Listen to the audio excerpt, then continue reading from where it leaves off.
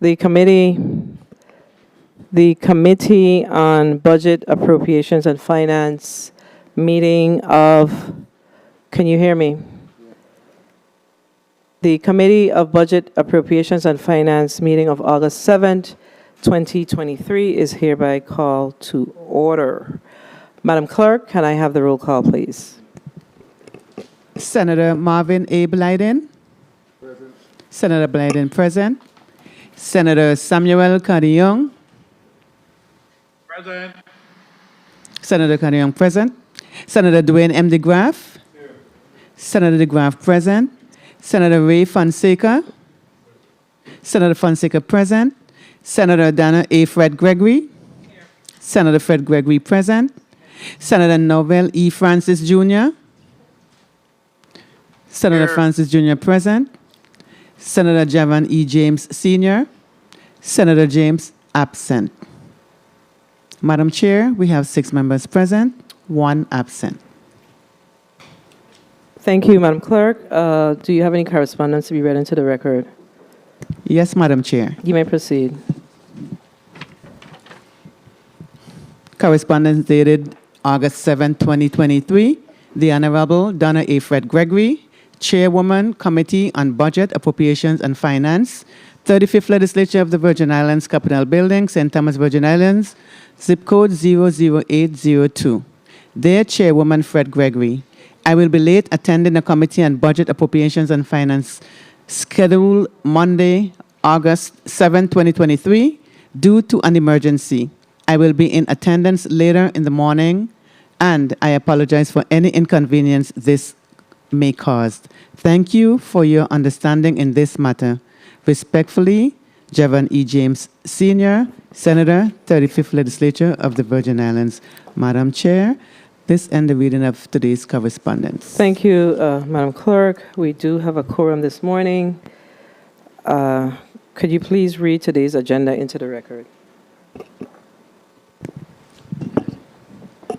The Committee on Budget, Appropriations, and Finance has scheduled a meeting for Monday, August 7th, 2023 at 9 a.m. in the Earl B. Attlee Legislative Chambers on St. Thomas to receive testimony on the proposed fiscal year 2024 executive budget for the government of the Virgin Islands of the United States. Block 1, Department of Public Works, invited testifier, Mr. Derek Gabriel, Commissioner, Department of Public Works. Block 2, VI Waste Management Authority, invited testifier, Mr. Roger Merritt, Executive Director, Virgin Island Waste Management Authority. Madam Chair, this concludes the reading of today's agenda. Thank you, Madam Clerk, and thank you to the testifiers that I see here this morning, and good morning to the listening and viewing audience, and good morning to all those within the sound of my voice, and most definitely good morning to my colleagues that are here with us this morning. This morning, the Department of Public Works, and later this afternoon, the Virgin Islands Waste Management Authority will provide testimony in support of their 2024 budget requests. Before I begin this morning, I want to say to the children of the U.S. Virgin Islands who return to school today that I wish them a very successful 2023 2024 school year. This morning I had the opportunity to visit just one school because of course, we have to be here. And it was just an awesome experience to see the young children just ready to jump. You know how you jump into summer, but they were all ready to jump back into the school year. We did have some babies in pre-kindergarten that were not ready to leave their parents. So we spent some time consoling them. But I know by the end of this week, when you go up to the schools, those kids are going to be well into meeting their new friends and having a really good time. So I want to congratulate the Department of Education for making sure that we were able to open school on time this year. We do know that we continue to have challenges within our schools and, just overall in our community. But our job is to support our schools and support the children here in the Virgin Islands. So whatever we could do individually, whatever we can do collectively, I think it's so important that we take time out and do it. Even if you just give back just a little. You have this saying that I say one to fill the basket. Mm-hmm. So I think it's important that we all remember that. A lot of times we criticize what's happening, but we really need to take time out and push volunteerism in our schools. We have to bring that back here in the territory. And I also want to take this time to congratulate the winners again of the CAC gold medal. The winners from the Virgin Islands. And of course, this weekend in the Island District of St. Croix, it was a great weekend. There was the parades and great things happening over there. I did try to make it, but the good old seaplane and the other transportation that leaves here said no. So I wasn't able to make it, but I will say that I'm proud to say that I was the sponsor, and I thought about it right here sitting as the Olympic Committee, as the Olympic Committee gave their budget presentation, and I shared it with my colleagues that I believe it was important for us to give the gold medal winners here in the Virgin Islands some recognition and give them a monetary recognition. When we look at other countries, they give cars, they give land, they give houses. And at some point, we're going to get there. But, we have to start someplace. I really want to congratulate them, and I want to thank my colleagues for seeing the wisdom and saying yes to the initiative. And there's just so much more to do. So our job is to continue to support them. So we're going to get right into Public Works. I see that Commissioner Gabriel is here with his team, and I know that they're ready to proceed. So I'm going to ask him to put his name and title on the record, and his team will follow suit once you're done. Right. You may proceed, Commissioner. Good morning, Senator Donna Fred Gregory. My name is Derek Gabriel. I am the Commissioner for the Department of Public Works. Good morning, Ruben Jennings, Assistant Commissioner, St. Thomas St. John District. Good morning, Avril George, Assistant Commissioner, St. Croix District. Good morning, Carol Overson McGregor, Deputy Commissioner of Transportation. Good morning, Jomo McLean, Highway Program Manager. Good morning, Tawana Nicholas, Chief Engineer. All right. Okay, so I think you all have a little challenge with your mics. I believe that mic is yours. Ms. Nicholas. So it makes it easier because I think I saw Ruben having a little challenge with speaking. Yeah. Okay? All right, good. Commissioner, do you have anyone in the St. Croix committee room? Or No, do you have ma'am. anyone on Teams? No, everybody's Great. here. Okay, so everyone is here. Do you have who is your CFO? Oh, Mr. Jennings. Mr. Jennings. All right. And Mr. Jennings, you also deal with all the HR type matters, correct? No, I do. Okay, good. So, okay, that's the differentiation between the two. Okay, perfect. All right, Commissioner Gabriel, you may proceed with your testimony. Thank you. Before you proceed, I'm always getting in trouble with my colleagues who are non-committee members, and I really appreciate them being here. So let me make sure that I acknowledge the presence of Senator Diane Capehart, all the way from St. Croix. Thank you for being here, Senator Capehart. And of course, Senator Carla J. Joseph, non-committee member. And I see that Senator Capehart is now becoming an honorary member of the Finance Committee. So Senator Capehart, thank you for coming to the meetings and really, getting involved in the discussion is important because a lot of what we do, what we're supposed to do, is tied to the work of the moving forward with a balanced budget for our community. And of course, Senator Joseph is a honorary member, so thank you again for being here.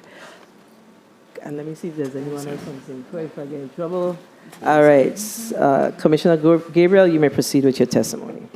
Thank you. Good morning, Chairperson of the Committee on Budget, Appropriations, and Finance, Senator Donna Fred Gregory, other committee members, other senators in attendance, as well as the viewing and listening public. My name is Derek Gabriel, and I am the Commissioner of the Department of Public Works. Accompanying me today in the well is St. Thomas St. John Assistant Commissioner Ruben Jennings, St. Croix Assistant Commissioner Avril George, Deputy Commissioner of Transportation Carol Overson McGregor, Federal Highway Program Manager Jomo McLean, and Chief Engineer Tawana Nicholas. Thank you for this opportunity to testify in support of our FY 2024 budget request. Before we dive into the department's proposed budget for FY 2024, there are a few things I'd like to mention to set the table for our presentation. I am very proud of the work we have done in each division within the department, particularly those managing federal funds. We have made significant strides in managing relationships and projects with our federal partners under the U.S. Department of Transportation umbrella, especially the Federal Highway Administration and the Federal Transit Administration. In June, we were afforded the opportunity to meet with Federal Highway Administrator Shanir Bott at the invitation of Secretary Aileen Velez Vega of the Puerto Rico Department of Transportation for an update on the federal aid projects and upcoming projects such as Ethel McIntosh Memorial Drive and Veterans Drive Phase 2A. We have made meaningful progress on both projects and expect significant movement in the next 6 months. I am pleased to report we are still on track to break ground on both projects in the first quarter of calendar year 2024, if not sooner. Our team hosted FTA Deputy Regional Administrator Dudley White and his team on St. Thomas to discuss our ferry boat program. In the coming weeks, we anticipate announcing the contract award for the design and fabrication of a third ferry for the St. Thomas St. John route, and we are already seeking funding for a fourth. Our team is actively advocating for increased funding opportunities so that we can push more long-standing projects forward and build a true multimodal transportation system in the territory. Earlier this year, we applied for another $25 million raise grant for 2 ferries for the St. Croix-St. Thomas route. Though unsuccessful, we are committed to connecting our islands through the maritime federal routes. We have begun working with the University of the Virgin Islands and other key stakeholders to implement the Complete Streets Law and anticipate appointments to the task force in the coming months. Roadways and highways are essential bridges for more than just transportation. It is also the key conduit for utility resiliency and longevity. For the first time in the territory's long history, we have the chance to underground components of the electrical grid and telecommunications networks, while also replacing an aged water and wastewater network. The DPW Office of Highway Engineering, in conjunction with the Office of Disaster Recovery, WAPA, and the Waste Management Authority, has laid the foundation for true utility coordination. There is much work to be done, but we are starting to see our efforts bear fruit as we push forward on the design and construction of many public and private sector projects. Several disaster recovery projects are underway in several phases of the process, including design, federal consistency review, procurement, construction, and closeout. The men and women of local engineering, along with other professionals across this government, are the driving force behind the territory's transition from recovery to transformation. Parks, libraries, and other government buildings are in construction, with several more in key phases of design review. Sections of road on St. John, Water Island, and St. Thomas are under active construction with FEMA funds, with St. Croix roads and bridges expected to commence later this year. As more road projects come online, including the design of hazard mitigation projects, we will need to increase the department's capacity to track, manage, and report throughout the life cycle. As such, we anticipate staffing a project management office similar to the Office of Highway Engineering for these efforts, including utility coordination. We know making timely payments to contractors has been a major bugaboo for the central government and presents significant challenges for the vendors we depend on to execute major projects. Earlier this year, we formed a task force comprised of a cross-section of critical agencies in the payment cycle to scrutinize each step of the payment process, both for locally and federally funded projects, to remove redundancies, inefficiencies, and narrow review windows. In April, the Department of Property and Procurement issued Memorandum Number 003-2023, designating the Department of Public Works as their authorized representative for approving all construction contract payments. Essentially, the Department of Property and Procurement removed itself from the payment process for all construction contracts for the central government. I want to publicly thank Commissioner Lisa Alejandro and her team, DPW's procurement and engineering teams, as well as all other agencies that worked collaboratively to make this happen. Since its implementation, we have seen great improvements in the time spent processing construction payments, especially those with local funding sources. We have already identified other ways to further improve the payment process, and I anticipate adjustments being made in the coming months as our larger, more complex capital projects are awarded and move into construction.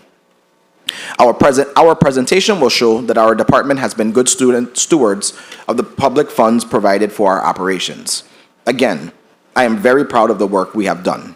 With your help, we will continue to add personnel, equipment, software, and other tools and resources to actively respond to our mandates. As always, we look forward to working with your committee and other members of the legislature as we go through the budgetary process.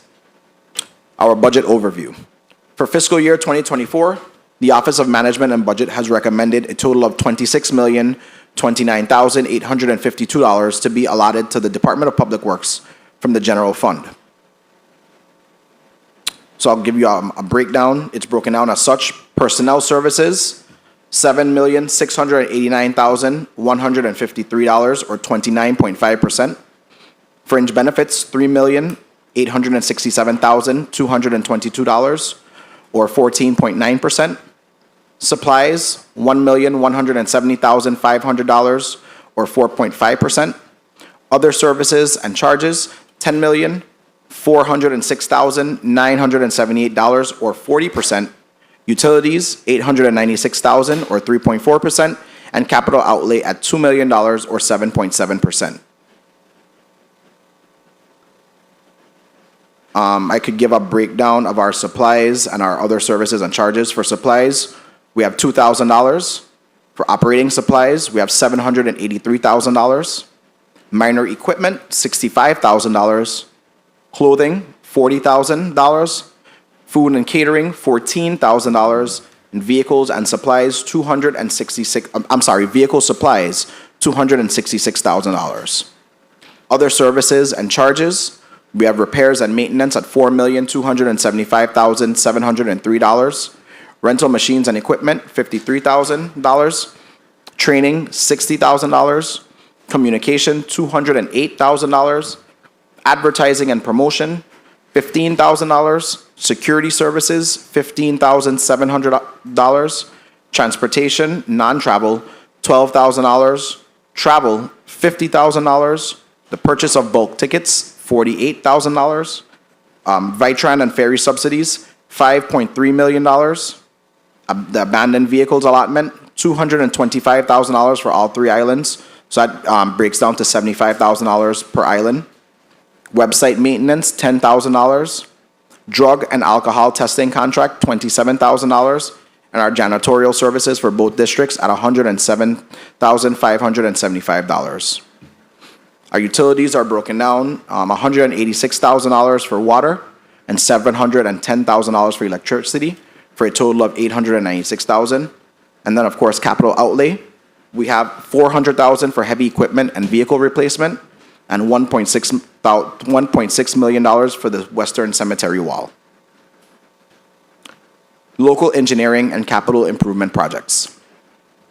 The local engineering and capital improvement projects divisions are responsible for providing construction management as well as architectural and engineering services for a wide range of scopes of work, such as expansion, renovation, major maintenance, rehabilitation, or replacement projects for DPW and for other government agencies.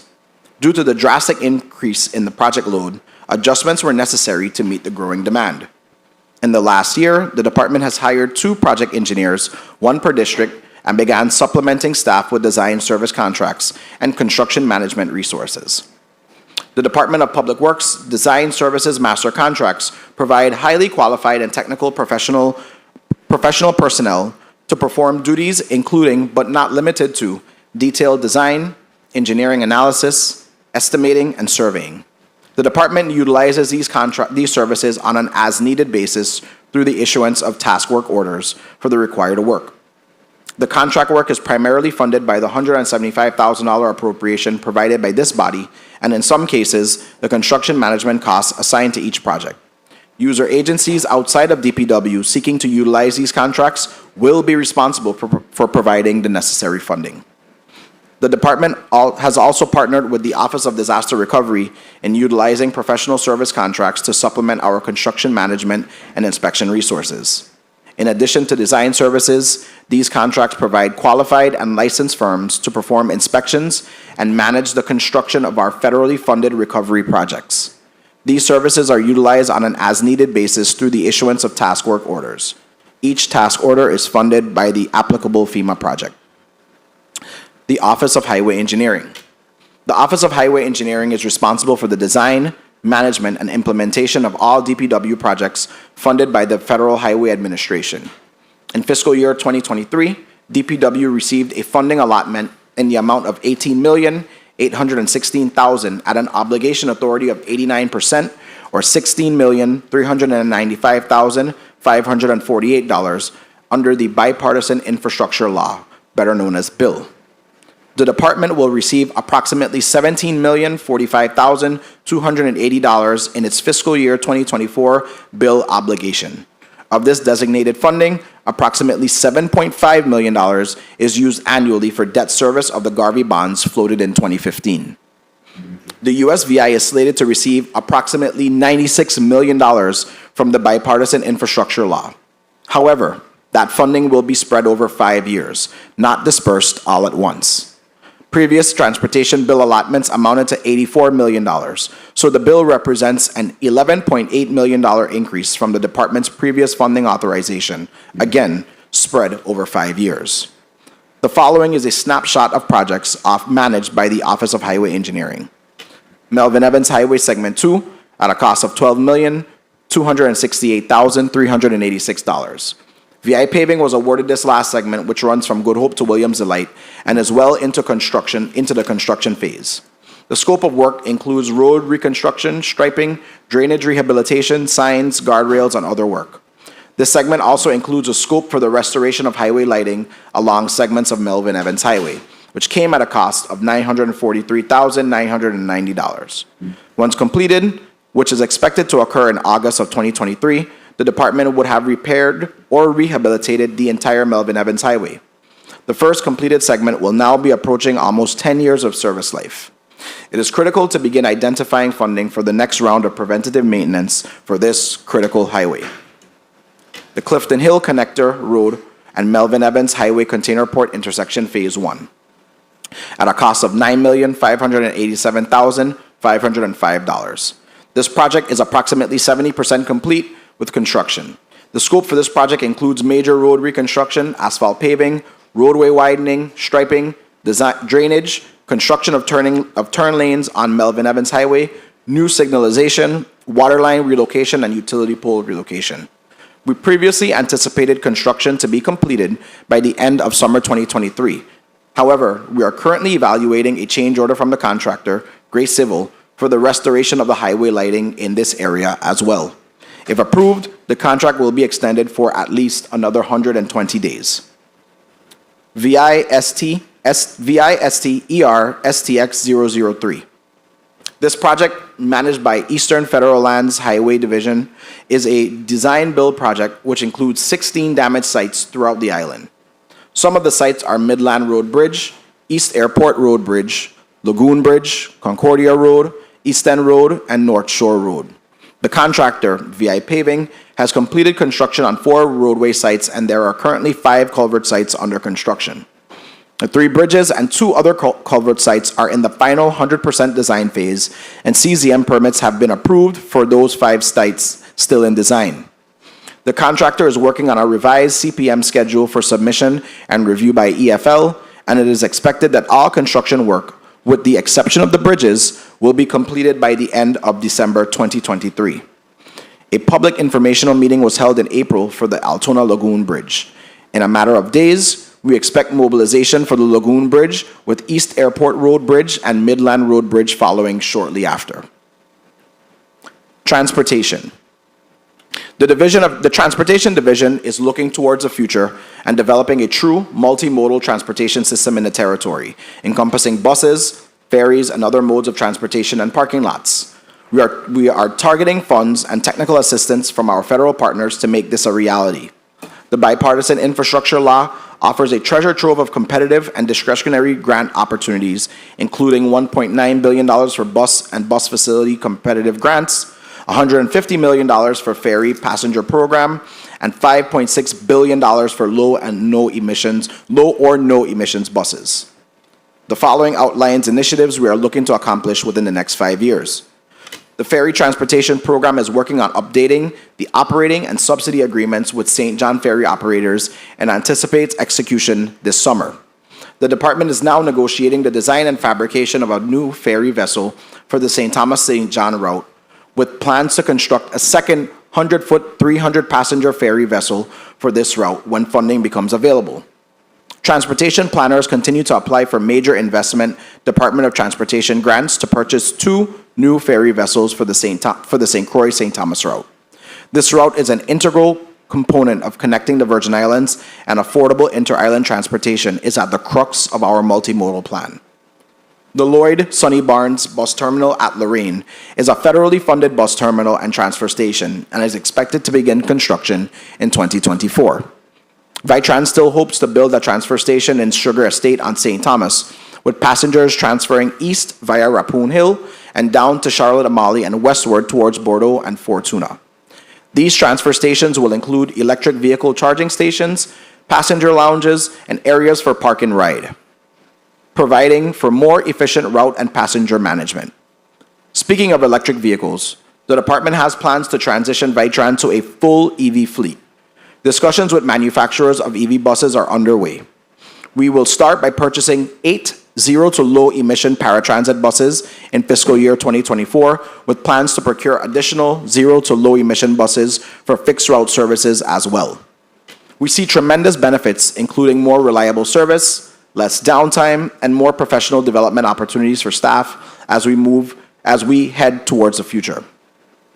We also have plans to rehabilitate all our bus shelters.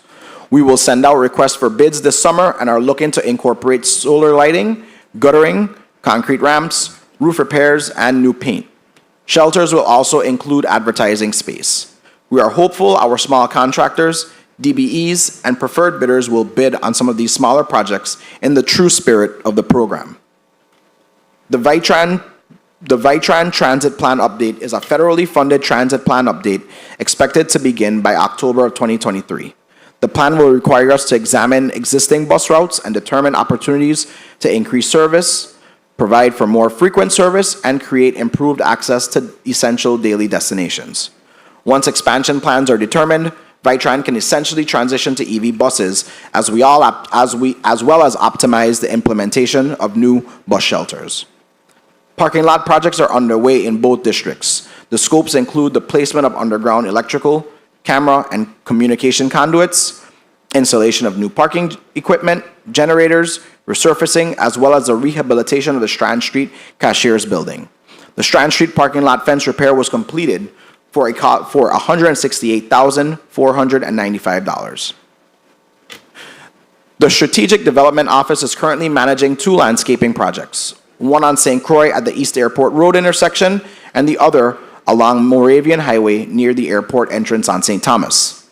The goal is not only to enhance the visual aesthetics, but to also create a welcoming environment for residents and visitors upon their entrance to the territory. The funding for this project was provided through this body. However, we would like to continue to beautify and maintain other areas, and additional funding will be necessary. The Vitran Marketing Program. We are pleased to announce we finally executed our agreement with a local contractor, ColorMax, to administer the advertising program for Vitran buses and bus shelters territory-wide. We are extremely thankful for this body's forward-thinking approach to provide additional funding for Vitran's critical services. DPW has received inquiries from government agencies as well as private and nonprofit entities regarding their eagerness to advertise. We are hopeful this program can be a significant contributor to our revenues to offset free rides and other underfunded services provided by Vitran. We decided to engage a third-party contractor for this advertising program as we do not have the in-house capacity to manage it. At this time, we cannot accurately project anticipated revenues from the program, but our team negotiated a highly competitive gross revenue share percentage and are excited to see what we will realize in the coming benchmark year. Boosting employee morale continues to be a focus of the department. Working with the Human Resources Division over the past year, we have hosted and participated in several internal and external activities, including the 2022 and 2023 Battle of the Agencies, Thanksgiving drives for nonprofit agencies, employee recognition holiday parties. We highlighted the DPW engineers during National Engineers Week. We hosted Johnny Cake making classes in celebration of Virgin Islands History Month, highlighted mental health awareness via a series of informational outputs to staff and the public. We participated in the GVI softball, bowling, and basketball leagues, provided customer service training for staff, and provided leadership training for managers and supervisors. The above list is not exhaustive, but just a sampling. We believe improving employee morale and motivation is necessary for a healthy and efficient agency. We plan to introduce further initiatives to help us reach our goal in the future. Thank you for giving us the opportunity to present our budget, highlights, and accomplishments. This last year hasn't been easy. However, the DPW family continues to find ways to meet the challenges we face. As we close, there are several critical projects with projected shortfalls and unfunded areas that were not included in this year's budget but need to be spotlighted. Earlier this year, when I appeared before this body, I mentioned the myriad of FEMA-funded disaster recovery projects that are estimated to have a funding shortfall. Among them are road projects for Williams Delight, the DPW Concordia headquarters, the temporary DPW Anna's Hope building, and the DPW St. John Maintenance building, all of which are priority projects for the department. I also mentioned significant funding shortfalls for the Leonardo Nardo Trotman Drive on St. Thomas, among other projects slated to begin in the next 12 months. We are literally running out of space in our public cemeteries, specifically on St. John and St. Thomas. On both islands, we have identified property owners willing to entertain selling land for cemetery expansion and are working with the Department of Property and Procurement to begin the vetting and acquisition process. Once a sale price is determined, funding will need to be identified. In this same vein, cemetery operations are significantly underfunded. So, to help ourselves, we are performing a comprehensive review of the cemeteries, including updating burial fees, instituting a maintenance and upkeep fee, as well as new governing rules and regulations. I have directed our Strategic Development Office and the Division of Administration to review all fees charged by the department, as most are outdated. We are hopeful that new fees can assist in meeting funding gaps for operations and anticipated projects.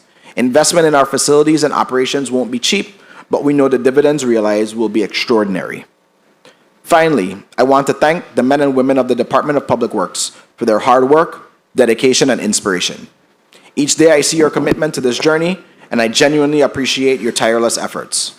Rest assured that I will continue to match your energy and work hard to keep us moving forward. Thank you again for the opportunity to present, and I humbly ask for your continued support. We stand ready to answer any questions or concerns that you may have. Thank you, Commissioner Gabriel, for your testimony. Colleagues, we're going to go to a 5-minute round. And I will start by asking just a few questions. You know, one of my colleagues reminded me that today is August Monday. My cousin, Senator Gittins, said that him and I really should be in Tatula because we are Tortolians as well. But duty calls, so we got to do this. We have to make sure that, and he's here with me, so let me acknowledge the presence of Senator Kenneth L. Gittins, our Majority Leader. And he was congratulating me for recognizing the importance of staying focused on the work that we're doing here in the legislature. So thank you for that, Senator Gittins. All right, so we're going to go to a 5-minute round, like I said. But before we go, let me just ask two quick questions. I think I have two quick questions. You have there's some funding in the miscellaneous section of the budget for FY24. The ask is some $1.6 million for the Western Cemetery wall. But I don't know why that seems like an old conversation. I feel like we've discussed this pre your leadership, and there was a commitment that the contract would be let and we would start seeing the wall going up.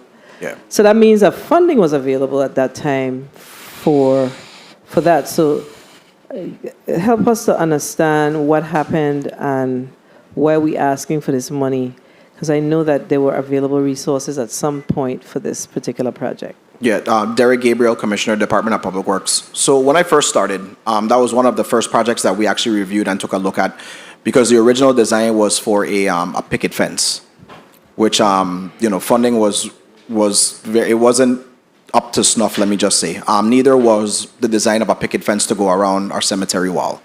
So we reconvened, we redesigned it, and now we're putting up an actual masonry wall around Western Cemetery number 3, as well as we increased the scope to include some repairs to the walkways, removal of some of the old mahogany trees, etc. So we're trying to make some more comprehensive repairs, and that's why the ask is more this time around. Okay, so what kind of wall are you talking about? So it will be a masonry wall similar to what you see at the Smith Bay Cemetery, and it will go around the Western Cemetery number 3. It will encompass that entire cemetery. And then we're also doing some repairs to the mass mason wall that you see around cemeteries 1 and 2. So 3 is the last one. 3 is the last one, the grass, the the last one one that's heading west. correct. So on the side of the highway, we're going to now see a wall. How tall is that wall going to be? I don't have the design. It varies. Yeah, it varies. It varies in size. I think, yeah, it varies in size. I don't have the design, but So I could we're get going back to to see a you. big old wall No. covering up the whole. Yeah. So, no, it will be, again, it varies in size. We do have some boundary issues going along there, but it won't be anything that's unattractive. The whole goal is to make sure that the entrance to our historic town is actually paid the proper respect that it should Okay. be done. Okay, just making sure that. It won't So be like the Wall of I- China, no. Right, okay, yes. So, and I'm glad that you recognize the importance of making it more aesthetically pleasing than just putting up a picket fence. So thank you for your wisdom on that. There's a point of information, Senator DeGraff. You're recognized for your point of information. Thank you, Madam Chair. Good morning, colleagues. Morning. Morning. Public Works received $1.6 million for the wall already. What's the situation on that is what we're trying to figure out. So you are correct. And we did a budget appropriation or appropriation transfer last fiscal year, but we didn't receive the money. There was I guess something happened internally with the Office of Management and Budget, and we never received that money. So this is our second attempt to try to do that project. But that means the money was already appropriated for Public Works. So to do it again is redundant. We just got to find what our money is and get it to you. Because I supported that, giving you that 1.6. So, Madam Chair, we got to follow up on that part. Thank All you. right, so thank you, Senator DeGraff. So I suspect that there was that transfer, and it definitely slipped me, but now that the senator said that, I recall. But if the appropriation transfer was for a particular time period, then those funds have already expired. Correct. So hence the reason for the request. And Senator DeGraff, to your point though, let's remind ourselves, Mr. Savanero, you remember the conversation that we had last week about the fact that while these departments and agencies come for these appropriation transfers and they're granted, we see that there's over expenditure in many of the categories in some of these departments. So the VIPD, and I'm certain that we're going to see some of that in the overtime for the Bureau of Corrections, right?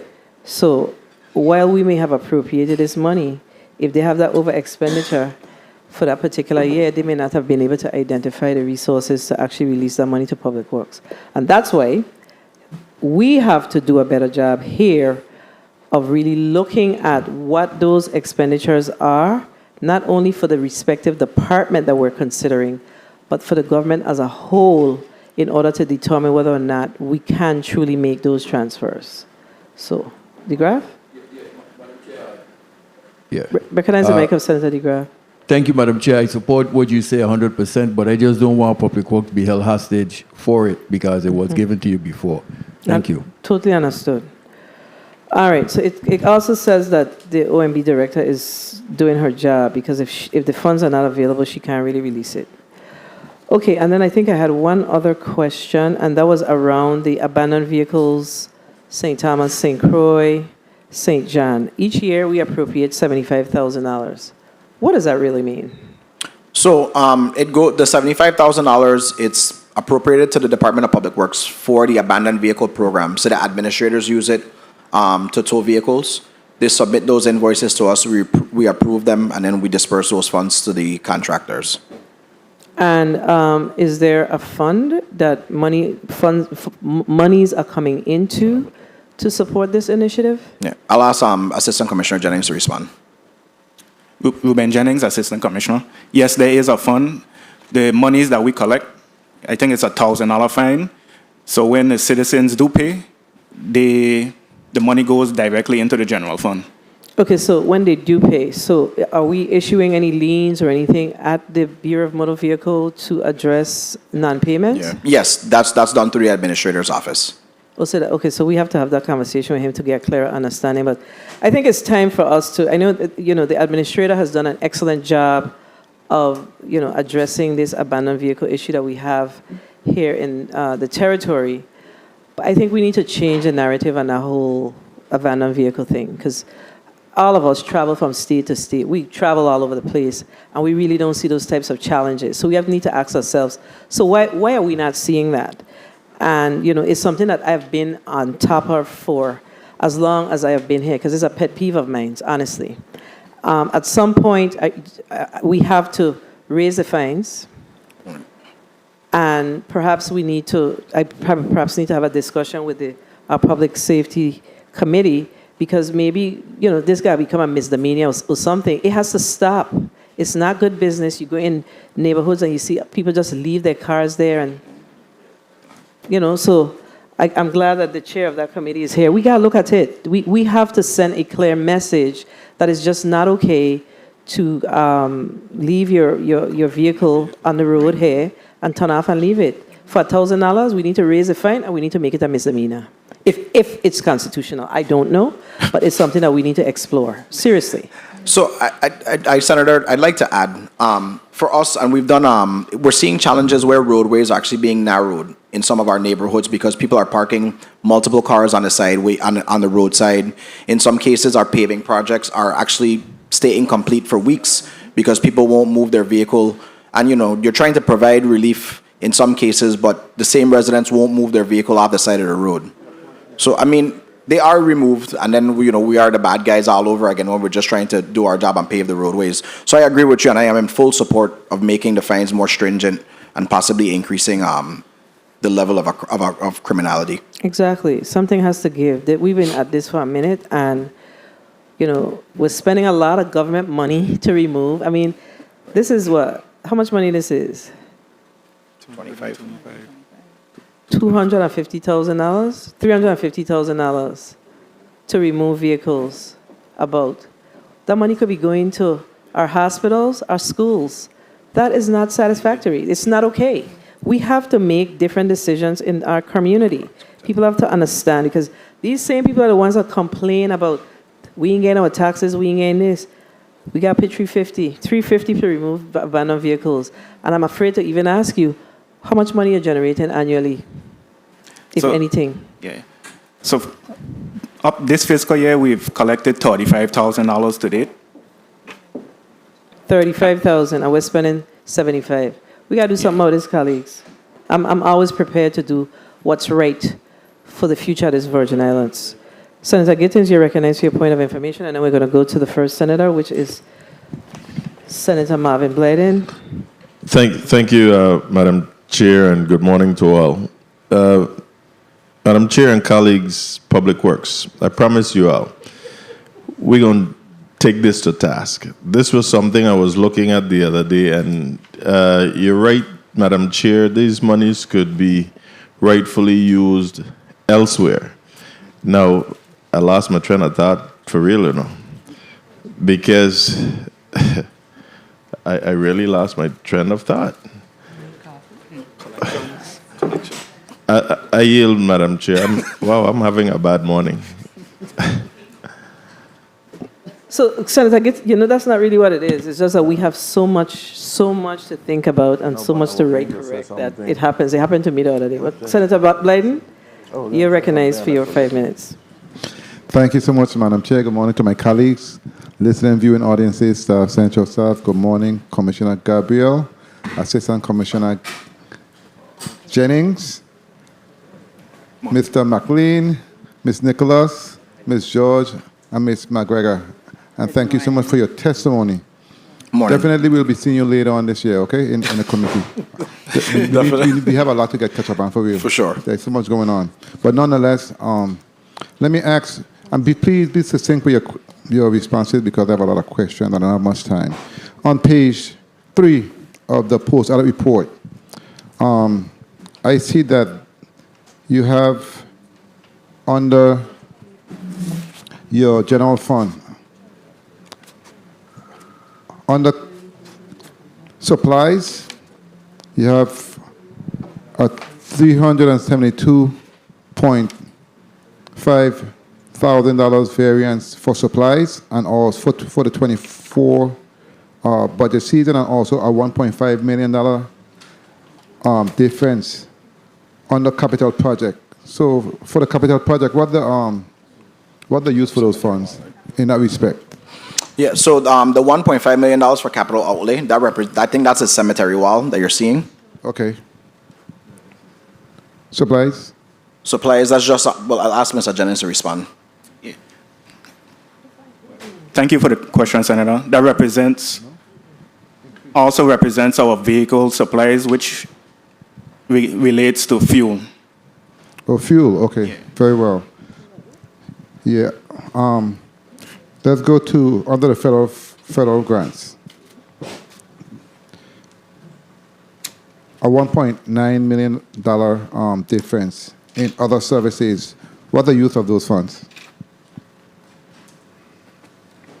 So that represents on our FDA side. Mm-hmm. So that represents the purchases the contracts that we have currently under other services. And in your testimony, right, because we know time is money when it comes to construction, and you spoke of Memorandum 003-2023, whereas the Department of Public Works will be approving all construction contracts and payments. What will that mean to your department in terms of your operations and funding? Yeah, sure. With that memorandum, we are the last stop for all construction and construction-related contract payments. So it means that our procurement office really has to do a very deep dive because there is no further check and balance after we approve those payments. So that's the positive there for us is you literally remove a whole step out of the payment process. And we've seen that shortened by at least, I want to say, 10 to 12 days since we've started that process. Okay, that's good news moving forward then for the department and for the contractors. Let me ask quickly in terms of you spoke to the transfer station, and you know that has been my baby from day one. And you say for the St. Thomas, St. John district, you hope. Talk to me quickly in terms of the transfer station, because that means a lot in respect to, number one, our constituents, where it's dependable ride, and number two, in respect to operations. So speak to me briefly, please, in terms of what the plan for that. So the biggest challenge, Senator, is finding appropriate land in the sugar estate area. We did identify government parcels, but those have already been selected for future use. So we've started talking to private landowners in the area to see 1 if there's an minute. interest. For us, it just means more efficient services. It means that we should be able to really embark on a true park and ride system. It means, again, like we said, passenger lounges, and most importantly, we hope that it should improve the reliability of the schedule. How many vacancies do you have in your shop? Avril George, Assistant Commissioner, we have 27 vacancies. 27 vacancies? Yeah. How many of those vacancies are considered to be 30 seconds. critical to your operation? All. All of them. What's being done in respect to filling those vacancies, and how long have they been vacant? We have posted, our vacancies are in different stages. We have 5 that is currently posted on DOP website, and we've had to repost most of them because of having no applicants. And then we have approximately 8 to 10 in interview Time. stages. How are these vacancies affecting your operation, though? Because they're all critical. So how are they affecting your operations? For now, we're making do with what we have, hoping to fill them speedily so we can bring everybody on board once we have applicants. Madam Chair, if I may add, also, I think where we're seeing a lot of the impact is also on the Vitran side, because we're spending a lot on overtime because we don't have sufficient drivers. So that's where we're really seeing the impact being had is on the Vitran side. Okay, very well.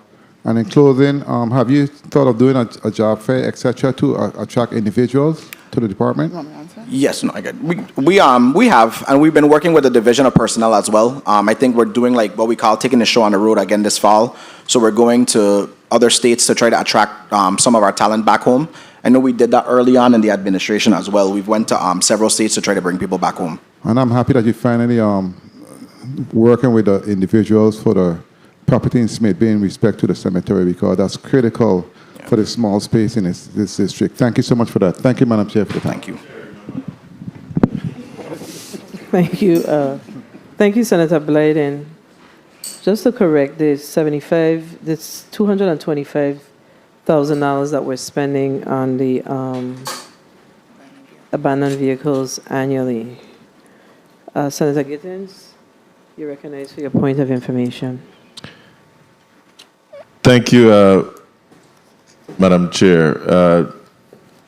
So earlier when I lost my train of thought, there was the chair spoke to revenue generation with regards to these vehicles being left on our roadways. And what came to mind is that I've been trying to talk with VIPD over and over about having their impound lot. So I'm asking you as the agency head to have a conversation with VIPD, see if you could partner with them to have a government impound lot so that we can stop being like private contractors for our wrecker services. Because when VIPD has to call for a wrecker, they take them to their personal shop, they're collecting the revenues. Mm-hmm. But the government can have its own impound lot and collect these same revenues. All right? So I'm asking you to at least have a conversation with VIPD and Property and Procurement to see if you could identify some property on St. Croix and St. Thomas, and even possibly St. John. Thank you. Thank you. Thank you, Madam Chair. Thank you, Senator Gittins. Senator Joseph, you recognize for your point of information. Thank you so much, Madam Chair. Pleasant good day to everyone. I wanted to just touch on the abandoned vehicle program, because I'm noting that in the budget book, it combined St. Thomas and St. John district for $75,000. That's a huge error. St. John has $75,000 was appropriated for that program, and St. Thomas had $75,000 that was appropriated. We were intentional when we were doing it because we were very much in support of this program. We know the issues in our community, and so we would need to get some of that information and that breakdown and how much in St. John as well as St. Thomas. And you could provide it to the chair. Thank you. Thank you, Senator Joseph. The previous speaker from NADA spoke to the capital outlay in particular. And I note that on page 9 of your testimony, and you have a presentation, appears like a PowerPoint presentation. You have $400,000 for heavy equipment and vehicles out of the $2 million, correct? That's correct. So what are you purchasing in FY24? Yeah, so we've been looking at, so as you know, Senator, the department has a very aged heavy equipment fleet. A lot of it, we spent a lot of money on repairs over the last 18 months. So we're looking to replace some of those just because, they're really, some of them you can't even find parts. They're approaching the end of their useful life. So we're looking to replace some of our heavy equipment, maybe some backhoes. I know right now we're actually looking at, we just got one for St. John. And then we have tractor head, 2 skid steers, and then replacing pickups as well. How many pickup vehicles are you replacing? 2. 2. So we ain't buying no executive cars, right? No, ma'am. Making sure. I asked the question because I know that there is a young lady in, she's a farmer, and she don't have access to her land because of whatever that equipment is that, I don't know if it needs repairing, I don't know what it is, but it's been months. Yeah, And, she's challenged. Her economic position is declined significantly because of that. We actually had a contractor go out to the site to take a look at it to give us a cost estimate to repair it. I know he made some recommendations, so we are revisiting it to see if we could get that done as soon as possible. Please. I think she had to sell off some of her livestock and stuff because of this. Not good. Senator Francis Jr., you're recognized for your 5 minutes.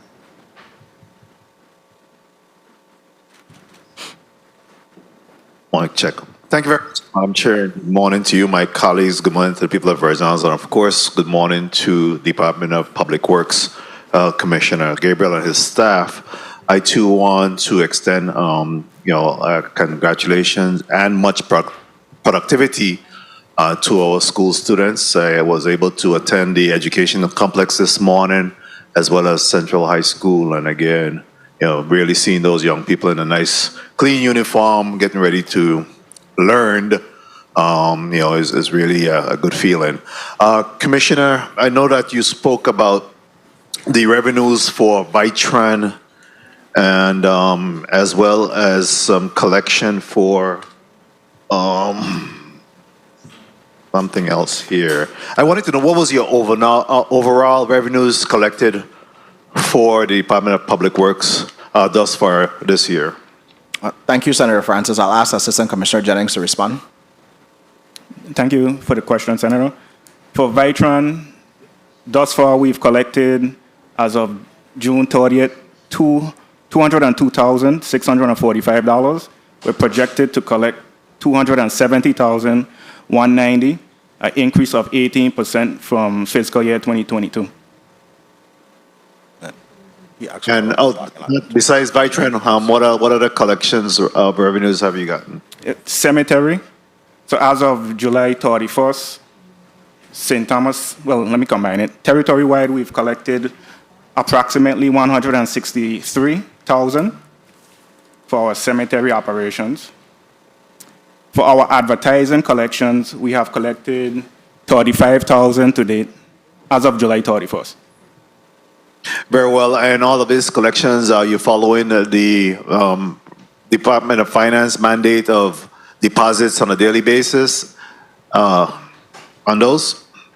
Yes. So we have special funds for the cemetery and Vitran, but advertising and the abandoned vehicles, it goes straight to the general fund. Very Very well. Have you seen a large amount of return documents, bounce checks, or anything like that? How are you handling? Do you have a telecheck service? Yes, we have implemented telecheck services, so we don't have any issues with bounce checks. Very well. Thank you. Thank you very much for that. Commissioner, I see that you have included your KPIs, and I thank you for that. And I saw where our post-audit spoke about the fact that you are boasting of impressive KPIs. Can you speak to how your utilization of a KPI continue to at least evaluate your productivity? Yeah, thank you, Senator. So I think the first step was really, and I have to give a really big kudos to our Chief of Staff, Ms. Callender, and our entire team. It really was a collaborative effort. We got division heads to actually sit down and work with OMB to choose the KPIs that they wanted to see that could really provide the metrics for productivity, right? To see how good we were doing. And I think those managers have really bought in, and they're driving their staff, and they're also sharing them on a more consistent basis so that the staff realizes that these are things that are tied to, like we said, our budget allocation and really, in some instances, salary increases, right? So I think it's a complete buy-in from the top to the bottom for the whole department. So I just want to thank everybody in the department for their buy-in to our KPIs. Very well. And in terms of cleanup and beautification of our island, can you speak to how much money have been earmarked for that purpose, roadside cleanup, beautification, and the like? I'll ask Mr. Jennings to respond. Thank you again, Senator. So this body approved $300,000, I think, in 1 minute. Fiscal year 2022. Yeah. So that's the money that we've been using for landscaping and beautification. And then what about the roadside? Is that sufficient funding? Are you in need of additional money, Assistant Commissioner? So I did not mention the roadside. So roadside, we currently spend $5.6 million a year. Currently, yeah. 30 seconds. So we always look forward to additional funding. Okay, real quickly as my time winds down, Commissioner, I wanted to, if you could just really quickly touch on street lighting, if there is any collaboration going on with you and WAPA in identifying exactly what street light you're accountable for, as well as under this round, if you could just speak to, in terms of what collaboration is occurring between you and Sports Park and Recreation in regards to the sargassum removal. Time. I'll appreciate it. Thank you very much. Sure. Thanks, Senator. I guess I'll attack street lights first. There have been conversations with WAPA. They haven't really gone too far. So we've really taken it upon ourselves with the help and support from the governor's office to start attaching, especially the street lights on the Melvin Evans Highway, to our current projects that we're doing. On St. Thomas, we've recently started reassessing the street lights. We have a number of systems that are missing components, so we're getting quotes to replace those. So we should start seeing a lot of the lights that are out lit up over the next few months. What I would say, and this is no secret, I say it, I think there needs to be a larger conversation had around the existing law. I do want to remind people that WAPA is solely responsible, according to the Virgin Islands Code, for streetlights. That is something that does need to be addressed holistically. As far as sports parks and recreation and sargassum, so I know on St. Croix, we help whenever we are called upon to assist with removing the sargassum, usually once it gets close to the shoreline, because we don't have permits to put our heavy equipment in the water. But our guys on St. Croix are very active with working with WAPA, DPNR, and Vitima on those projects. Very well, thank you. And sargassum at this point is a crisis, and I'm hoping that the governor may declare a state of emergency in regards to this situation, because it's really impacting the entire island currently right now. And my final question is in regards to vendors' payment. Are you up to date with your vendors' payment? Yes, for this fiscal year, yes. Thank you for your responses, but I would love to go back to, I want to go back to the Anti-Litter and Beautification Fund. How are those funds generated? I need to look at it. Title 33, Chapter 11, Section 3079. It consists of advanced disposal fees. Is that tied to waste management? Yes, I would assume so, yes. Yeah, we need to go back and look at that because we have a problem, a challenge with our anti-litter and beautification fund. And I have made a commitment in this committee that if the accounts are in the red, we are not budgeting from them. So we have an issue. Yeah, we have an issue. There's an adjustment. Would you know, would y'all know what's happening with the transactions in there internally in finance? Would you know? Mr. Jennings, would you know? No, unfortunately, Yeah. unfortunately, no. So we're going to have to get with the Department of Finance because there is a ending balance of 11,924,000 that was carried over, but then it says that you have unobligated amounts of 7.1 million. And I don't know why unobligated would be in a negative. It should be positive. So probably that's an error. Yeah, that's probably what the issue is.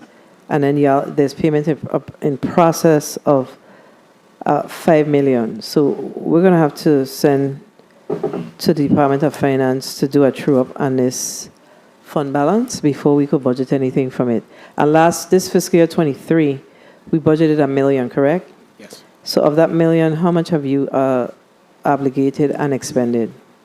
We've expended 650,000 to date.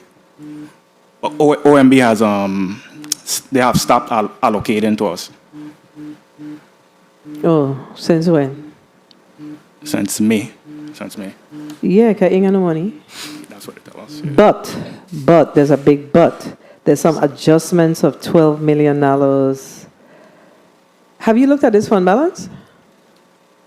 So When you get a chance, we don't have look at the access to budget book, page 33 of the budget book, because I'm not clear. I mean, I know that the anti-litter and beautification fund doesn't come to you alone. You only get $1 million of it. Other departments and agencies get portions of it. But I'm not certain why there's a adjustment of $12 million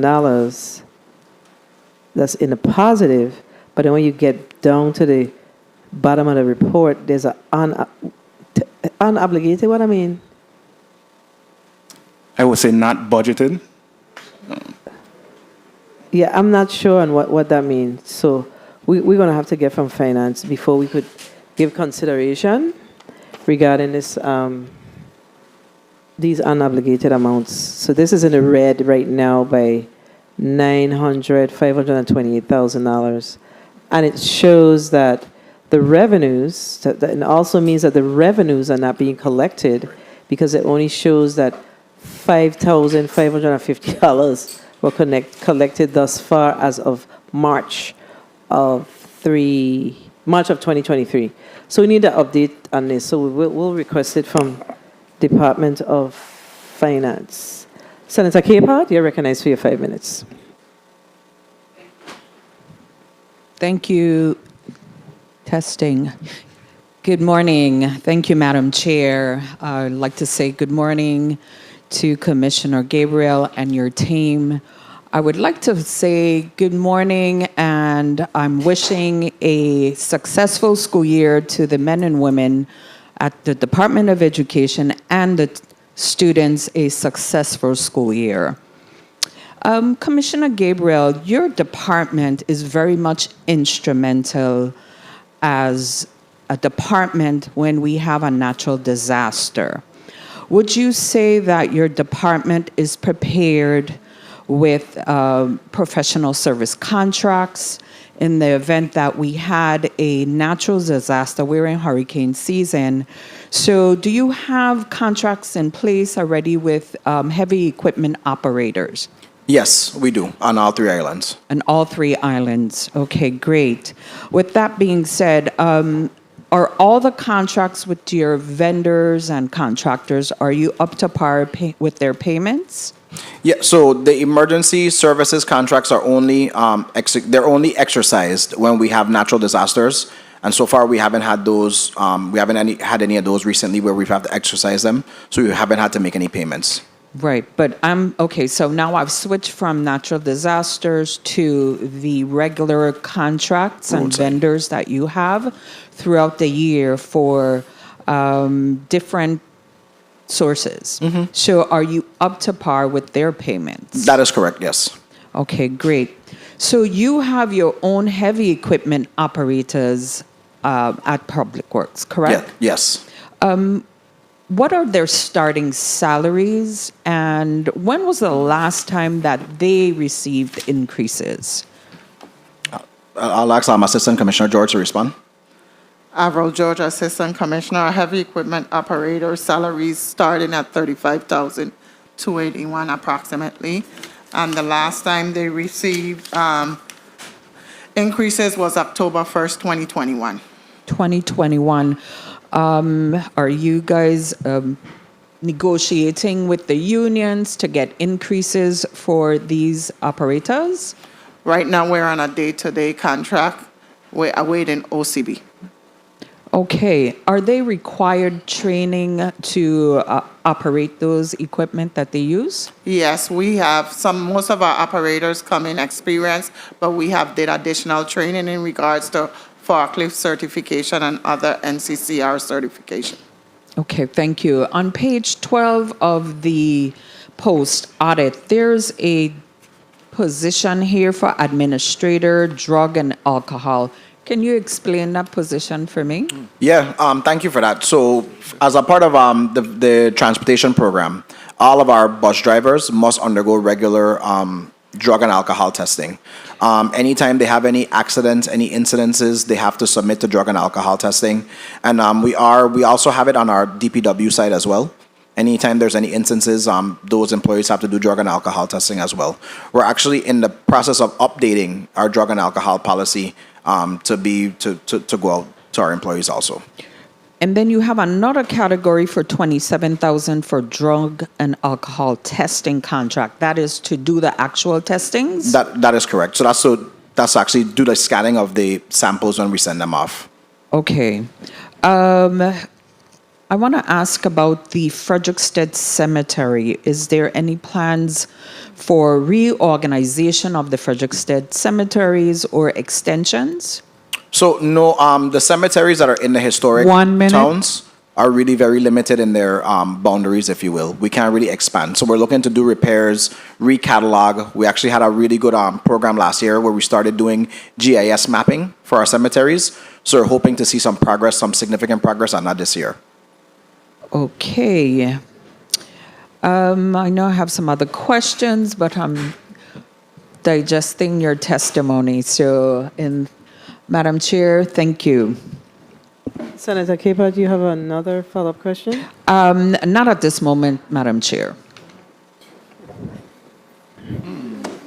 Thank you. Senator DeGraff, you're recognized for your 5 minutes. Thank you, Madam Chair. Good morning, colleagues. Good morning, testifiers. Finally, I want to thank the men and women of the Department of Public Works for their hard work, dedication, and inspiration each day. That's where I'm going to start. The men and women of Public Works. Now, I saw in personnel and fringe, Act 8617, personnel was $7,700,000, and personnel gone down to $7,600,000 for 24, and basically I think it's a 80,785. So you mentioned nobody received no wage increases in 23, right? Commissioner George? No. Commissioner, did you receive a wage increase? I stand corrected. Yes, we have individuals that receive wage increase in 2023. Okay, so those individuals who receive wage increases, it reflected in the 24 budget? Yes, it does. So you're raising the 24 budget, Commissioner? Yes. What, my raise? Yeah. Yes. It's going to be. We just got it, so I think we just got our raise. Well, like in July, so it's gonna be reflected. It will be reflected. Okay, I want to make sure because that seems to be happening to us. The numbers are changing. So right now you have one non-union classified they received their wage increase in January? Yes. Were they owed any retro? No. Okay, so they're on par with those. Okay,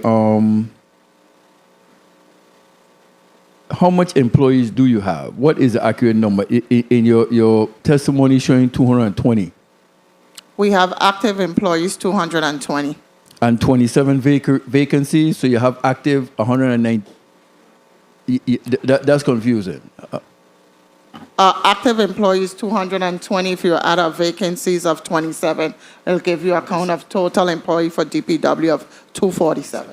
Yeah, but then what you think here reflecting that's what it throws off. You have 107 St. Croix, 113 St. Thomas. My Total vacancies are not 220. included in my active employee to the tax. Okay. So you have 220 employees plus 27 vacancies. Okay, I just want to make sure we get that straight. And how come the personnel and fringe has gone down from your 2023 allotment? The 2023 allotment is 7,702,455. The 24 allotment 7,689,153. What was the cause of that? Thank you for the question. So the fringe actually went up by 93,000. The personnel service side went down by 15,963. So during the fiscal year, what we do is we look at our vacancies and we make adjustments based on if we have to, for instance, change a position. So that's where you would see like this decrease would come in. We did make several changes to positions in terms of even salary-wise.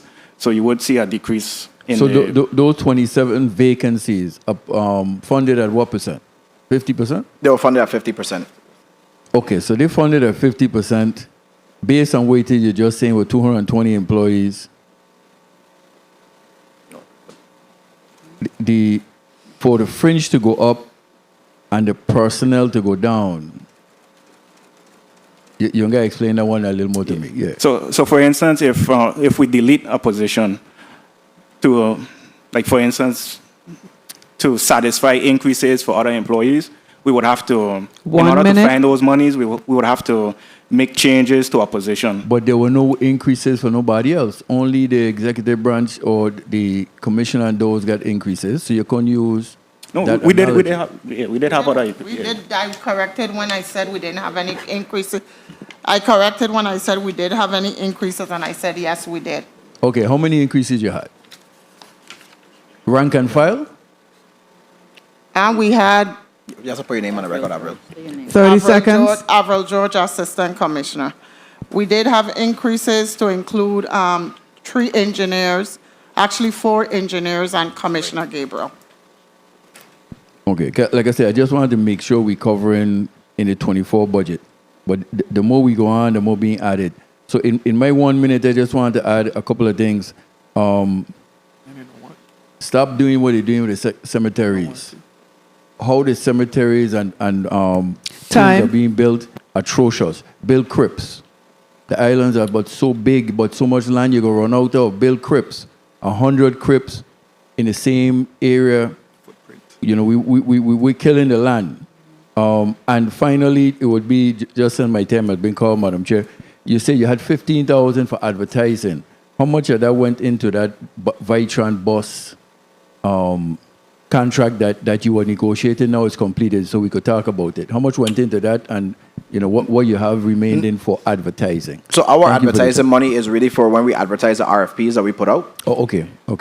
Yeah, that was we haven't except for the man hours that our team spent, we haven't expended any dollars on that contract. Okay, all right. Thank you, Madam Chair. Thank you, Senator DeGraff. So let's go back to the fringe so we don't have any misunderstanding. So I do recognize that the personnel was reduced by some 13,000. However, we're seeing an increase in the fringe benefits. So what I believe happened and what naturally would happen is as new employees come on, the fringe benefit is, it's not a hard number. and it's very fluid. Let me just use that term. It's fluid. So some individuals, a person that left the position may have left the position as single. The person that came on may come on as family. So that's why we see the changes in the fringe benefits. What other types of changes we'll see in fringe benefits? So we have the medical component, the medical insurance. Do we have different percentages for our, our Tier 1 and Tier 2 employees with GRS? No. So we don't see a change there. No, you won't, no. Okay, so basically, much of it is tied to the medical. The health insurance. The health insurance component. That really, which just through the fringe. Yes. So I think that's where we're seeing that challenge. That's just to make sure that my colleague understands that that's why we just see that the fluctuation in the fringe. But one of the things that we've been asking all of the departments is to please provide an updated personnel listing inclusive of the associated fringe for all of the employees, so we could be clear on what we're budgeting for 2024.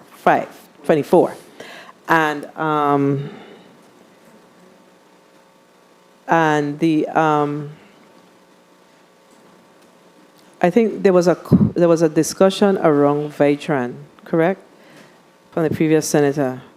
What we generating in revenues from Vitran now? I'll ask Mr. Jennings to respond. Yeah. To June 30th, we generated 202,645. We're projecting, so on average, we're collecting $22,515 a month. So we're projecting to end the fiscal year at 270, 190, which would be an increase of 18% based on last year, fiscal year 2022. Where are we seeing the increase? You having more ridership? Yes, more ridership, especially in the St. Thomas St. John district. What's, Ms. Overson? Yes. What's causing the increase in the ridership? Good day, Carol Overson McGregor. Increases in ridership are seen from areas where there's no parking, so people have a tendency to catch public transportation. People also prefer to ride vehicles that are safer, and we also offer a more affordable transit service. Okay, so what is the ask on an annual basis? What's the ask for FY 2023 for the Vitran services from the budget and FY 24? Subsidy. Thank you again, Senator Ruben Jennings, Assistant Commissioner. So we asked for 5.1 million to subsidize, but we actually spend more on the general fund side as well, because we pay for the utilities outside of the subsidy and for Vitran. So that's for FY 24? Yes, 5.1. So can you please provide this committee with the additional expenses associated with Vitran? I know that there was a challenge with our elderly folks getting to church and stuff on the Sundays. Are we seeing, have you now brought online Vitran services on the weekends? Carol McGregor, no, we have not provided our paratransit services on Sundays as yet. We are still conducting some analysis for the the cost that it would cost Vitran to provide those services. We're going to see an increase in overtime because we do not have the personnel to provide those services. Yeah, so I know a number of years ago, we passed legislation to I think, what does our senior citizens pay for the Vitran? $2 per trip. $2 per trip. And I believe that was legislated here, correct? Is it legislated or? No, the senior citizens don't pay, right? No, that's Correct. That's something different. Okay. We do have free senior and persons with disability rides on our fixed route service. Right. However, on a paratransit service, seniors pay $2 per trip. Thank you. Understood. And the reason why I'm asking is because we're generating,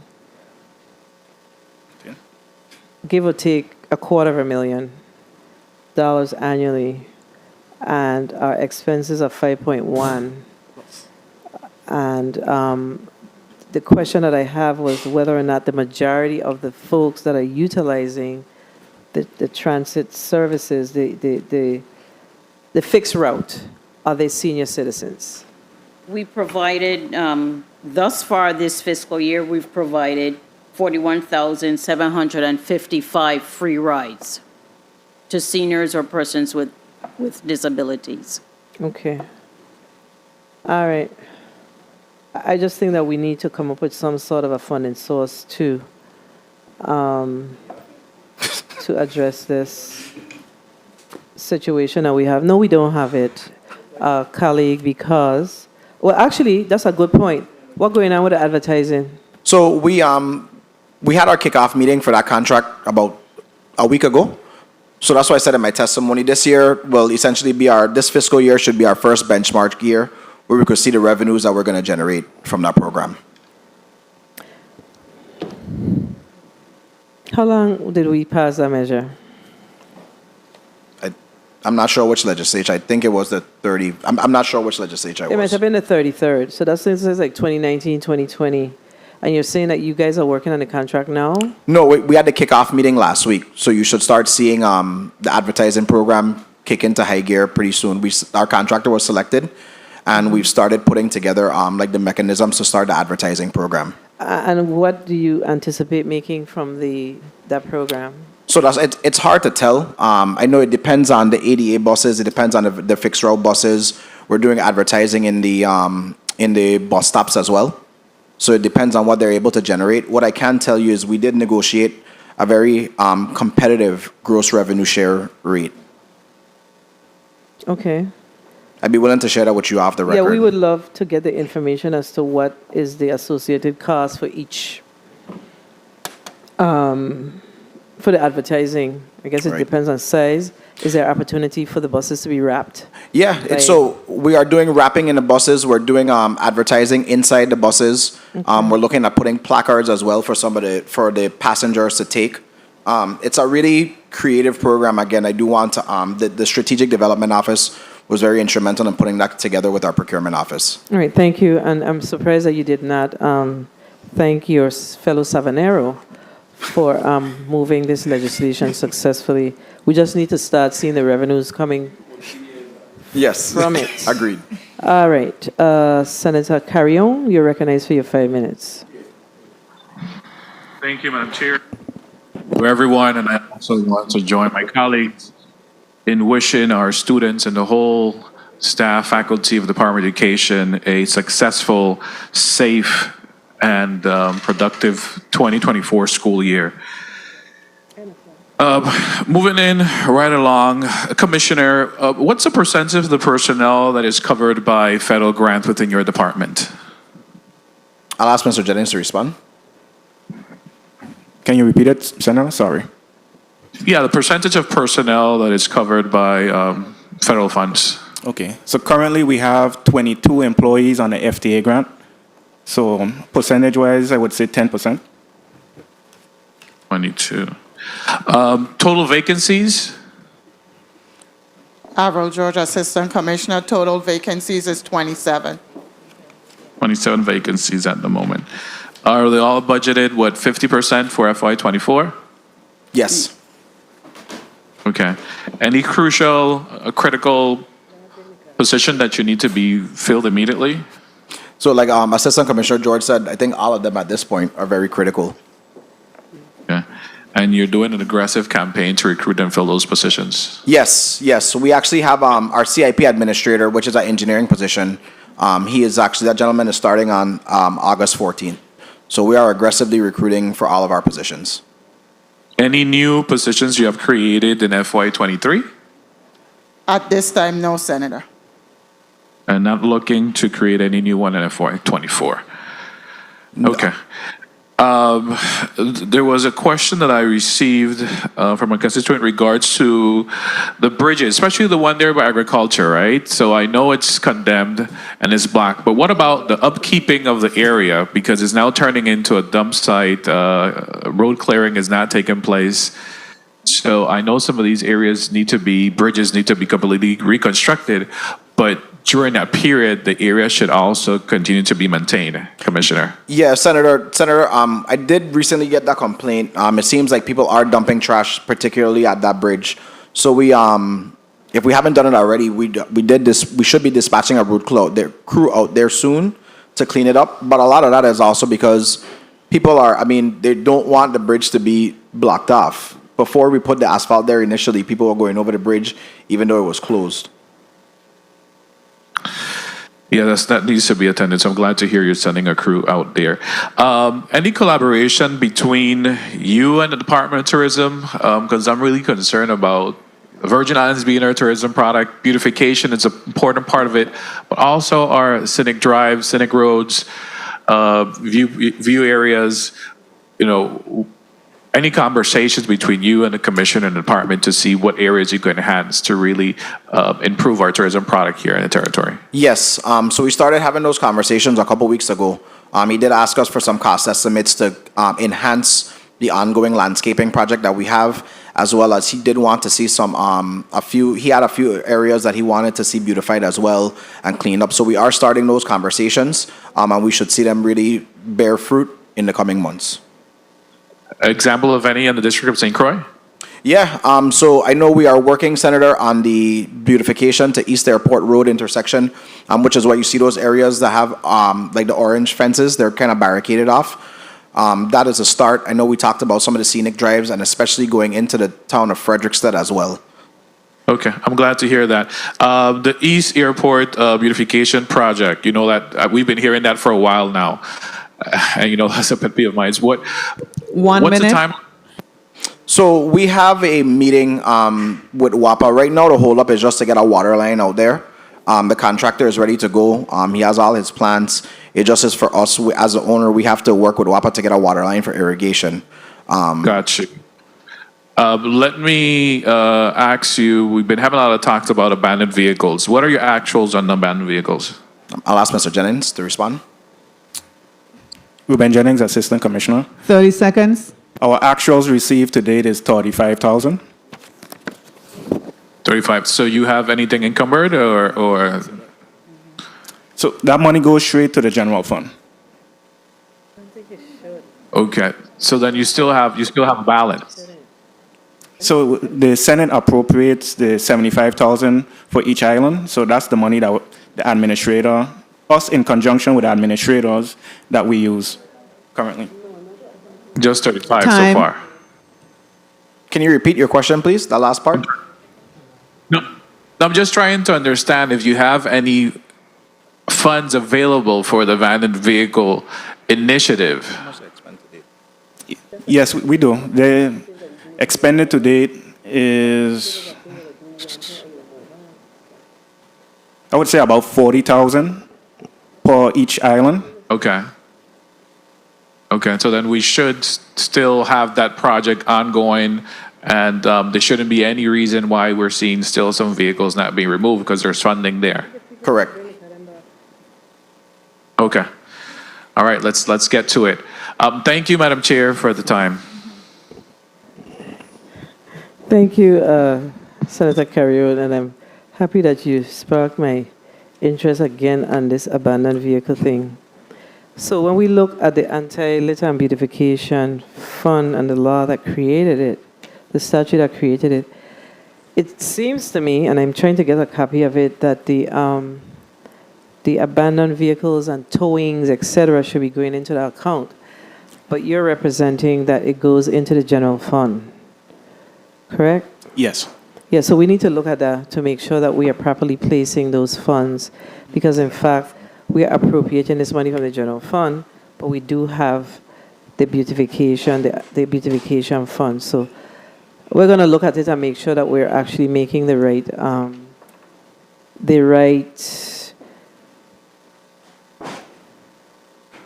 posting, because it says here under section is 33 VIC 3079, the fund is constituted of all charges collected for towing, preservation, and/or disposal of the abandoned vehicles, as provided under this chapter. So we need to look at okay, and the fees collected by waste management, et cetera, et cetera, et cetera. So we need to look at it and make sure that we are putting the funds in the correct category. And of course, I'm not sure if you're just posting it, correct? Correct. So when you post it to a particular fund, or you just post it to the General Fund Revenue Bank? The General Fund Revenue Bank. Yeah, so take some time. I could give you a copy of this. And we're definitely going to query the Department of Finance some more on, why the Anti-Litter and Beautification Fund has this $12 million adjustment or in $11 million adjustment in a negative. Okay. Senator Capehart, you recognize your point of information. Please recognize the senator's mic. Thank you, Madam Chair. Earlier, I asked if there were any contractors that were behind on payments. Can you tell me about your roadside contractors? First, are you lacking any contractors to do that roadside work? And are you behind any payments paying these individuals? And then thirdly, so it's 3 questions. And when was the last time you did a renegotiation of the cost of, this line of work? Because these individuals have to do maintenance of their equipment, fuel. So 3 questions. So all 3 are interrelated, especially 1 and 3. First of all, we do need more roadside contractors, particularly in the District of St. Croix. But I would say all 3 islands need more roadside contractors, definitely. We've seen a proliferation. I always make the joke that previous commissioners had to deal with potholes. I have to deal with grass. We've really seen a proliferation of grass, especially in the District of St. Croix. So we do need to add some contractors there. We've been trying to be creative as well. We've been adding some Saturday days when we can afford it to assist. So that's been working out. Secondly, about payments that we are behind. So some contractors lag in submitting invoices. So when they lag in submitting invoices, their payments then lag. We encourage all of our contractors to submit invoices weekly, which is, I think that's a contractual requirement. And then, of course, this year we implemented a new contractual requirement, Senator, where we asked contractors to take before and after pictures that were date and time stamped. So when there are infractions with them not submitting their pictures and proper documentation, sometimes they are docked or not paid. So that may be some of what you're hearing. I know we've been working with some contractors because it is a new requirement for them. I did personally meet with most contractors to make them aware of this. This is a part of what came out of like some of the audit findings that we got after the storms. So this also helps with our road maintenance program. Because we use the pictures, we upload them to our system so that we could show real-time road conditions and that the grass cutting is a part of our road maintenance program. And then third, so last year, we actually did a pretty comprehensive revisiting of the contractors' fees. Now, I'd say that question was tied to number 1, because the more increases that you provide, it's still the same pot of money. So if you increase, then you're reducing the amount of contractors potentially, and in some cases, maybe the amount of days. I think we did provide a nominal increase, but I mean, again, it's related to the amount of work that's done. I would like to be very honest with you, I would like to give a raise, but like I said, I mean, we would need to see the amount of money that we're receiving for that program significantly increase for us to be able to provide a higher rate. You reported that in your testimony today, in the budget? No, ma'am. I know it was provided with the information that we gave to post audit, I think, about with the contractors, but I don't think we mentioned it in our testimony. Okay. All right. Thank you very much. Thank you, Senator Capehart. And when I asked about the free ride ridership, I didn't ask about the other.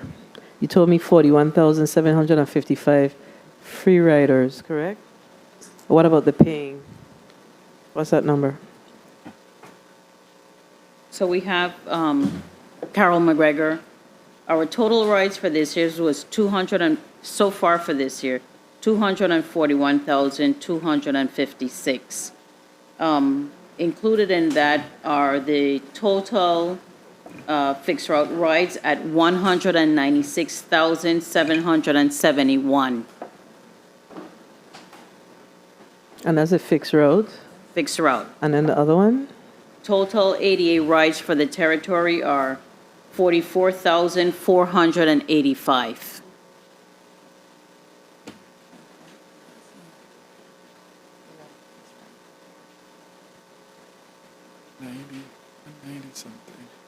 So the revenues that we are generating, I want to make sure I understand this, is from the 196,766. It's generated from both. Okay, all right, got it. From both. Okay. So that's 44,485. Am I getting this right? The total, the Total paratransit, give me that number again. 44,485. Right. 485. Okay, got it. All right. Okay, thank you. Senator Fonseca, you're recognized for your 5 minutes. Yes, blessings and pleasant good morning to the listening audience. I want to first give happy birthday greetings to our awesome and beloved Lieutenant Governor of the Virgin Islands, the Honorable Tregenza A. Roach. Wishing you great health, good luck, blessings. Public Works, this is a great department. This is one of my favorite. I think Commissioner Gabriel, we ain't none better than he in the whole Virgin Islands. Public Works is a department that touches everybody, so you beat them up all the time because, they help you, So I wanted to go real quickly. I noticed that based on your budget amount, $7,689,153 with 157 employees, you come out to about 49,000, which is good. I have some concerns in that your general maintenance worker 1 and 2. What are the salaries for the general maintenance workers 1 and 2? Avril George, Assistant Commissioner. Our general maintenance worker 1 at $27,040, and our general maintenance worker 2 is $28,693. And how about your cashier 2? Our cashier 2 salary is $29,547. And how about your custodian? Our custodian salary is $31,329.89. Okay, see, so there's about 35 employees in your department making less than $15.05 an hour. So, Commissioner, take attention to that because, those are hard-working employees. I want to discuss the removal of the fishermen them from out Fort Milner. Nothing to do with us. Because you see, they say they were interfering with a federal highway, and we could lose federal funding and all kind of language. So they scatter everybody. Whoop! I never see so much parking sign put up one time. The amount of dirt on the sidewalks all over the Federal Highway Route 30 in Bovoni, from Borta, Bushelta, all the way down to the racetrack, the new racetrack. It's full of dirt, and it's because of the dump. They got that big excavation, they covering up the thing. The whole road full of dirt. So take a look at that. I know you can get it done. So let's go here now to do you have a traco or a backhoe? Because I want to ask you some questions about the gut, the plans to clean gut. I know the last time we say you had one in St. Croix, but the one in St. Thomas was down. Yeah, so we recently did some repairs, and most of our heavy equipment is now operational. We have a few pieces that are being remachined, but most of our stuff is operational. Okay, so I know the last time I checked, Miss O'Bain was in charge of the cleaning the gut and thing. She's the one that comes up with the schedule. She does the scheduling. Okay, because I got to call her because around the whole market square, right? Back where the building where Methodist Training and Outreach is, you got a lot of trash right in the market square. From that is covered up because the cars parked there, so you can't see it if you drive. But from there, go all the way down to the Salvation Army to the market square, a lot of pile of garbage. So I'm going to call Miss O'Bain, because I know you're busy. I'm going to call her. We're going to deal with that. Okay, so the project, the Veterans Drive Garvey, Garvee. Oh, first of all, I got to big you up, $203 million, 418,925. Most of those projects are listed as complete or in closeout. See money day, Papa. 1 minute. Okay, so let's go back to the Veterans Drive Garvey. That's a project for $23,542,700, project number DPCA 034. Give me the update and the status of that project. So yeah, Senator, I know right now Eastern Federal Lands is doing their 90% reviews. I think, we had some really good meetings last week with the design contractor, and we're expecting to be able to put out a bid 30 seconds. through Eastern Federal Lands this, I would say, in the next, probably hopefully by October, November, we should be able to put it out a bid. Okay, good. Thank you. Okay, also the Inter-Island Ferry to St. John, you have $300,000 on page 5. What's the amount that you appropriate for St. Croix Ferry, the ferry to St. Thomas, St. Croix? You give $300,000 to St. Thomas, St. John. How much you got for St. Croix? I didn't see that. Right now, we do not provide a subsidy for that route. You don't provide a subsidy for St. Croix. You see, that's interesting because, right now, if the cushion them want to go to August Monday parade and thing in Tatola, they got to come down St. Thomas, then they got to catch a taxi out to Red Hook, then they got to go Red Hook, back to Tatola and back again. So we got to look at our cushions. We got to subsidize that inter-island ferry between St. Thomas and St. Croix. We're giving $300,000 to the St. John ferry, but nothing to St. Croix. Remember, we're all one community, and the Christians them like to travel too. So let's see how we can subsidize the ferry to St. Croix. Thank you very much, Madam Chair, for your time. Thank you, Senator Fonseca. This is one time I got to agree with you. I was wondering where you were going with it, but you're correct. But I have to tell you, though, that you can't take the ferry from the Blyden Terminal, okay? Tatola Wharf. Yes, we should do Tatola Wharf. Absolutely. Senator Joseph, you're recognized for your 5 minutes. Thank you so kindly, Madam Chair. A pleasant good day to everyone once again. I want to commend the Department of Public Works and its hardworking team.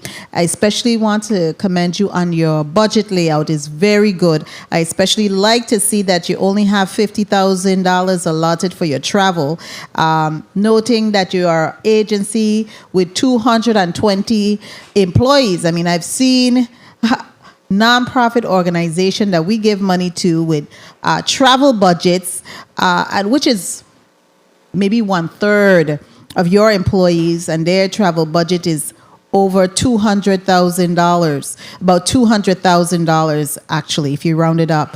And so, and they are only stationed in one district. But I know we're going to address that. I wanted to go into in your testimony, because I noted that you mentioned on page 3 that you are hoping to have and staffing a project management office, okay, similar to the Office of Highway Engineering.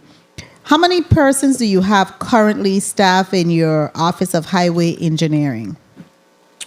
Give me a second. So I know, well, I can ask Jomo to respond. Jomo McLean, Highway Program Manager, approximately 13. 13.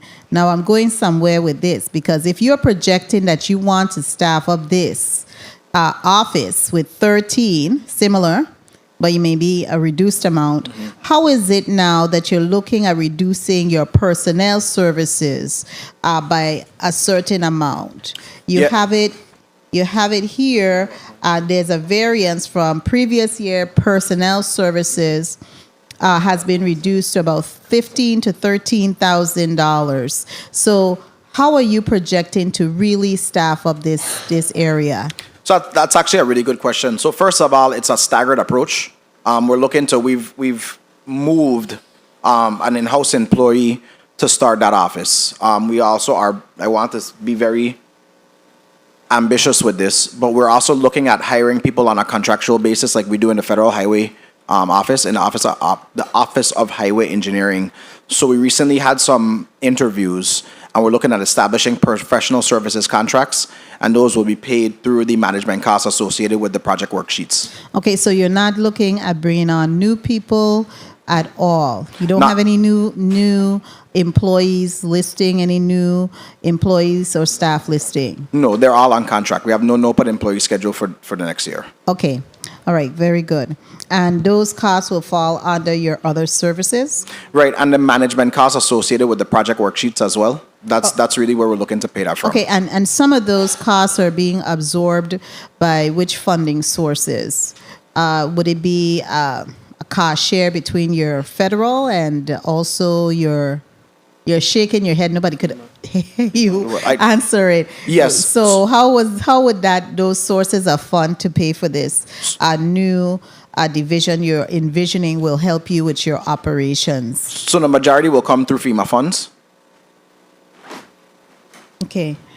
I think you have a projected spend out a plan on how you plan to staff them up, and I'm thinking you're looking at doing it in 2024. Correct. So this year, well, we're looking at the first two people that we've interviewed, that we've selected. We're hoping to begin to bring those on by the end of 23, early 24, and those are contractual employees. I would say you would begin to see a true uptick toward the end of 24 and going into 25. Okay, but there's only one staff member that you're going to be bringing in. Employee Virgin Islands government so far. Correct. Right now it's just one employee. And none of the vacancies at 27 is for that position or any position within this division? No. Okay, now I wanted to also 30 seconds. dive into the differential with your personnel. How many persons have you had leave your agency in the year? This year? Yes, sir. So we've had 20 resignations. Okay. 2 terminations, 2 deceased employees as well. 2 terminations and 2 deceased. Okay, now those persons who have resigned, you didn't have any retirements? Were they included? Time. Did you bulk the resignations within the retirement? Yeah. No, I have some retirements as well. Okay, well, let's share the numbers. We had 9 retirements too. 9 retirements. Okay, so that is looking where we are seeing that reduction in the personnel. That explains it, that you have had persons who have retired and persons who have resigned. And so that's why we see that lower level. But you have, when I'm calculating it, I'm calculating that you have about 32, yes, based on the total, the resignations, the 20, the 2 termination, the 2 deceased, and the 9, that comes out to 32 vacancy. Did you put how many promotions did you have? So in the last year, we had 5 promotions. 5 promotions. Any of these promotions were able to fill these vacant position because of resignation? No. Oh, okay. All right. I do have, Madam Chair, I'll just wrap up with one question if you would allow me to. Thank you kindly. Now, I wanted to also get to you with your parking lot, the amount that you have collected. I noted on page 15 you have collected about $180,163 as of when? So that was as of June 30th. Okay, and then you're looking at a budget for, no, that's combined island districts. So that's as of June. So you are going to exceed your collections for your budgeted or projected collections? You're thinking you will? Ruben Jennings, yes, Senator. Now, how much you're thinking that you may exceed it by? So actually, it's a decrease from fiscal year 2022. So we're projected, in addition to the 180 up to June, we're projecting an additional 60,000. 60,108. Okay, so that'll bring it to about 240. 240. Okay. Yes. How many employees you have here, and how much are they being paid? Because what we're looking at, and I'm just letting you know, I'm looking at, and I'm hearing that the chair and others, we're looking about sustainability. Okay, if a revenue collecting entity, right, and your division can be able to cover the costs to operate, what we need to do in here, what we can to help you along with that. So kindly indicate how many persons are normally paid under this. So in the St. Thomas St. John, we have 5 employees in the parking lot. Okay, what's the total personnel and fringe? We ain't going into the supplies and everything. Ms. George is pulling those numbers up. We're going to need a minute. We're going to need to probably Okay, well, respond you could send it to the chairwoman, because Okay. we want to try to delve into some of those areas so that we could see where we need to tweak. Okay, thank you kindly, Madam Chair, for your leniency and allowing me to ask those questions. Thank you. Thank you, Senator Joseph. So this is the right time. Good segue, Senator Joseph. So the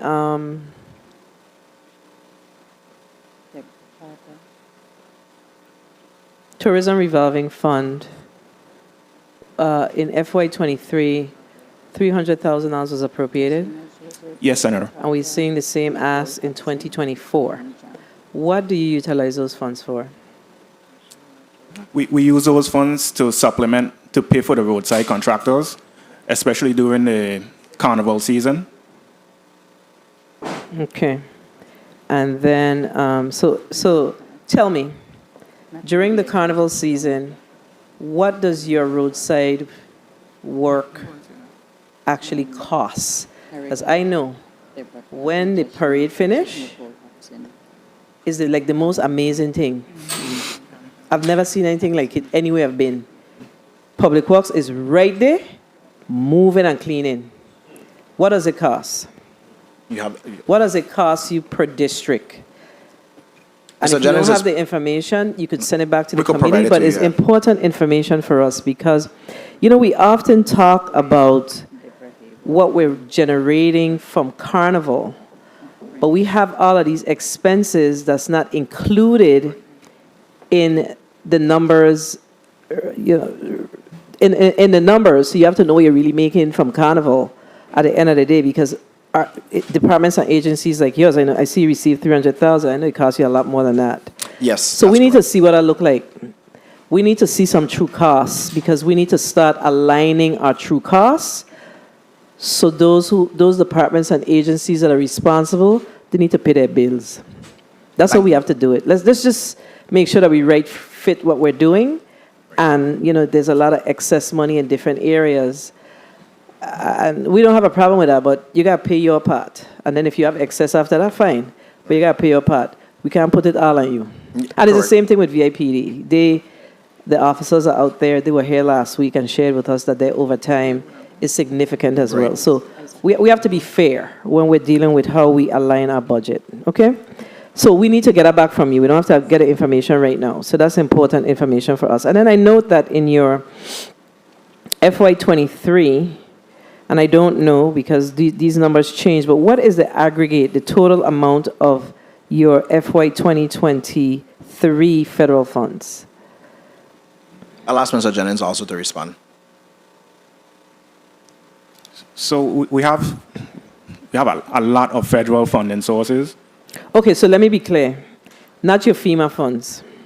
Okay. Not those for your FEMA-related projects, your federal dollars that you normally would get your, what do you call it, your entitlement funds. Okay. So for the federal highway, we're projected to receive 17.5 million in 24, and half of that would go towards our debt service payment for the Garvey bonds. Right. On the FTA side, On the Federal Transit Administration side, FTA, okay. FTA, we receive approximately 3.5 million that's allotted yearly to help fund the Vitron services as well. The I tell me that part, that I get subsidies to help fund Vitron. Federal Transit. Okay, so you get 3 million for Vitron. All of the FTA dollars go to Vitron? Yeah. Yes. Ferry boat program. Oh, the ferry boat program as well. Okay, So they all go to the Division of Transportation. Right, so the ferry boat program is 400,000? 200,000 per, it's what, wait, it's 600,000? 200,000, the subsidy from Per- the general fund. Subsidies. Per, it's, 100, please. Okay. It's 100,000 per ferry company. how much ferry companies we have? Two. Two. So why isn't there consideration? I mean, I know that the ferry is a contract, but why are we not giving consideration? There's some sort of an agreement that you just give that hard $100,000 per annum based on the reporting. Yeah, so remember the ferry companies that we provide the subsidy to is based on the franchise agreement granted by this body. What typically happens is it comes as a part of the, correct me if I'm wrong, but it comes as a part of the budget. I know last year they got, in addition to the $100,000 that we gave them, they also had some CARES Act money that I think that they got through the Office of Management and Budget. But that's usually how it's budgeted through the Office of Management and Budget, and we're just a pass-through. So well, it's a little more than a pass because they have to provide reports to you. Correct. They So- do provide audited financial statements to us. Right. So I'm trying to figure out if the franchise agreement is a hard $100,000 a year. Is there any opportunity to increase that? There are opportunities to increase it with federal funds. As I know, on the federal highway side, we're looking at reporting. They have to provide us additional reporting to be able to tap into money for operating and capital expenditures. And so you are in discussions around that? Correct. We recently had a meeting with Federal Highway just to find out what those packages look like so that we could start submitting them and getting them approved. Okay, it's important because, the ferry companies, they reach out to us all the time. They have some financial challenges that we really need to figure out how we could assist them. And then I know that my colleague, I ain't really sure where he's from. He says Savan Bovoni. I ain't really sure. But the Welsa Pupa, him, he made mention to the ferry service between St. Croix and St. Thomas, but that requires a franchise agreement. Correct. That is correct. So the owners of that company will have to approach the government to begin those types of discussions, correct? Right. And I do want to note, just so that you are aware, we are the only ferry program under the U.S. flag that provides franchise agreements, exclusive franchise agreements. It is something that it's hard. We always have to remind FTA it's something that was set by this body in a public forum, but we are the only ferry program under the U.S. flag that provides exclusive franchise agreements. That's okay, because we have a lot of challenges with our revenues here in the territory. So, right, no question. We have to help each other. So we get it. But they would have to approach the government to have that discussion about subsidies and prove that. I guess it's a franchise agreement. The thing is, for St. John in particular, our St. John community, Traverse, and we have people here in St. Thomas who go back and forth to work. Correct. So for St. John, we have our children that come over to go to school. So, I don't know any place else that have that other than probably Guam, that have children traveling. Maybe and like maybe the CNMI. Northern Mariana. Maybe I was just going to say maybe some of the Pacific Islands, but I don't know if they have to travel for school. I know, to your point, Senator Fred Gregory, when we brought down FTA and Federal Highway, and they rode the route. That was something that they realized, and you saw the light bulbs go off, right? That it's why this federal maritime route must be supported by Federal Highway and FTA, because it provides transportation for people going to school, people going to work. It provides our true lifeline for the visitors that are coming through the airport as well. I think they saw firsthand the importance of that route. Okay, so let's continue now. So 17 million federal highway, FTA 3 million. What's the next one? DOI. Federal funds, that's So about outside of us applying for like the DOI funds, that's the funds that we expect yearly from. so your hard entitlement is about $20 million. Yes. Okay, and in FY23, how much did you receive in those same categories? It would about the same. Okay, because I'm seeing that the information that we received from OMB says, I guess it's to date, it will be 12 million, so I guess it's to date, I don't know. But I'm also seeing that you are anticipating some $27.8 million in federal funds, and I don't know if this number is inclusive of your FEMA projects and all that. I think some of that is also possibly the ARPA money that we have. That's what that is sounding like. Okay, so you still have ARPA money? We do. We have access to the money for the stormwater drainage improvements that we're doing. In the action plan, I think we were given $30 million. That's right. Okay, so, well, that's definitely not in here. No, so what I would... It's a project. Yeah. Okay. Yeah, so just to clarify, that report that OMB submitted, that's actually our fund balances as of that date. I see. Yeah. Got it. That's your fund. That makes sense. Okay. Which is a little misleading, but I understand why they would do that. So the next one will be the Public Cemetery Revolving Fund. So I believe somebody discussed it earlier. So in 24, and those funds are generated by individuals paying for the plot? Yes. And on an annual basis, give or take, how much do you generate from that fund? So currently about 165,000, and it's equal. It's pretty much equal between the two districts. Okay, but I'm seeing that, and that fund is a fund that sits in the Department of Finance, or it's something that you collect and keep? How do you deal with it? So we access it, of course, through the Commissioner of Finance, through the Department of Finance. Okay, so we're going to need to get from the Department of Finance a fund balance on the Public Cemetery Revolving Fund, because they're budgeting $391,360, and I don't believe that was included in the budget book for FY24. And then similarly so, the Parking Lot Fund. The Parking Lot Fund, I think you said earlier how much you generate from that. Could you give me that number again, please? Yes. So to June 30th, we collected $180,323, and we're projecting additional $60,108, which would bring us to $240,431. 240,431, and FY 2023, that anticipated budget was like $418,000, based on the information we have from the budget book. Yeah, and the budget recommendation for 24 is 180.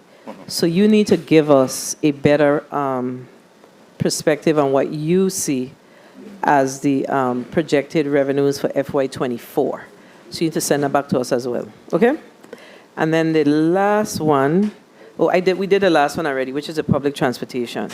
So we have that one already. And that's the one where you get a subsidy. So in total, you would see about $8 million in that account. 6 million. I mean, Public transportation. By subsidy? No. The numbers are just so fluctuating. The actuals in 22 was 5.6. The budget for 23 reflected 3.6, and then this year we've seen some 5.7. So what do you really see? So in addition to the 3 million, so in addition to the 3 million, is it more along like 8 million, or is it more along the lines of 6 million? So it's more along the lines of 6 to 7 million, because we have 22 employees on the grant. So on the subsidy side, the personnel, to include the fringe, is approximately 5,087,000. So that kind of covers the subsidy end. And of course, I mentioned the utilities we pay out from our public works allotment. Okay, and I did ask before that you give us a full picture of what your expenses are, and when you do it, share the revenues that's associated with it, so we could see what the true subsidy should look like. We could get a better approximate number for the subsidy. Senator Joseph, point of information, and then Senator Capehart, point of information.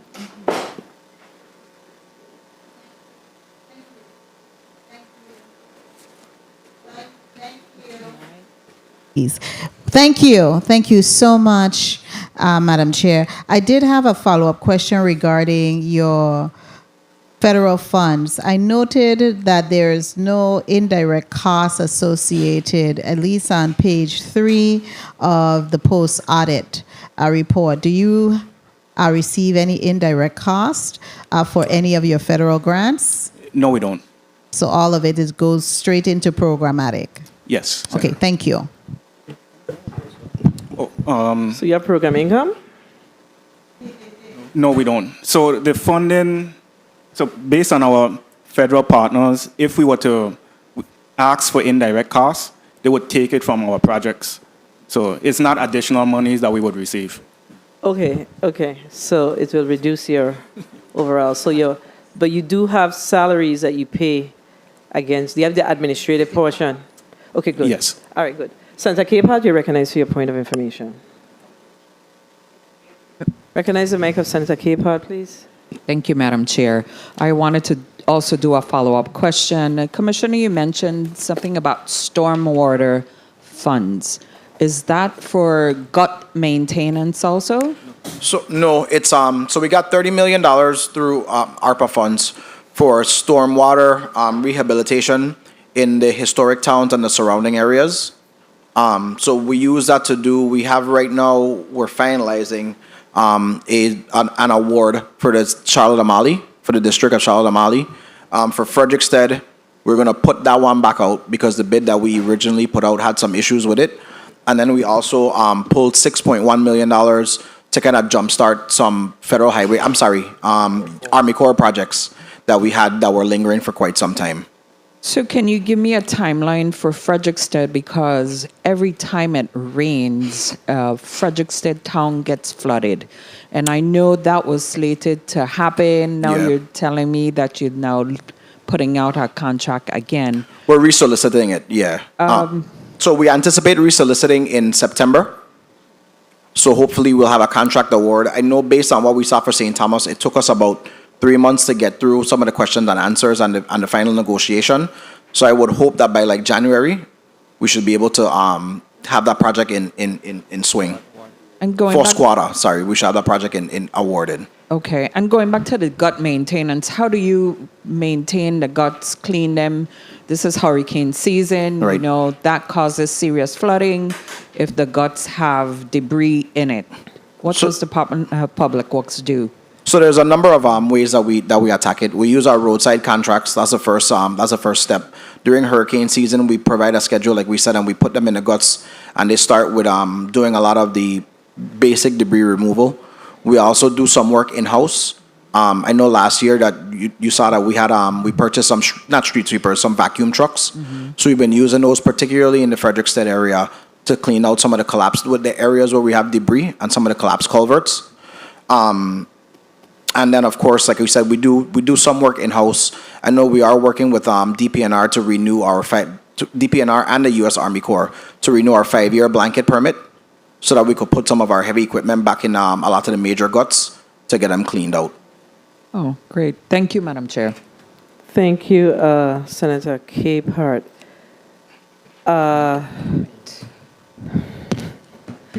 We have to ask this question because it's a good follow-up question. So, of course, Savan, Market Square, street cleaning, bathrooms, What are we doing about that? So the bathroom portion should be included in the Enidba renovation. I think that was done by this body, had passed some legislation to put bathrooms on the first level of Enidba. I believe that's what we're looking at. And I know as far as cleaning, we've been using some of our downtown cleaners to do Market Square. I think as Senator Fonseca mentioned, that area does accumulate a lot of trash on a daily basis, so we need to double down on our efforts there. I mean, to be honest with you, Senator, what we've been seeing is some of the debris that is on the roadway is actually destroying our street sweepers, which is kind of crazy. You know, we have they're down a lot because of the debris and the size of the debris that they're sucking up. So we are looking to. I know I've had some really good conversations with Governor Bryan, hoping to reinvigorate the downtown cleaners program and get some more people to work on that. I know, Ms. George, we had used a dislocated workers program as well to supplement some of our downtown cleaners in Frederickstead also, which worked for us too. Good afternoon, Avril George, Assistant Commissioner. We partnered with Department of Labor in regard to the dislocated grant workers program that they had, and we were able to hire bring on 20 individuals to join our street cleaning team, and that contract expired. They wasn't renewed, so we actually lost 20 bodies that were assisting us territory-wide with cleaning the streets. They were only part of the labor program, but that expired. We were able to hire 4 full-time employees off of that program, so that was a plus for us. Okay, so of course, we always have to figure out what that way forward is once we have these federal funds. We know they're going to expire, because the street cleaning in those areas are very, very important. It's a reflection of who we are. And of course, I mean, I visit the Market Square sometimes on Saturdays, and you know, when they're done, I mean, just overall, that area just needs to have some bodies to take care of it. That place needs to be washed down. I mean, what is your relationship with fire? I know every now and again when people talk about it, then, you know, we put this group together, people come and wash it down, but we need to have a system. That is our town, and similarly so in Frederickstead and Christiansted, those are our towns. So we need to make sure that there is some system in place, some process where they're being washed down and cleaned regularly. I know, again, it's funding. Right. Funding is tied to just about everything that we do. But we have to figure out how to be innovative, and that's one of the things that we want to do with our budget.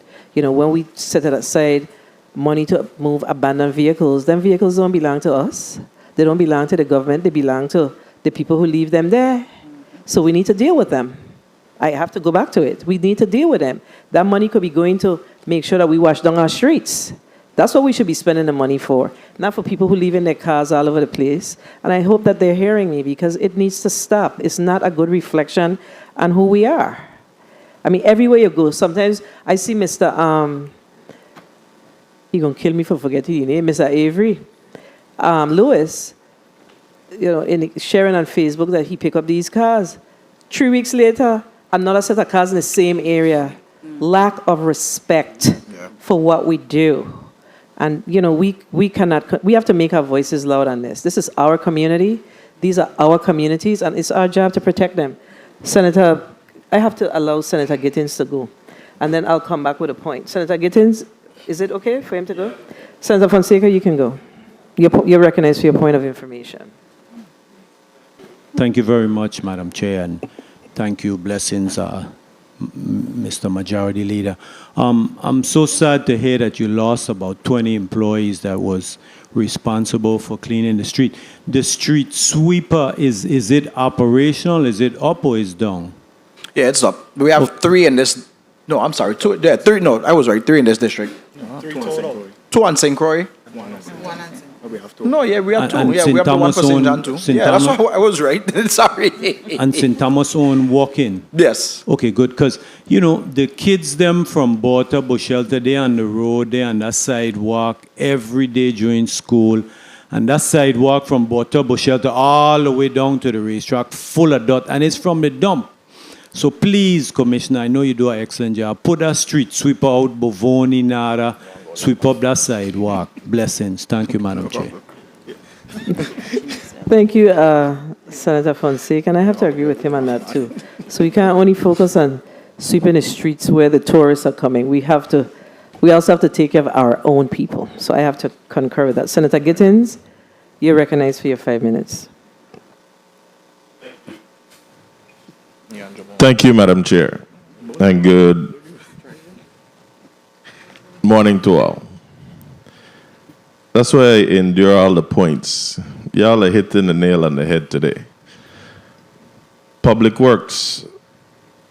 Commissioner, I got to tell you, you and your team have been very responsive.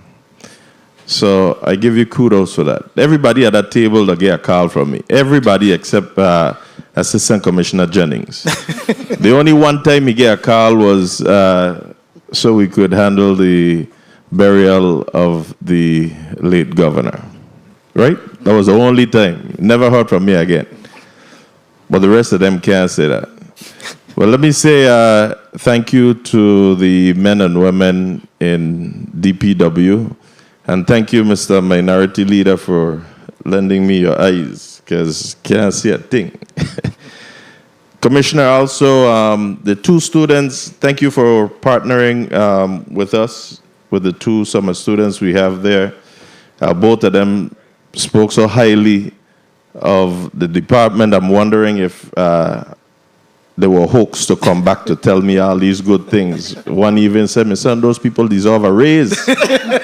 So, yes, I agree. I heard some of the discussions earlier. Those at the lower end of the poll, please make sure that we look out for them, because everybody sitting to that table is handsomely paid.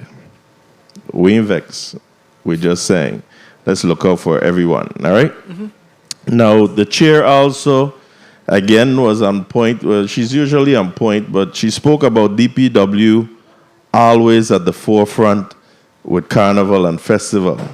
You know, the employees are hardworking and dedicated that we could see. I remember that the children's parade here in St. Thomas looking out, and I was trying to give my buddy attention. He was working so hard. I tell you, he was looking all under the tripod and where the cameras were, and under everything, looking to see if they find trash and everything. And then to hear the next night that he was the victim of this sad, senseless violence.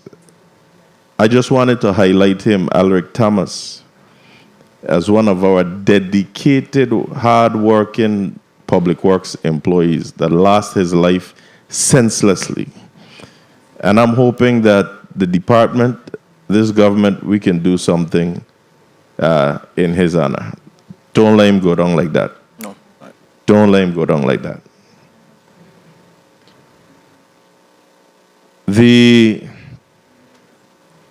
On page 16, you spoke about transportation.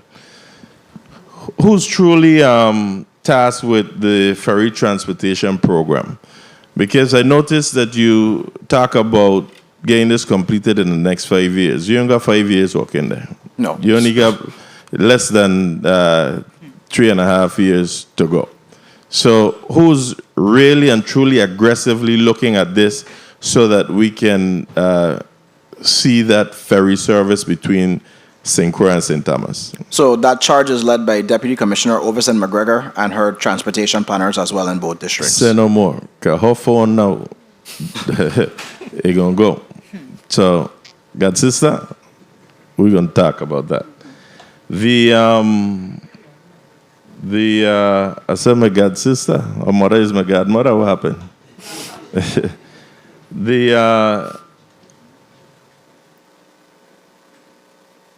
Where is it? The parking lots. We spoke about parking lots being a revenue generating 1 minute. entity. Both parking lots that I'm looking at, we need some sprucing up. Can we see some paving in the parking lots and parking spaces marked? Yes, Senator, that's our intent. This year we've already done a lot of work in both parking lots. We're working on putting in automatic arms. In Stratton Street, we replaced the fence.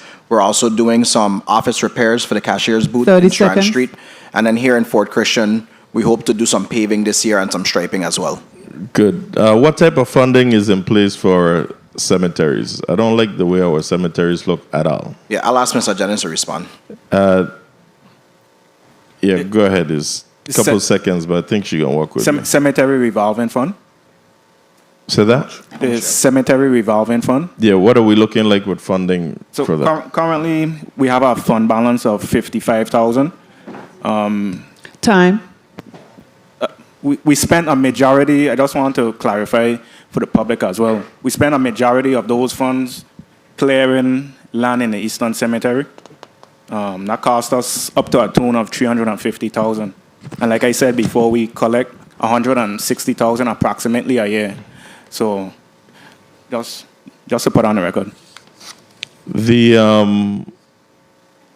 What's the collaboration between you and WAPA with all the digging up of roads? My office is inundated with calls from Mumbiju, Williams Delight, and Hannah's Rest. So, Senator Giddens, I have to say it's gotten better since I've been here. We have regular calls. If we meet weekly, bi-weekly, every 3 weeks, every month. We're consistently meeting not only to highlight projects that we have upcoming so that they could try to coordinate some of their utility efforts, particularly on the water side. But the fact of the matter is their aging system, it's crumbling like on a daily basis. You know, even in some cases where they feel like they may not have issues, when we go in and do paving, the vibration of the machines causes the lines to have breaks, and it's a serious problem. But we are working on it. Good. And on page 19, you spoke about the Vitran marketing program, and you made mention of the bus shelters territory-wide. What's your thoughts on numbering our bus shelters and identifying public restrooms in both districts? The chair also spoke about restrooms. We are a tourist destination. So, as far as numbering the bus shelters, I think that's something that we could do. We could put locating numbers on them. We have numbers internally. So we have numbers internally, is what Ms. McGregor is saying. So we could start putting them on the bus shelters themselves, so that people could use them as identification, as wayfinders, if you will. So you know I was a part-time employee of yours just last week, so the engineer next to you there and the assistant commissioner could tell you that we've started the conversation. So let's do that. And Madam Chair, if I could just close out that, I got to give you a disappointment. My one disappointment is we spoke about the crosswalk initiative before school start. Not one crosswalk got marked out. I'm going to ask you and task you with getting those crosswalks clearly marked. And a hazard that I saw when I was at Detective Phipps' burial is one individual went up on the overhead walk bridge, and the whole thing was just rocking as he went up there. One person. Good thing the school is no longer there. Imagine 10 people going over there one time. So I'm giving you a heads up that is a hazard, and before something happens to anyone, can we do whatever you need to do through your engineering office on that? Yeah, so I know I've spoken to both Mr. McLean and Ms. Nicholas about doing an assessment there, because I know, with the school no longer being there, there's still a need for it because that's a major intersection, but now may be the time to either look at whether it's complete replacement or rehabilitation. So that is something that we're hoping to do in the next 12 months. Okay, and I'll definitely call on you because I can't ask all my questions. But that mahogany tree, again, just up the road from Deputy Commissioner McGregor, it needs to move. The children now start school today. You know where they're walking?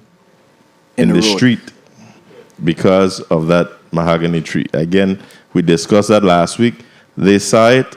The whole sidewalk is torn up and tree leaning, waiting for a disaster to happen. Thank you, Madam Chair. Yeah. Senator, if I could just clarify something. So I'm told from my St. Croix team that we did get the crosswalk by Lumaco installed. They start. Afternoon. They started the crosswalks on St. Croix by schools. Identify yourself. Speaking of Mike. Avril George, Assistant Commissioner. As of last week, we started the crosswalk initiative. I think Lumaco was the first school that started, and they're doing the others. So we provided an assessment. The Department of Education asked for an assessment to be done so that they could see the cost. And I know they had removed, when they were here, they said that they were going to pull out about 2 or 3 schools. And I think Lumaco was the first one. And then we're hoping to do that same assessment here in St. Thomas this week. Yeah, this week in St. Thomas we should begin so we could provide it to education. And then they're the ones that are going to oversee that project. Thank you. It takes us a while, but we get there. Senator Gittins, are you satisfied with that response? I want to make sure we flesh this out. For now, yes. I'll be making my own physical inspections as of today itself in the St. Thomas district. Thank you.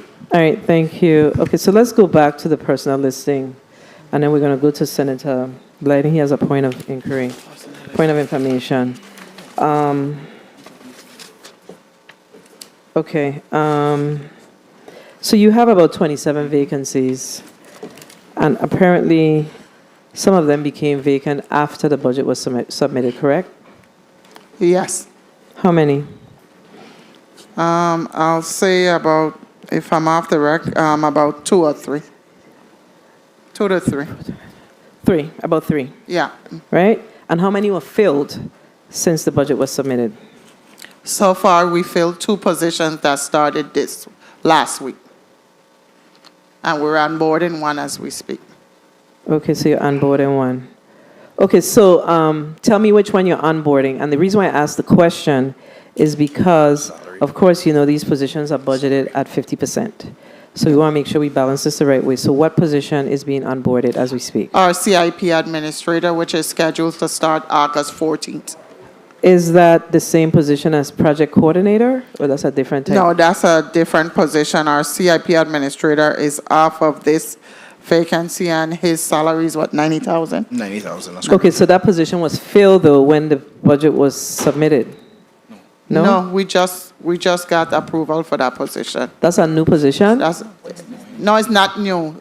We had someone vacated. It was on our vacancy listing. And then we just got approval to hire him. Okay, so the project coordinator is different from the CIP administrator. And this is exactly why we need to have an updated budget, updated personal and fringe benefits listing, because we don't see that on the vacancy listing. Okay? Okay. You said that's budgeted at what, 90? Yeah. 90,000. Plus associated fringe, and that's 100% federal, local. Is it matching? What is it? It's local general fund. All of it local? Yes.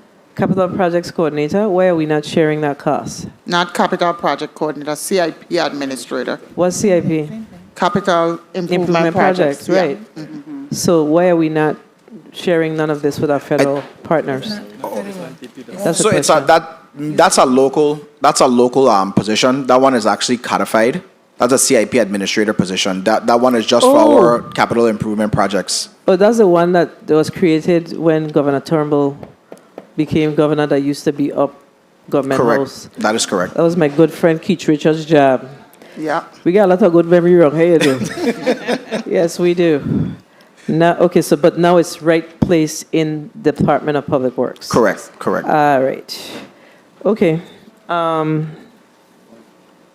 of inquiry, point of information, Senator Blyden, you may proceed. Please recognize the senator's mic. Thank you, Madam Chair. Before I go to my point, I will also, because I neglected it, I would also like to wish the faculty, staff, and the students at the Department of Education a safe and successful school year. My colleague, Senator DeGraff, and I attended a back-to-school praise, prayer, and worship an inspirational day yesterday in the garden. I mean, it was just so fulfilling, to see all of the students. They had 21 pastors there who prayed for the students, the faculty and staff, and I really see that the way to start the school year off. with prayer. And I think that was so important, and I look forward to them doing it in the future. In respect to the budget, Cow Bay, let's talk about St. John. You have the Cow Bay and Maho Bay watershed, and also the Great Cruise Bay watershed project. In respect to the Cow Bay project, there is $222,000 expended from a $579,000 contract. What's the status of that? Because it expires in December of this year. What the status? Yeah, so right now, Senator, we're actually in the final closeout phases of that project. I think we have a couple more sites. Yeah, we have surveying, and then we have a couple more sites to address. We ran into some, as you know, St. John has some boundary issues with some of the with some of the established property owners. So we're doing some truing up, and then we should be able to close out that project. So would all of the funds be extended? Expended? Yes. Okay, very well. And also, We likely would actually need additional funds. Yeah.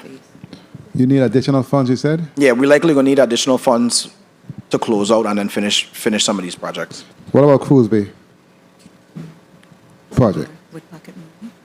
Yeah, that's why that one is Because pocket money. that So we're one- finishing a survey in that area as well, because we did run into a property bound dispute.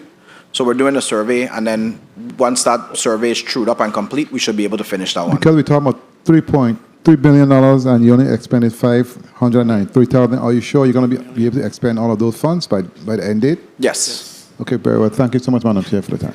Thank you, Senator Blading. Whoa. Senator Carrion is here with us, and he has a point of information. You may proceed, Senator Carrion. Thank you, Madam Chair. It was with regards capital projects. If I'm seeing correctly, you're requesting $2 million for FY 24. Yes. Okay, what's the purpose of that? So we said $1.6 million of that is for the cemetery wall project, and then $400,000 is for heavy equipment and vehicles. Okay, that's what I needed, some clarity with that. And then in your professional services, you have in the post-audit report, Crucian Point for around $86,000. What's the purpose of that one? Website. Yeah, that was our website development. Are you going to develop a website? You don't have a website right now? That was our initial website development. So that was for both the Vitran website and the DPW website. So do you need to allocate that fund again in FY 24? No, we actually have. So that's if you look on page 8, that's a $10,000 website maintenance fee that you see. Correct. So this amount is incorrect then for FY 24, which on the post audit report recommendation, page 6 says Crucian Point LLC of $84,475. Yeah, I think I'm not 100% sure where that one come from. So just let me jump in. So basically, in the presentation, Commissioner, you noted that there's a $10,000 website maintenance fee. So whatever work you were doing, you're now at the maintenance fee. Correct. So that's what's included in this 10 million or this 10,406. All right, Senator Carrion, thank you for your point of inquiry. Point of information, Senator DeGraff. Thank you, Madam Chair. Post-audit report, page 5. You have a copy of the post-audit report? Yes. Page 5, personnel listing, general fund, 156.75. Federal fund, 25.25. Federal fund, 72.50. Total 251.50. That's positions, 156 positions under the general fund. So it throwing me off with your 220 that you're listing. You have 220 under the general fund. My total, Avril George, Assistant Commissioner, my total of 220, I did not differentiate general and local. I gave you a listing of all active employees of 220. Okay, and how many are federal? Out of your 220? 22.25 is federal. 22.25. Okay, because, so based on the information that the post-audit report has, the numbers still don't add to me in terms of general fund and federal fund.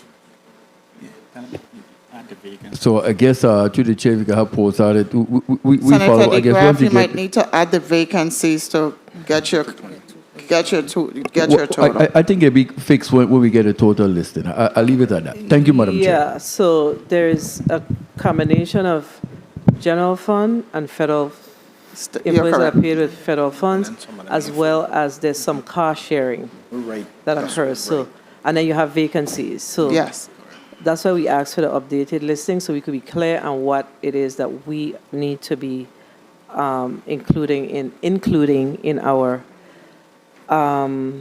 budget. And we do know that this information that's provided to us has been provided since, what it is, May? May. So of course, naturally, we're going to need some updates. So one of the concerns that I always have when I look at departments and agencies is your, all departments are not created equal as far as their vacancies. So if you have 27 vacancies and you budget at 50%, then you have a big dance to do. Because if you budget at 50%, then, I mean, people leave, people come, so there are a lot of different things to consider. But what I would like to also ask is, based on the vacancies that we have before us, what positions do you see likely that you will hire early in the fiscal year? Because you may need more than that 0.5, you may need 0.75. So that's why I said all of the departments and agencies are not budgeted equally. So we need you to send that back to us too. Your priorities, your critical priorities. Okay, point. While you indicated all are critical, some will come on earlier than others based on what you have. I mean, you guys do this every day. You know the areas where you just can't get a response. And I'll tell you upfront, Senator, what will come on most likely upfront is our operations employee, which is our general maintenance workers, and our heavy equipment operators will be a priority for us, and that's the one that we're going through the interview process for right now. Okay, good. And then, so we need to consider those send me back the information so we can make an informed decision, please. We sure will. I had a question, but it slipped me, so I'm going to go to Senator Capehart. Senator Capehart, you're recognized for your point of information. Please recognize the Senator Capehart's mic. Thank you, Madam Chair.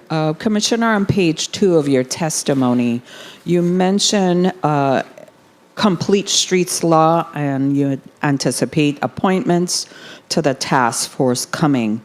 As my colleagues next to me mention about sidewalks, I'm very concerned with the accessibility of our sidewalks in the Virgin Islands. And this complete streets addresses a lot of those concerns. So do you have any kind of cost estimations? And is there any opportunity to receive any federal funding applicable to addressing walkability? So we don't have any preliminary cost estimations yet. I know what I could tell you is what we have on existing projects where we're including like sidewalks. We could get those numbers for you. I could give you like, average, maybe like 100 feet of sidewalk is costing us these days. But a lot of it, Senator Capehart, is really dependent on the availability of land. And I say that because roadways are a standard, there's a standard size. And in some cases, we just don't have the proper space, the proper width, for sidewalks. As far as your other question about, help me out with your So if you, or can you receive any federal funding that would be able to address the walkability? So, yeah, we could explore it. That's what we could explore it. I know Complete Streets is a push also from Federal Highway. It's really a push from the entire U.S. Department of Transportation. So I know I'm hoping that we could get with our partners and see if we could get some study money at the very least, so we could see what it would cost. Okay. Thank you, Madam Chair. Thank you, Senator Capehart. So, of course, I believe it was in the 33rd or the 34th legislature that measure was passed. Have you really looked at it and see? because I believe a major part of it is as you move forward with capital projects, Right. that the sidewalks have to be considered. So are we doing that? And Yeah. you made a comment about land, but if that's the situation, then we really need to be looking at it and making a determination, like how I take half of my land in up the road. So I understand what have to happen. So you have that give and take with your community, but Right. if we have that law in place, then we have to make sure that as you do the build out, that if you have to carve out piece, then you have the conversation and we figure out how we either compensate or what we do with the property owners. So I do want to respond. I know all of our capital projects, between Mr. McLean and Ms. Nicholas on my left, they are looked at for accessibility. They are looked at for where we can add sidewalks or walkability, particularly. You're seeing that especially on a lot of our horizontal projects. But the only caution I say is, look at what happened with McIntosh Drive, right? In St. Croix, with Mahogany Road. Look how long it took us just with temporary easements. And that was just for using people's lands temporarily. And it took us how long to execute over 30 easements for temporary land. So when you talk about condemnation or permanently taking people's land, acquiring people's land, it really comes with a more significant cost, and then it takes a longer period of time for some of these projects to be executed. So it really is a balance. I know a lot of where we started, Senator Capehart and Senator Fred Gregory with the Complete Streets law is looking at our projects where we do have the space, like Veterans Drive particularly, and looking at making those more accessible for all modes of transportation. And then you actually have the tie-in with Ms. McGregor's plan for her Vitran as well for the buses, for accessibility from that perspective. So at least y'all are asking for easements now. Before, the government was just, because I'm just learning of my situation. So at least you're asking for easements. All right. Senator Ask for easements. Joseph, you have a point of information, and then we're going to look to wrapping up. I think we've covered most, if not all, of what we need to cover today for the most part. Senator Joseph? Thank you so much, Madam Chair.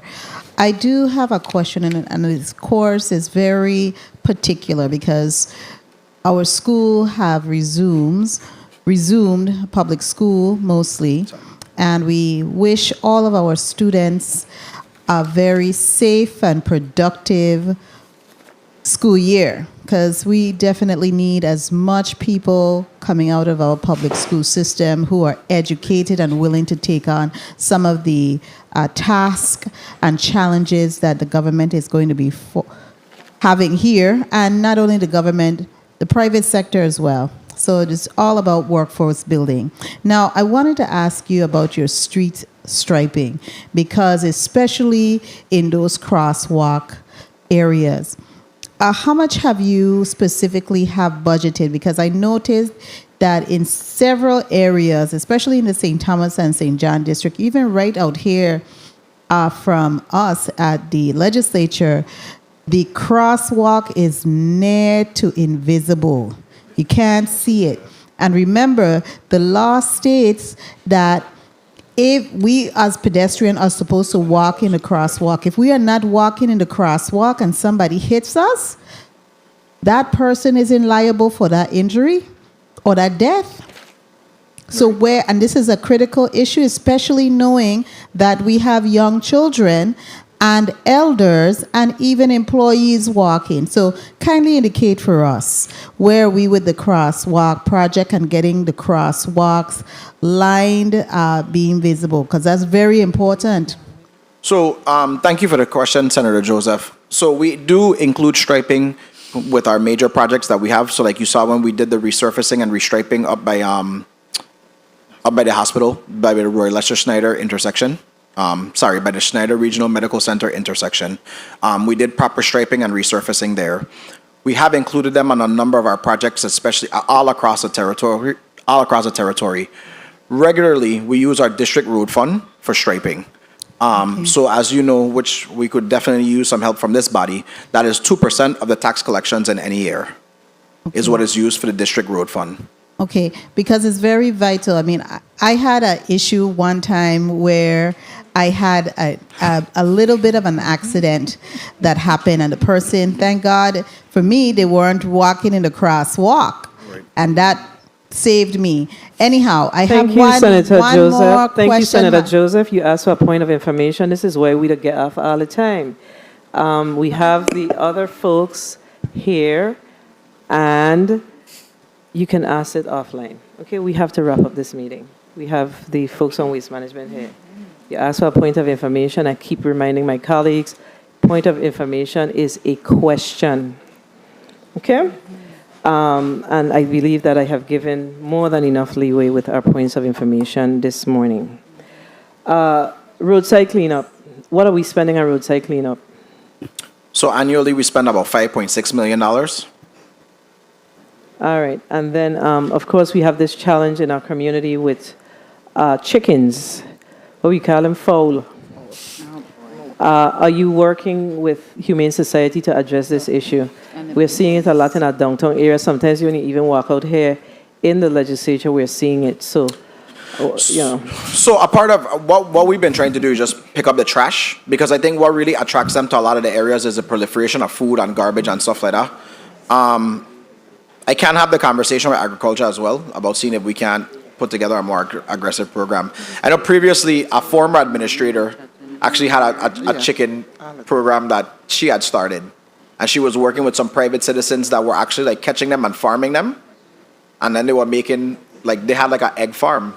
So maybe that's a possible public-private partnership that we could explore. Yeah, we really need to deal with what's happening with our downtown area. I mean, it's all over, all over, and of course, we note that the chickens are now crowing like from 3 o'clock in the morning. It used to be 6 o'clock.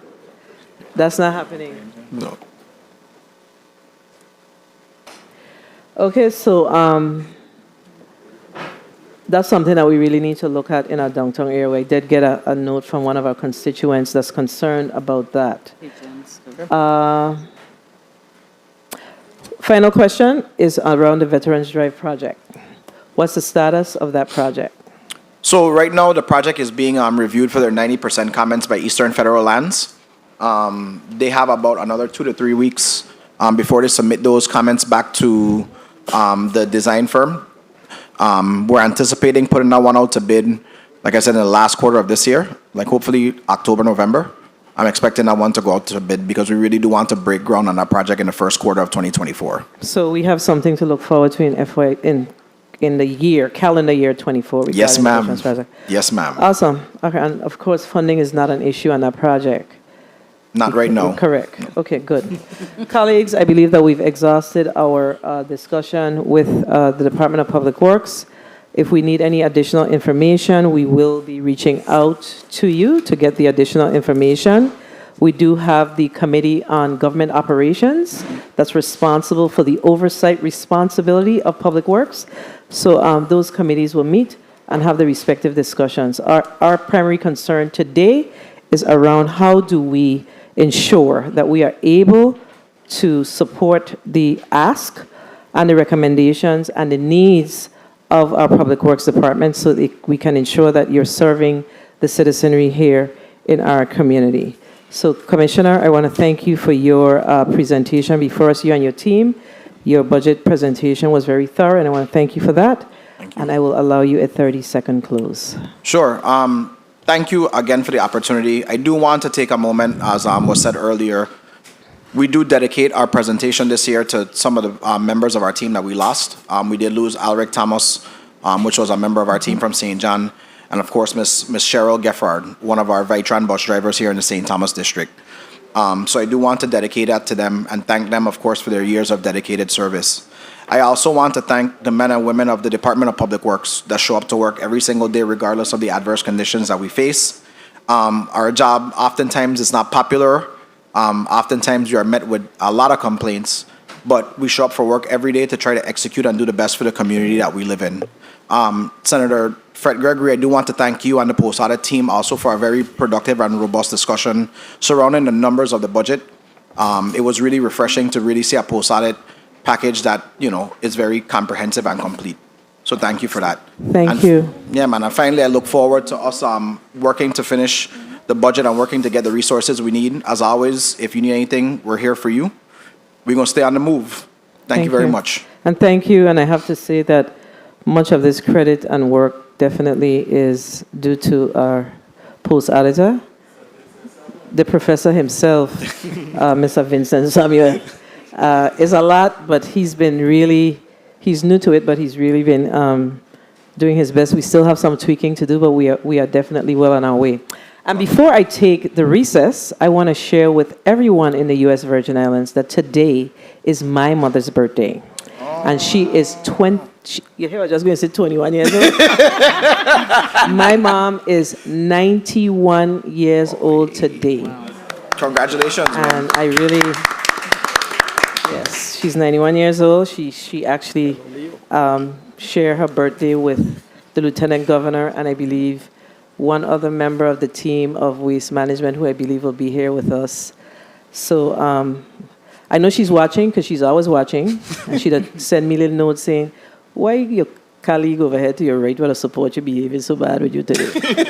But I'm very blessed to have my mom, and I really want to wish her a very, very, very happy birthday today. And thank you again, and we're going to take a 10-minute recess. The Committee of Budget, Appropriations, and Finance stands in recess for 10 minutes.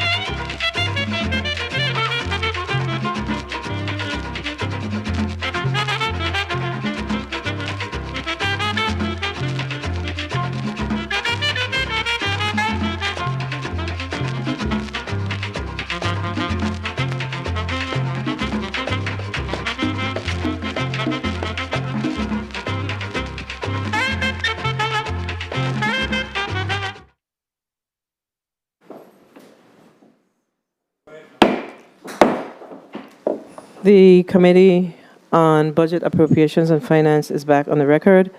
Madam Clerk, can you please read Block 2 into the agenda, into the record? Block 2, VI Waste Management Authority, invited testifier, Mr. Roger Merritt, Executive Director, Virgin Islands Waste Management Authority. Madam Chair, this concludes the reading of Block 2. Thank you, Madam Clerk. This afternoon, we have the Waste Management Authority family. I'm going to ask that you please put your name and title on the record, and we're going to start with the Executive Director, Mr. Roger Merritt, Jr. And then your staff will do likewise. Please recognize the mics of the testifiers. Okay, good afternoon. My name is Roger Edward Merritt Jr. I'm the Executive Director for the Waste Management Authority. Good afternoon. My name is Louis Sylvester. I'm the Deputy Executive Director for the Waste Management Authority. Good afternoon. My name is Erica Colwood. I'm the Human Resources Director for the VI Waste Management Authority. Good afternoon. I'm Darrell Griffith, the Chief Financial Officer for the Waste Management Authority. Good afternoon, everyone. Florence Kahugu, Legal Counsel, Chief Legal Officer, Waste Management Authority. Good afternoon. Alex Bruni, Engineering Manager for the Waste Management Authority.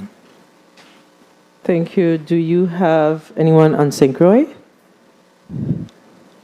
Yes? Yes. Those on Syncroy, you may proceed with your name and title. Floyd Saki, Solid Waste Director. Good afternoon, Juanita Isles, Grant Administrator, Waste Management Authority. And you have a Ron Phillips?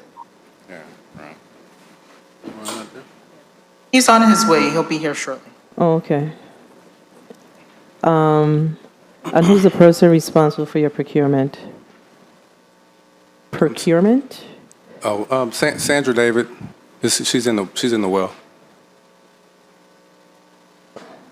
All right, so if we have any questions, she's here with you? Yes. Okay. All right, you may proceed with your testimony, Mr. Merritt. Okay. Good afternoon, Honorable Donna Fred Gregory, Chairperson, and other committee members of the 35th Legislature's Committee on Budget, Appropriations, and Finance, and members of the viewing and listening audience. My name is Roger Edward Merritt Jr., Executive Director of the Virgin Islands Waste Management Authority. I'm appearing before you today with the Authority's executive leadership team consisting of Louis Sylvester, Deputy Executive Director, Darrell Griffith, Chief Financial Officer, Attorney Florence Kahugu, Chief Legal Counsel, Erica Carwood, Human Resources Director, Alex Bruni, Wastewater Engineering Manager, Floyd Saki, Solid Waste Director, Lorna Nichols-Minkoff, Communications Director, Juanita Isles, Territory Lead Grant Administrator, Ron Phillips, Senior Wastewater Engineer, and Sandra David, the Director of Property and Procurement, to provide testimony relevant to the Authority's proposed fiscal year 2024 budget. Eloise Brown, Territorial Grant Administrator, and Anderson Polian, Senior Enforcement Director, are unable to appear due to unforeseen circumstances. Before I begin the testimony, I would like to take this opportunity to pay our respects to three of our fallen team members, Malcolm Fabio Jr., Ashley Henry, and Marvin Smalls, who we lost between October 2022 and February of 2023. The Authority was shocked by their untimely passing, and we continue to mourn their loss. The Waste Management Authority, by its nature, is not a glamorous occupation, and it really takes a special kind of person to work in this industry. Therefore, this makes us very close to each other, so we continue to pray for their family and friends, and may God ease the pain as they suffer through their bereavements. I would like to thank you for allowing us to reschedule our June 28th appearance before the committee so that we can meet with the United States Department of Justice while they performed a territory-wide assessment of our entire wastewater system to gauge our progress with respect to the existing wastewater consent decree. And just as a reminder to the community and members of the viewing and listening audience, when the Waste Management Authority was created in 2004 from the Department of Public Works, the authority was immediately saddled with pre-existing Department of Justice solid waste and wastewater consent decrees imposed against the territory. So we have faced the added burden of having to respond to costly federal mandates along with all the other costs associated with managing the authority from our very inception. Nevertheless, we remain committed to our mission to provide solid waste and wastewater services for the territory in the most environmental and cost-effective way possible. Also, it's no secret the authority inherited an outdated wastewater system, which was further damaged by Hurricanes Irma and Maria, along with the solid waste system that oversees 2 unpermitted landfills, which initially began as dump sites. However, the authority has strived to bring both systems into compliance with all applicable local and federal laws. Our authority is unique because in most jurisdictions throughout the country, most waste management authorities are only responsible for solid waste services, while most water authorities, like WAPA, will be responsible for drinking water and wastewater services. Now, these services are very costly, especially when you consider the authority is tasked with maintaining a wastewater system that has outlived its useful life, along with operating and maintaining 2 antiquated landfills, which should have been replaced with modern Subtitle D facilities with liners and leachate collection systems decades ago. So I would like to re-emphasize the paradise that we long for and the clean, pristine environment we all desire cannot exist without a strong and well-funded waste management authority to dispose of the trash or the human waste generated from the residents and millions of visitors who enjoy living and visiting the territory. I'll make these statements with all humility, but as I've stated before, I feel quite comfortable saying the Waste Management Authority is one of the most important agencies in the territory and must be treated accordingly. Finance is obviously a key factor in the effective management of the Virgin Islands Waste Management Authority. The authority completed its 2018, 2019, and 2020 audits in fiscal year 2022. The authority has begun working on the fiscal year 2021 audit and plans to have it completed by September and then complete the fiscal year 2022 audit by December. The government of the U.S. Virgin Islands has recommended an appropriation of $35 million from the general fund to the authority for fiscal year 2024. However, the true cost for the authority to provide solid waste and wastewater collection, disposal, and treatment services is over $50 million annually. So technically, this means the general fund appropriation does not cover all the necessary costs, such as personnel, machinery and equipment, emergency repairs, and maintenance, to effectively provide these critical services. So as a result, the authority has continued to look for operational cost savings measures throughout the territory. Currently, the authority spends $3.6 million annually for garbage collection for 13,225 homes on St. Croix. During the 2 most recent procurements for these services, all the contractors bid the exact same rate, which would have effectively increased the annual cost to $4.7 million. So simply put, the authority had no choice but to purchase 4 garbage trucks for $1.2 million to provide this service because the contractor's monthly costs of $397,000 were unaffordable and equated to more than buying a brand new rear loader truck, which cost $300,000 each month. The authority hired additional garbage truck drivers and sanitation technicians at a cost of $518,000 annually, along with the new trucks, and this move will save the authority over $4 million annually. And we began collecting the town of Frederickstead on June 26, 2023, and we appreciate the community's patience since it has taken some time for our staff to get accustomed to the new service areas and the intricacies associated with the collection. We communicated the revised Monday through Saturday collection schedule last week, and will continue to educate the public on the maximum amount of trash per household, which is 2 toters, to be collected by our rear loader trucks so that we can provide service to all the routes. The contracted pickup for the Concordia and Monbijou bin sites on St. Croix currently costs the authority $1,516,370 annually. The authority has purchased 5 2024 Kenworth roll-off trucks at a cost of $1.6 million so that we can begin servicing those sites as well. It will cost the authority $273,700 annually for employee wages and benefits and $125,000 for annual maintenance costs for a total annual cost of $398,700.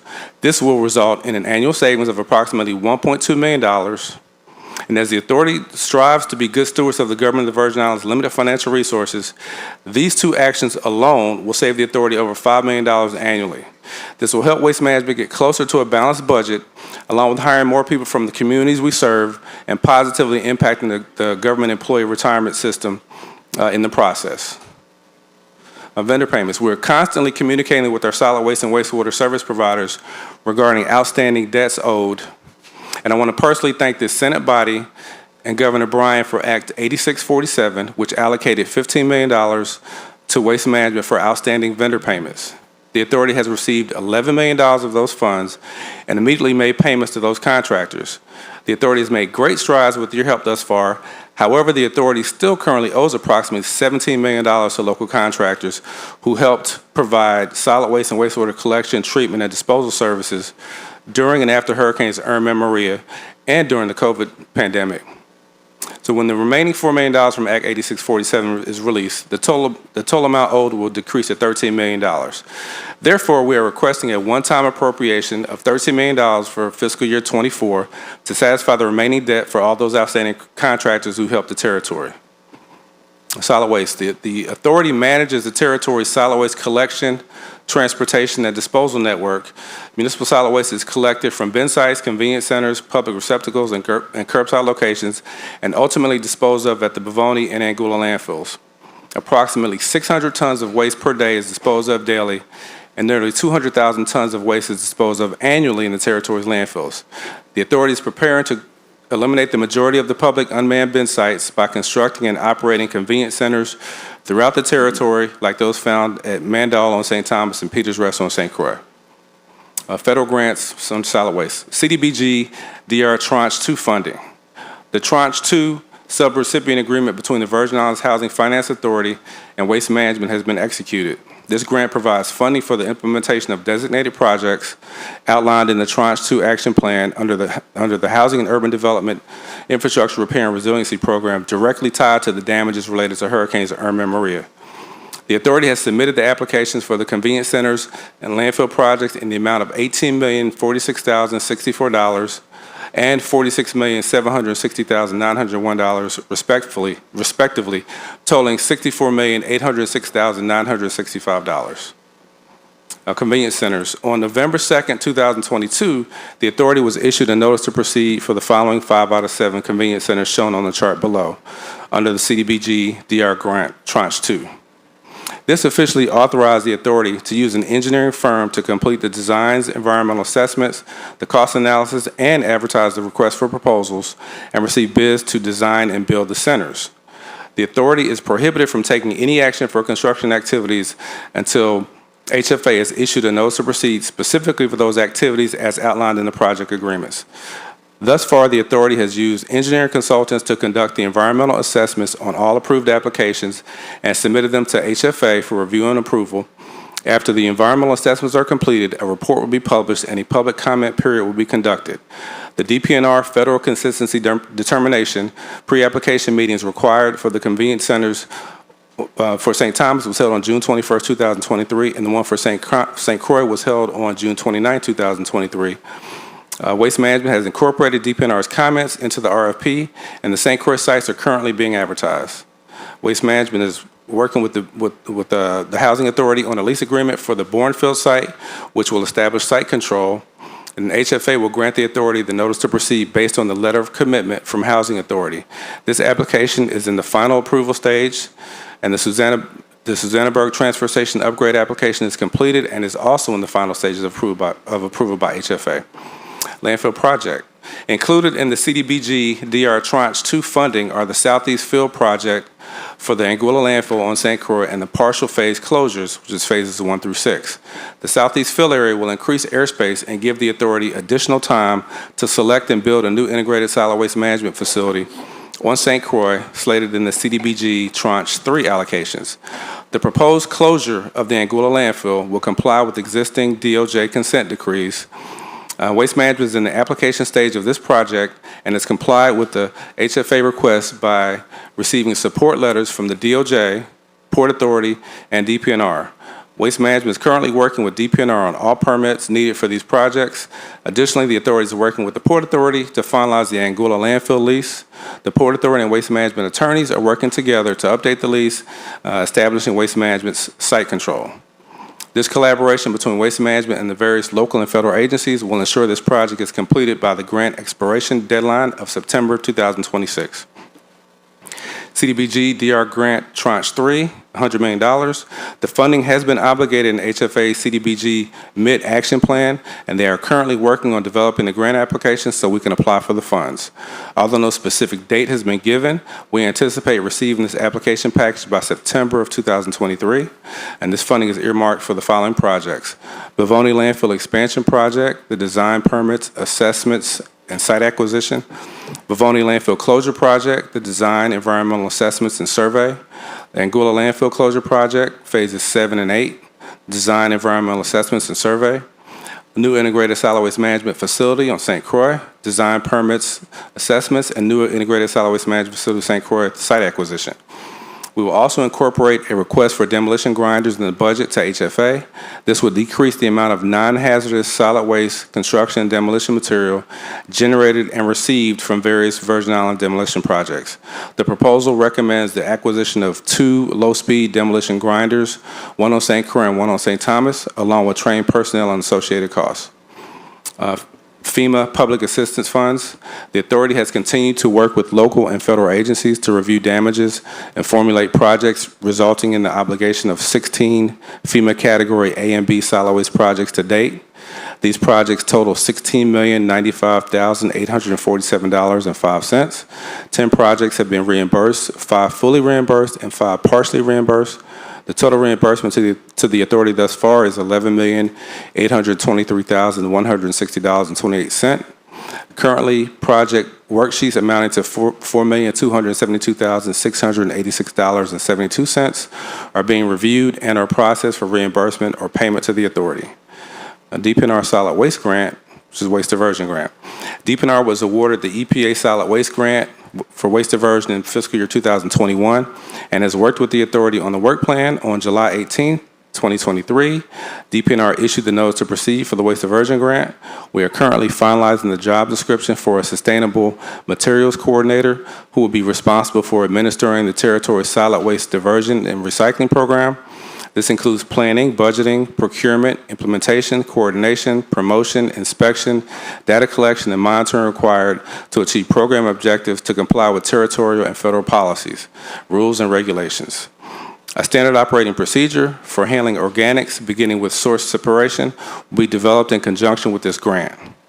Wastewater. The authority's facilities collect, treat, and discharge nearly 4 million gallons of wastewater per day. St. Croix accounts for approximately 1.6 million gallons per day. St. Thomas accounts for approximately 2.1 million gallons per day. And St. John accounts for approximately 130,000 gallons per day. Our wastewater infrastructure in St. Croix consists of approximately 120 miles of sewer lines, 15 pump stations, 1,800 manholes, and 1 wastewater treatment plant. For the district of St. Thomas, St. John, there are approximately 300 miles of sewer lines, 15 pump stations, 2,500 manholes, and 7 wastewater treatment plants. Veolia operates the Harold A. Thompson and Pedro A. Francois wastewater treatment plants on St. Thomas and St. Croix, and the contract expires in 2027. The GVI and the authority are close to fulfilling the 30-year consent decree. So the authority has started to identify staff in fiscal year 2022 and has hired a wastewater operations manager to help oversee operations at both plants upon expiration of the contract. This will potentially result in an annual savings of nearly $4 million. And we'd like to remind the community and members of the viewing and listening audience to keep fats, oils, and grease, fogs, out of the sewer system. Disposing of fogs down the drain or toilet causes problems in the sewer lines. Any form of grease, when poured down the drain, mixes with fluid in the sewer lines and clings to the walls of the sewer pipes. This creates a blockage over time, which eventually causes overflows of untreated sewage into the environment or into your home, and these overflows are unpleasant and very expensive to clean up.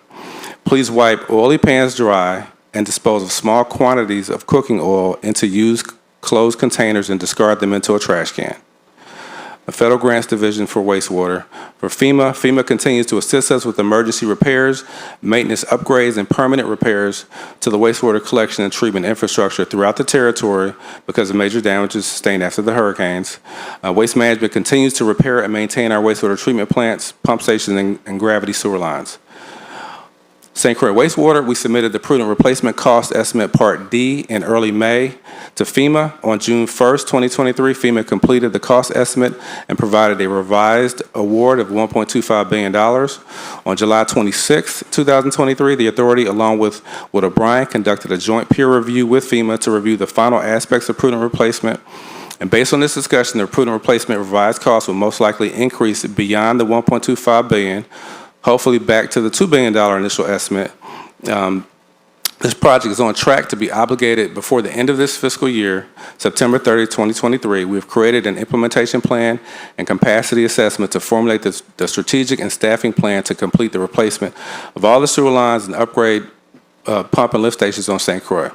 FEMA has provided $30 million in initial funding for the architectural and engineering allowance in advance of the fixed cost subaward, specifically for the preliminary A&E design for the replacement of the entire wastewater system.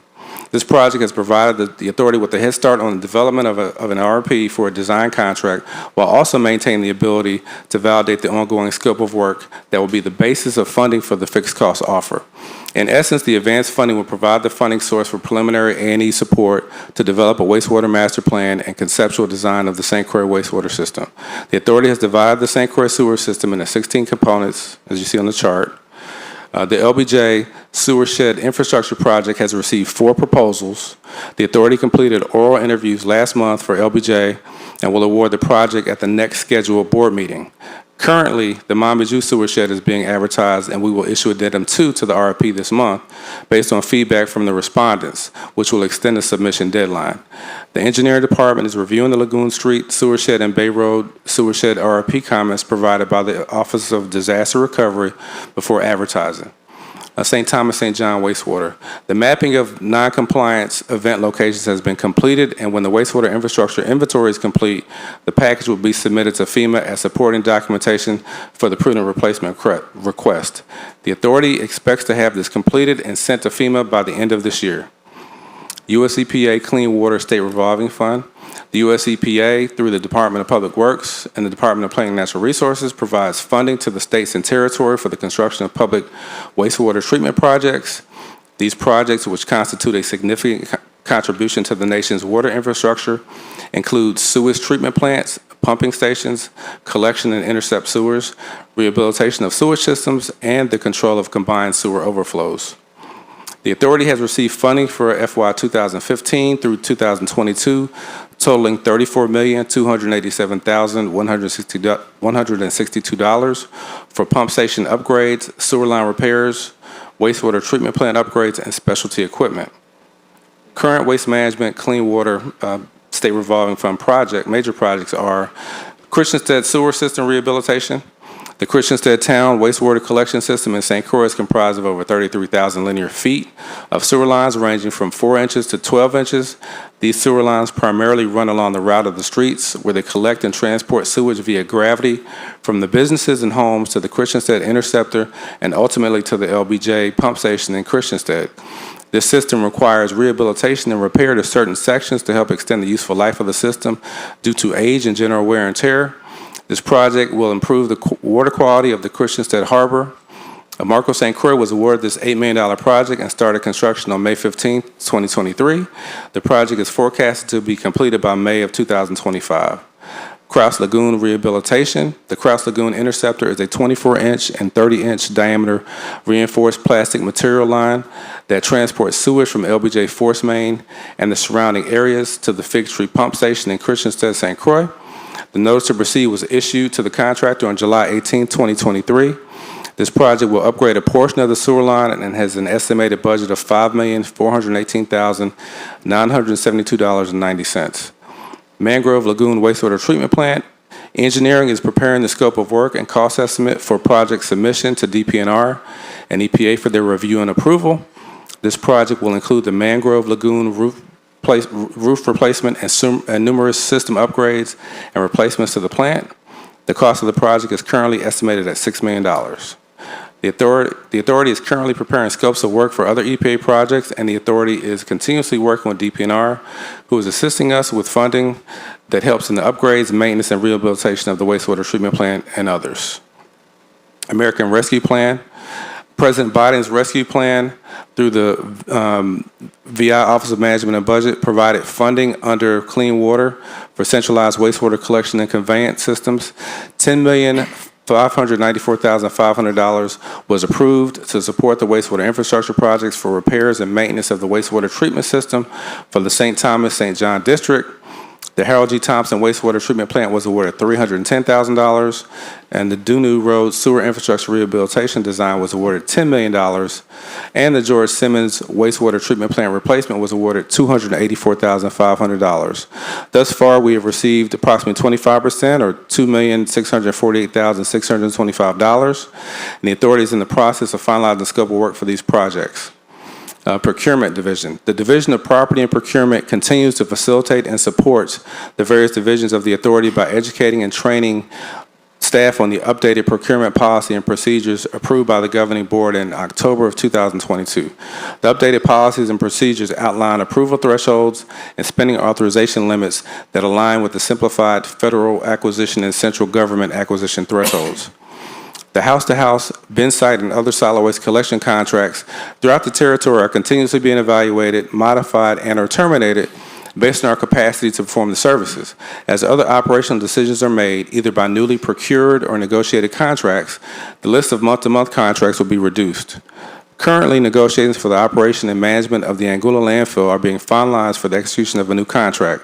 Scopes are being developed for other major services such as the operation and management of the Bavoni landfill and convenience centers throughout the territory, along with various wastewater projects associated with prudent replacement funding on St. Croix.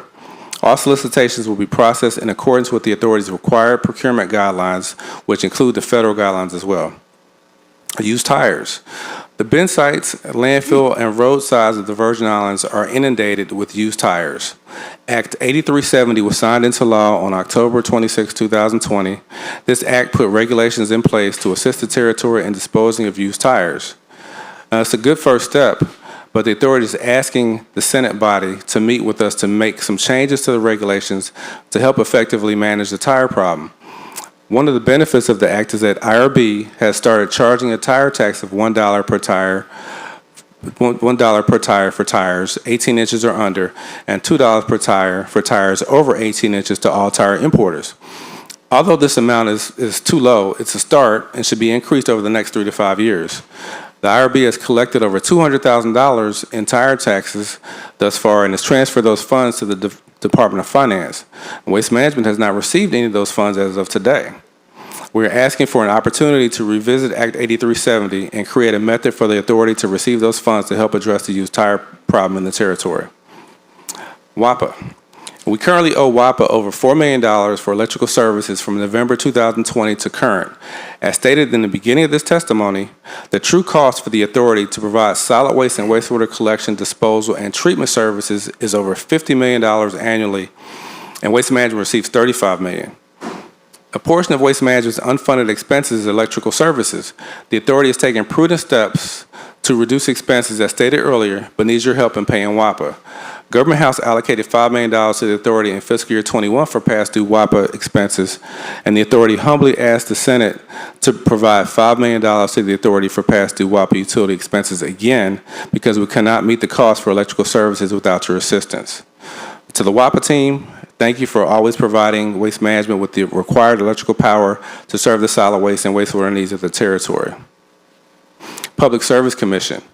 On April 14, 2023, the Public Service Commission issued Waste Management a letter stating the authority owes the PSC $896,070.31 in assessments from fiscal year 21 to 23. The Title 30 Virgin Islands Code, Section 25A, Part C provides that the annual fee for a particular public utility shall be an amount equal to the product of the Commission's total current year assessments and the public utility's revenue ratio. The revenue ratio of a public utility shall be equal to its gross operating revenues divided by the territorial gross operating revenues. Below is a chart that highlights the waste management operating revenue and non-operating revenue from 2018 to 2022. As you can see in the chart, in fiscal year 21, the authority had a total operating revenue of $2,933,536.80 and a total non-operating revenue of $34,138,100. The PSC's fiscal year 23 estimates of 2023 fees estimated the authority's 2021 gross operating revenue to be $46 million, which is approximately the same amount as the non-operating revenue total from the previous year. Unfortunately, the PSC calculated the assessment incorrectly using non-operating revenue instead of operating revenues. As you can see from the order of annual assessment chart below from the PSC, the authority's gross operating revenue is listed as $46 million, which is incorrect because it should actually be $2,933,536.80. The correct fee for the authority based on actual operating revenues will be under $28,000, not $362,000. The authority has contacted the PSC about this matter and has sent audited financial and internal financial documents that confirm the authority has been overcharged by the PSC from fiscal year 2019 to fiscal year 2023. Accordingly, we urge the PSC to reconsider its orders for fiscal year 21, 22, and 23 with incorrect annual fees totaling $967,881.40 and recalculate the annual fees to the correct amount of $113,688.87 in compliance with Title 30, Virgin Islands Code 25A, Part C. As soon as the PSC corrects this error, the authority will immediately pay the remaining balance due of $41,877.71 for its annual assessment of public utility fees because we've already paid $71,811.16 for the fiscal year 21 assessment. As previously stated, the Virgin Islands government annual appropriations is $15 million less than the true cost needed for the authority to provide solid waste and wastewater collection, disposal, and treatment services to the territory. As such, the general fund appropriation does not cover all the necessary costs such as personnel, machinery, and equipment, emergency repairs, and maintenance to effectively provide these critical services. And although we've been implementing cost savings measures, the erroneous billing by PSC creates an additional hardship for the authority and violates the public policies that led to the creation of the two agencies, which serve the Virgin Islands community. PSC should make every effort to ensure that its fees are correct, realistic, and support of public safety and health protective measures provided to the Virgin Islands community by the authority. Environmental enforcement.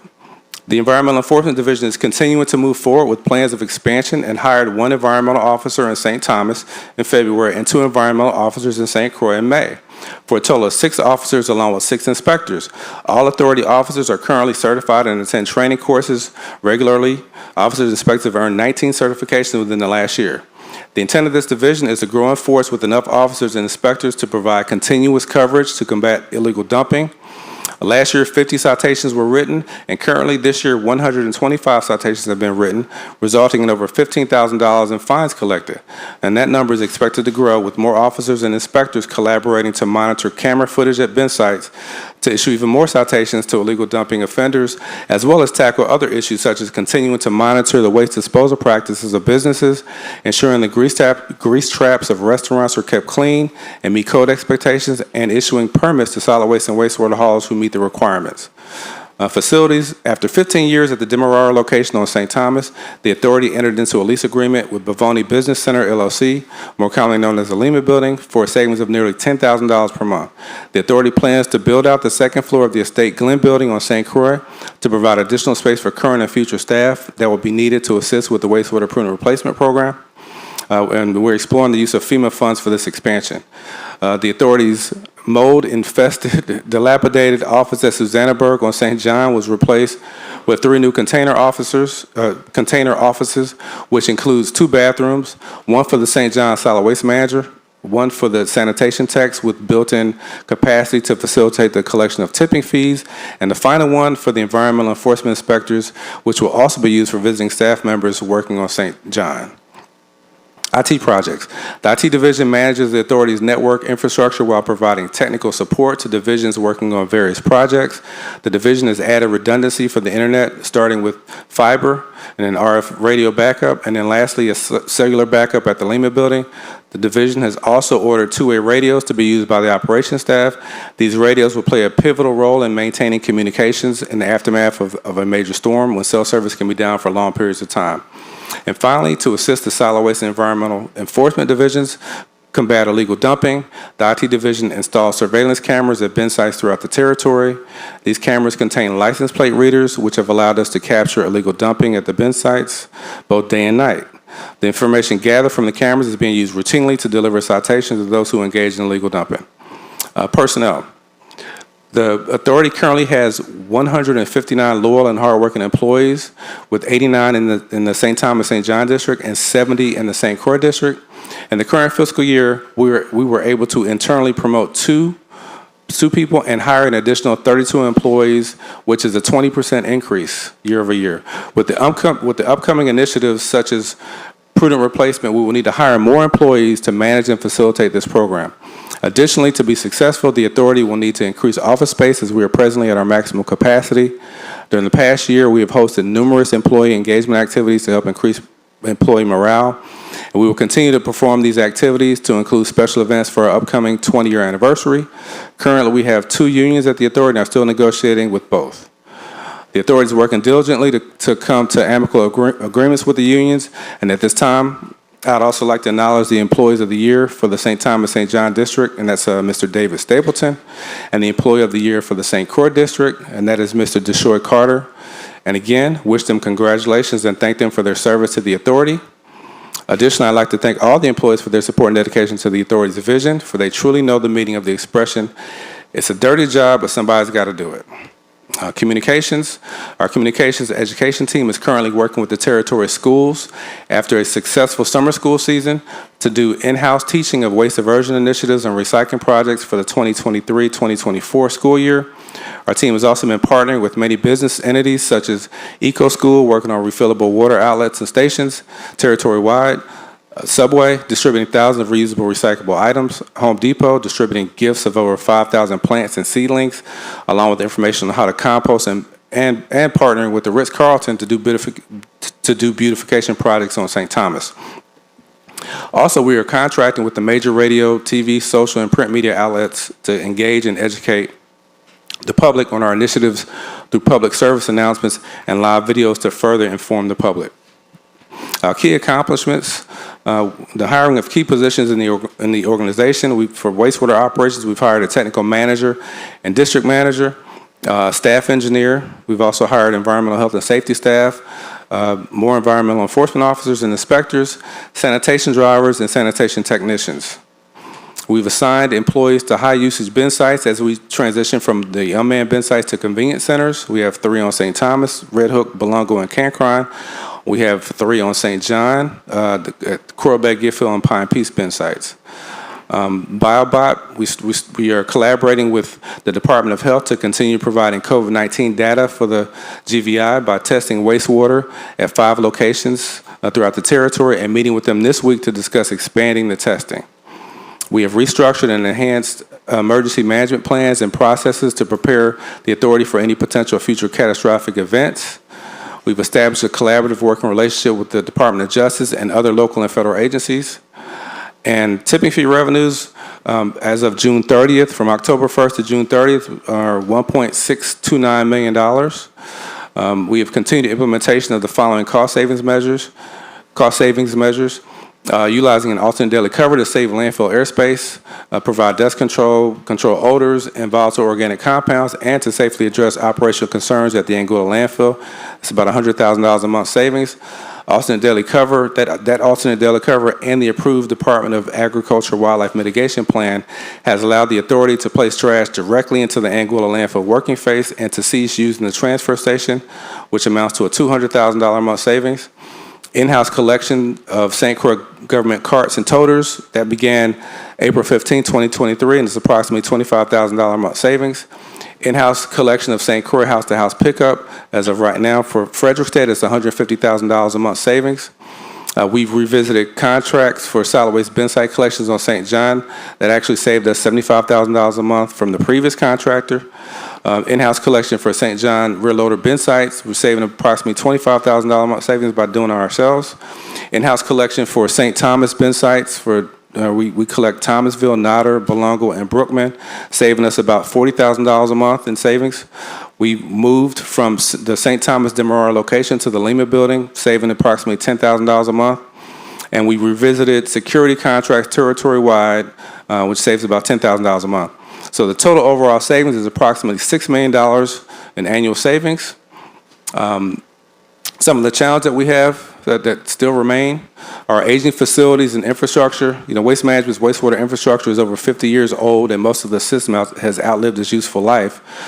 Now, FEMA's approved prudent replacement for St. Croix and future approval for St. Thomas and St. John will definitely help address this. We still have unlined landfills, which will be replaced by modern Subtitle D facilities under the CDBG tranche money that we discussed earlier, or that I discussed earlier. We need to get more heavy equipment like excavators, bulldozers, and compactors to perform our functions on both solid waste and wastewater divisions. We have, as I mentioned earlier, insufficient budget appropriations to cover basic operational costs because the true annual costs to operate the authority are approximately $50 million. And in summary, the goal of the authority and the executive team is to oversee our solid waste and wastewater operations in a more proactive, maintenance-based manner. However, we must have the appropriate funding available to support this vision.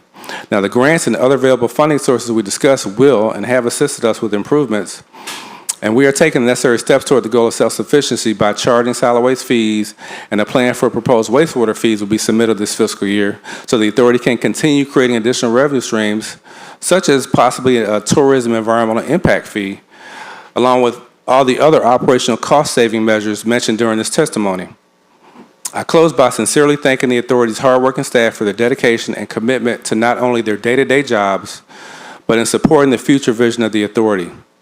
I would also like to thank the Brian Roach administration and the members of the 35th Legislature for their support as we continue to address the U.S. Virgin Islands issues, public health and safety issues related to solid waste and wastewater collection, treatment, and disposal. This concludes my testimony, and my team and I remain available to address any questions. Thank you. Thank you. Thank you for your testimony, Mr. Merritt. Colleagues, we're going to go to another 5-minute round for this group. Very quickly, so you shared with us that you have an outstanding amount owed to the Virgin Islands Water and Power Authority, and that amount is still since 2020. Can you please provide us with a breakdown of the years in question? And before we go, let me acknowledge the presence of non-committee member Senator Milton Potter, as well as Senator Franklin D. Johnson. Good afternoon, colleagues, and thank you for being here. Yeah, that outstanding debt is from November 2020 to the current to current day. Yeah, what is the breakdown of the years in question? So November 2020, all of 2021, and then all of 2022, and then the first 8 months of this year. We understand each other. Oh.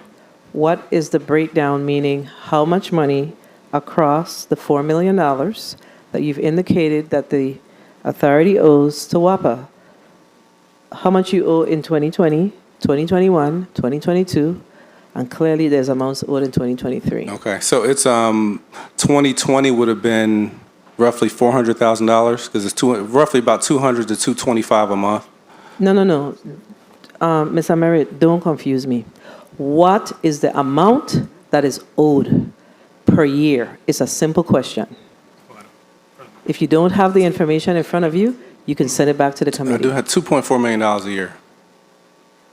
$2.4 million a year? You know how much money that is? Okay, we'll get you the exact amount. Thank you so much. And we need to understand if it's, how much do you owe in 2023? Well, I didn't hear the question, I'm sorry. 2023, how much do you owe? And did I ask you to put your name and title on the record? I can't remember now. I'm sorry. I did, correct? Yes, I'm sorry. Roger Edward No, no, Merritt. no. I'm sorry. So in the beginning, I can't remember if I asked you to put your name and title on the record.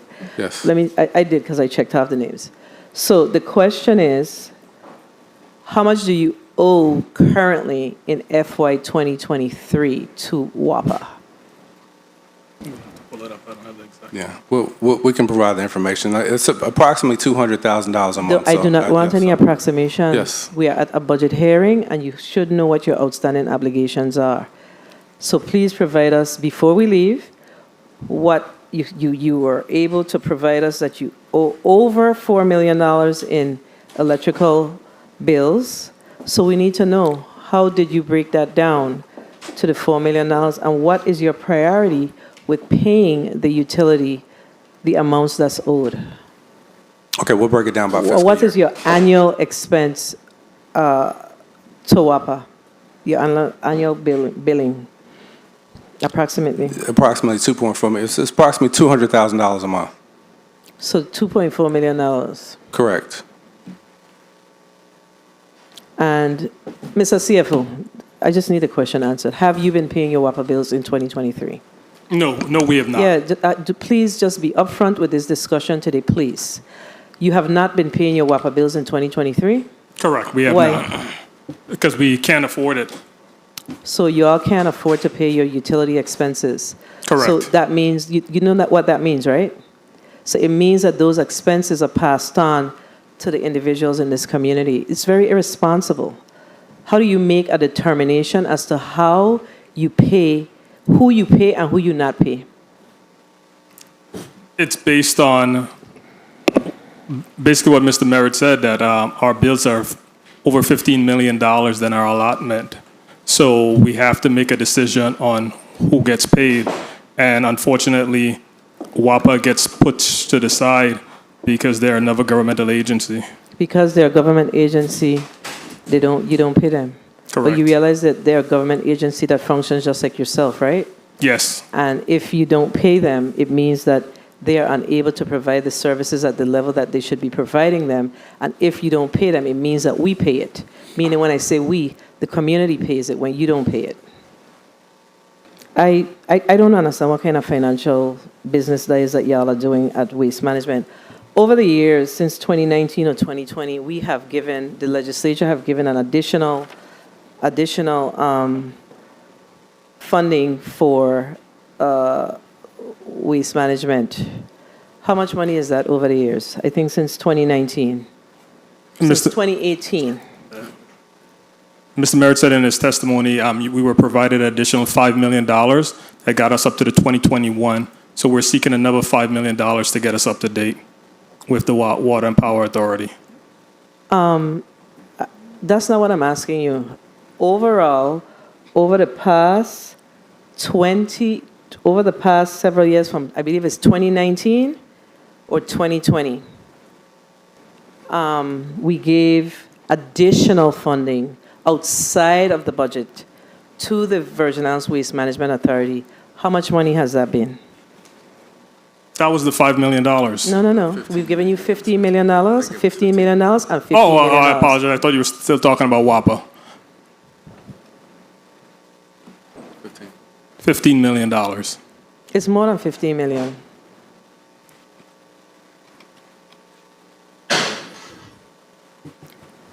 It's more than $15 million. So, I know.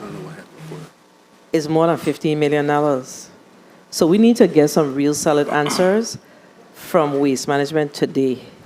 Are you not aware of Act number 8331, 8381, 8647, and there's another one that I can't put my fingers on right now. $15 million, I believe it's 3 times. Mr. Merrick, don't you recall? Yeah, I recall. We got when I first came here in 2020, there was $15 million. Mm-hmm. Then last year, I think you gave us the act that I just referred to was $15 million. So it's twice? Anything prior to that, I wasn't here So during it's that time. 2 times? Yeah. So you've gotten $30 million to cover your outstanding vendor payments, correct? Yeah, and at that time, I think if memory serves me correctly, the outstanding bills were about 45 or $46 million. I have the another act right here. And then Act 8085, we gave you outstanding another $4 million. And that was in September 30th of 2019, another $4 million. Okay, so then that would be right around $34 million. Okay, And so I think like I said, I think we had like $46 or $47 million. So when you do I guess if you do the math of that, then where we're at now is, as I mentioned in the testimony, I think there's still $4 million from the most recent act, and then so we'd have $13 million left of outstanding debt from that. Why have you not received the $4 million, the additional resources from the Office of Management and Budget for the last, from the last tranche of money this body appropriated? They've been sending it in appropriations, and they just haven't sent it to us yet. Have you all sent them the documentation to support the payment? We have, but they haven't requested another supporting documentation for us. So we continue to do that when they tell us that the money's available. So you've submitted documentation to support the entire $15 million? We've submitted, yes. And Ms. America, in your testimony, you shared with us that there is how much money outstanding on FEMA projects? I mean, FEMA-related work, trash pickup, debris removal, whatever that was for FEMA during post-hurricanes Irma, Maria? The current project worksheets amounting to, so it was $16 million. The project total $16,095,847.05. We've been reimbursed $11,823,160.28, and the amount that's being reviewed and processed for reimbursement back to us or payment is $4,272,686.72. So the $4 million will cover all of the outstanding amounts?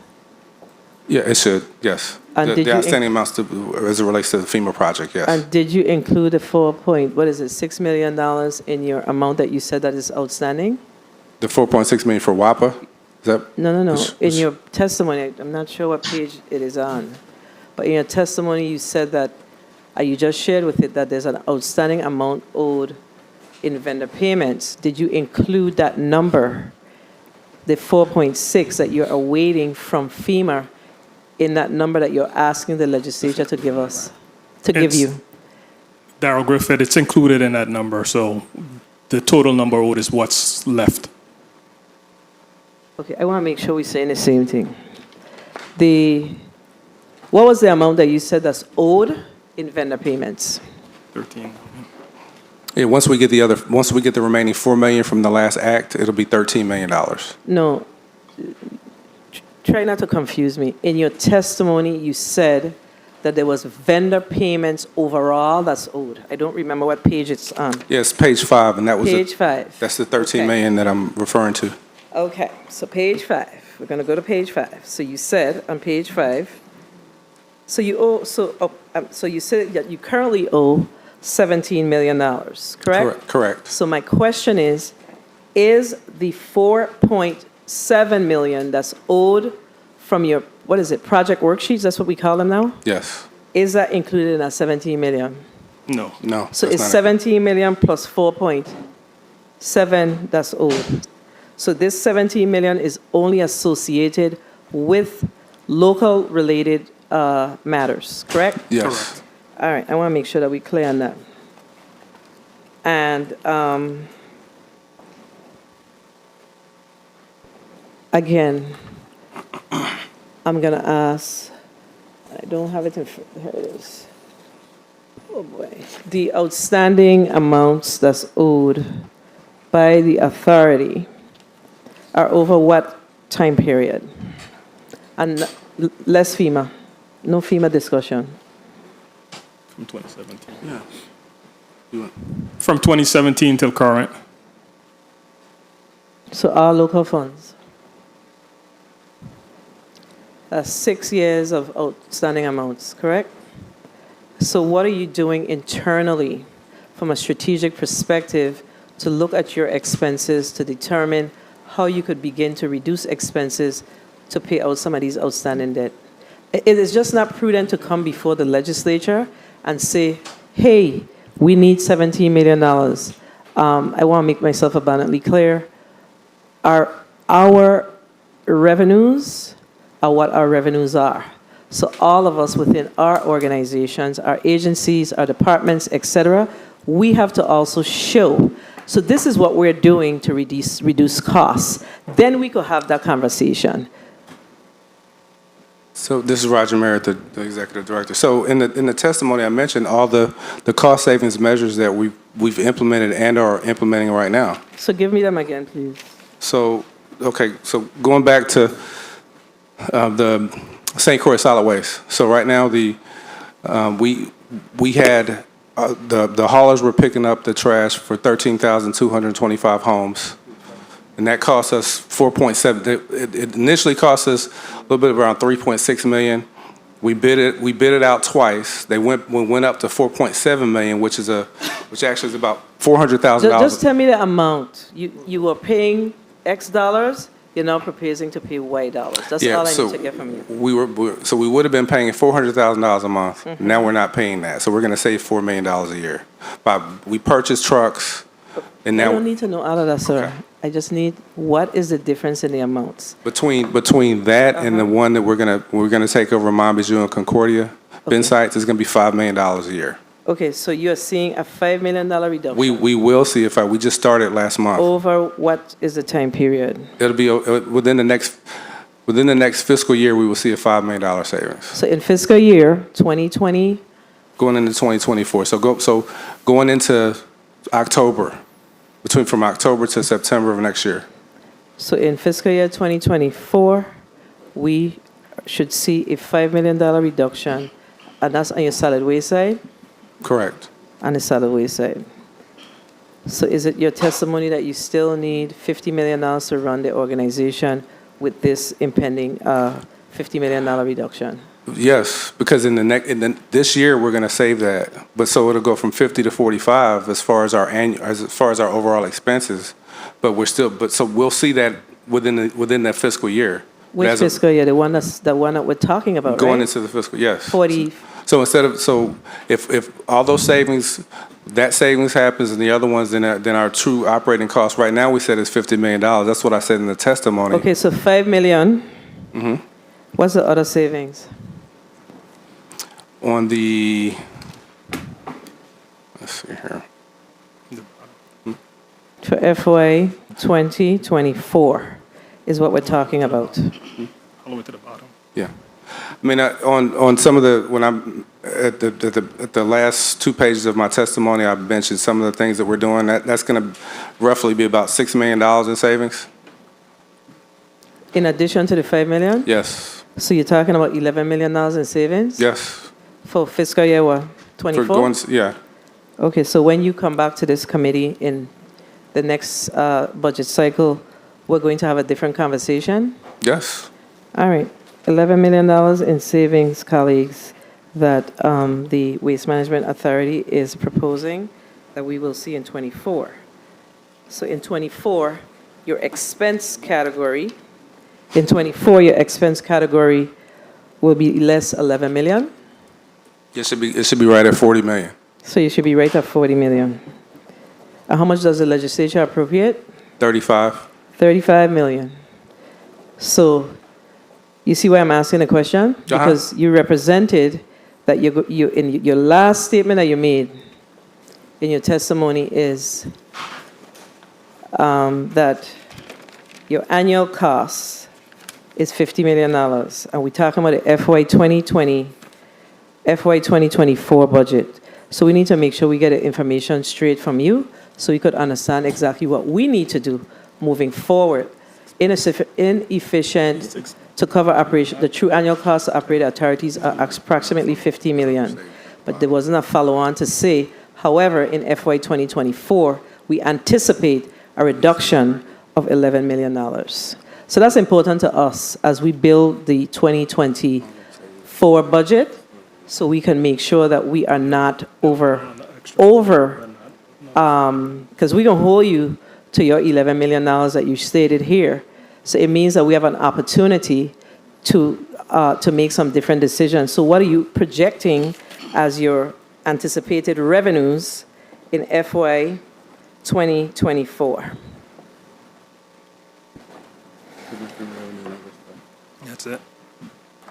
Darrell Griffith, CFO. Outside of the legislative appropriations, of course. Outside of the legislative appropriations, it'll be approximately close to $2 million in revenue from tipping fees and other fees that we charge. So what are you generating now in tipping fees? About 1.6. 1.6 as of when? You said as of June. So how are you going to say $2.2 million? So what is your projections in tipping fees going out to the end of this fiscal year? In the end of this fiscal year, it's another $150,000 per month collected. So that's how much? That's June, July, August, September. That's $450,000. So that's $2 million on Yes. about. And where else do you generate revenues from? Very slight revenues in terms of, besides tipping fees, it's we also charge the land fees for garbage collection, permit applications, but those fees don't even equate to $1 million. That's fine. So they don't equate. We would like to know, please provide us how much money you generate in those additional fees annually, in addition to your hard number as it relates to your tipping fees for FY22, what you've generated thus far for FY23, and how much you anticipate receiving out to the end of the fiscal year. So you have to send that back to the committee, please. Colleagues, we're going to go to a 4-minute round.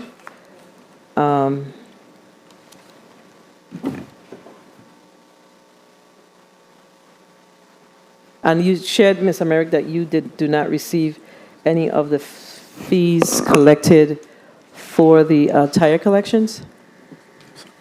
I'm sorry. Tire collection fees? No, we did not. So you have never received tire collection fees? No. We need to pull the legislation around the tire collection fees to see exactly where the funds go. I know it's sent from the vendors to the Internal Revenue to the Department of Finance. I don't know if it sits in the general fund proper or there's a particular fund associated for that. It's supposed to be to a particular fund associated to that, and we've contacted finance, but we haven't received a response on it. So they should have a fund. Do you know what the name of that fund is? Would you have Not at the top of my head. No, I do not. Okay, so you have not looked at the legislation then? No, we have the legislation, but I just can't recall. Okay, you can't recall. Okay. Okay, so we're going to look at it because we need to understand exactly what buckets these funds are going into, so we could make sure that we are providing the departments and agencies who should be receiving those funds as we continue to move forward our budget. Colleagues, we're going to go to a 5-minute round. We're going to start with Senator Marvin Blyden. Senator Blyden, you're recognized for your 5 minutes. Thank you so much, Madam Chair. Good afternoon, Director Merritt, and your supporting management team there with you.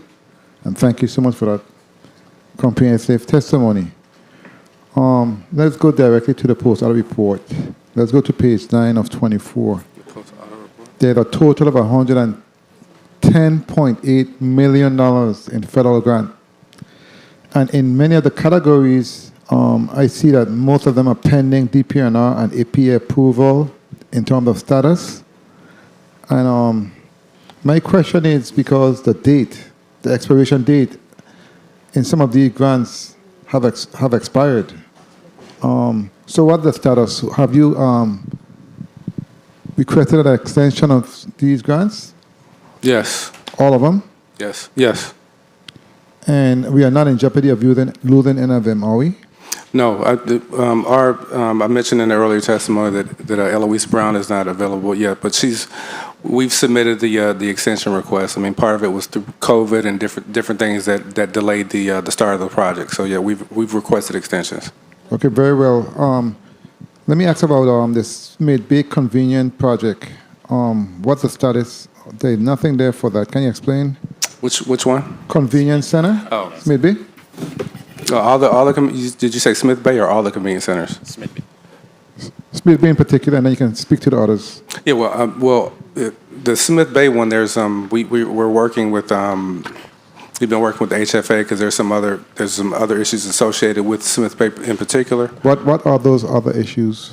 Some of the issues are the proximity to homes in that area for a convenience center. So we've been working with HFA to determine if that's going to be a viable area. We may have to go to another convenience center, another location. The other ones, so I mentioned in the testimony that we couldn't do any, there's only but so much that we could do until we got the notice to proceed from DPNR through the different application process. And so we're able to do some of the 30% design, but not any activities associated with like construction. So we're in that process now. Okay, let me ask you, on page 8 of your testimony, you spoke to CBDG DR grant, tranche 3, $100 million.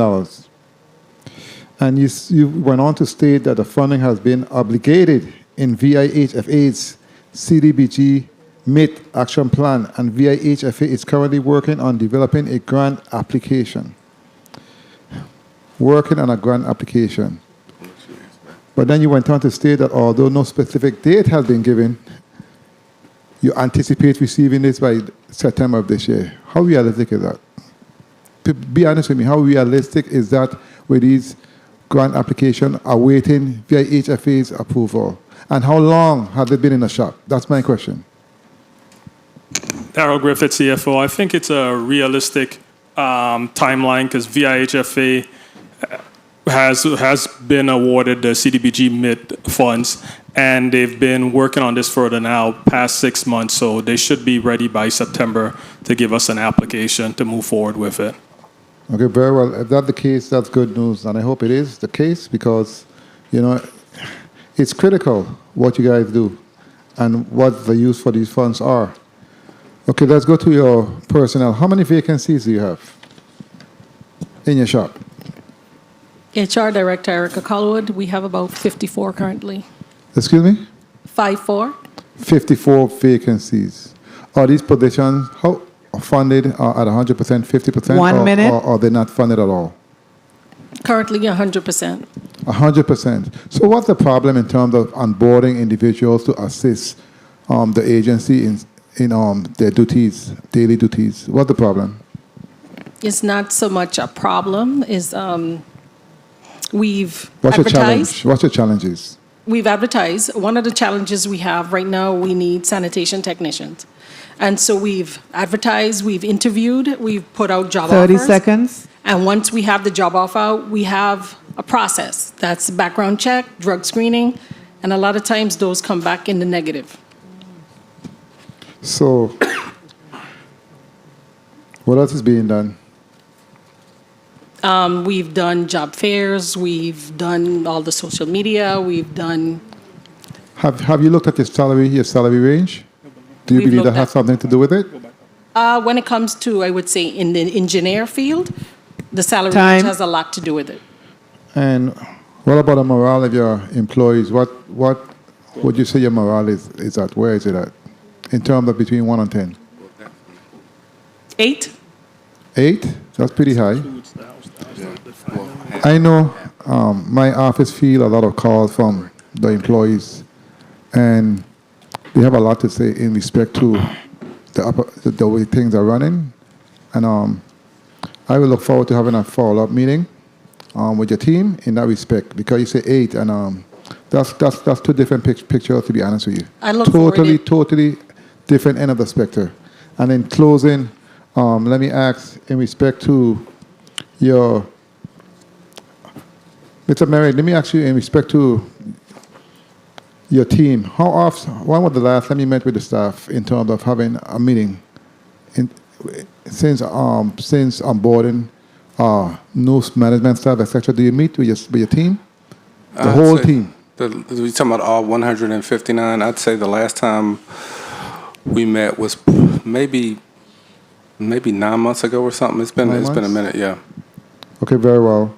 Well, again, I thank you for your responses, and I look forward to having further discussion and further meeting in terms of a community meeting in the near future. Thank you so much. Thank you. Thank you so much, Madam Chair. And can I correct something?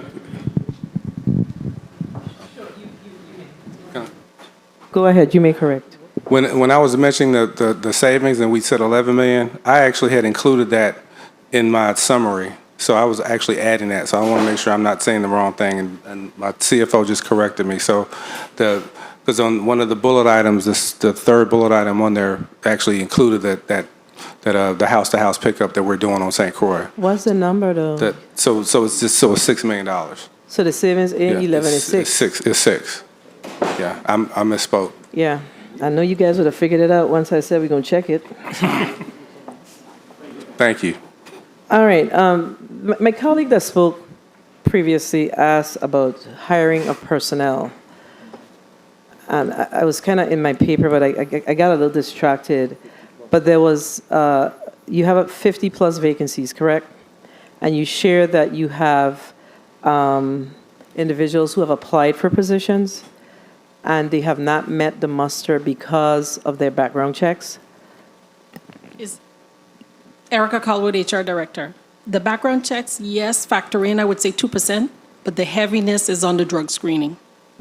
Also, so the heaviness is on the drug screening. So Yes. you're unable to hire a number of individuals because they have not passed the drug tests. Yes, ma'am. And they're operators, et cetera. Majority are operators or drivers or most of the field staff. Field staff. Oh, boy.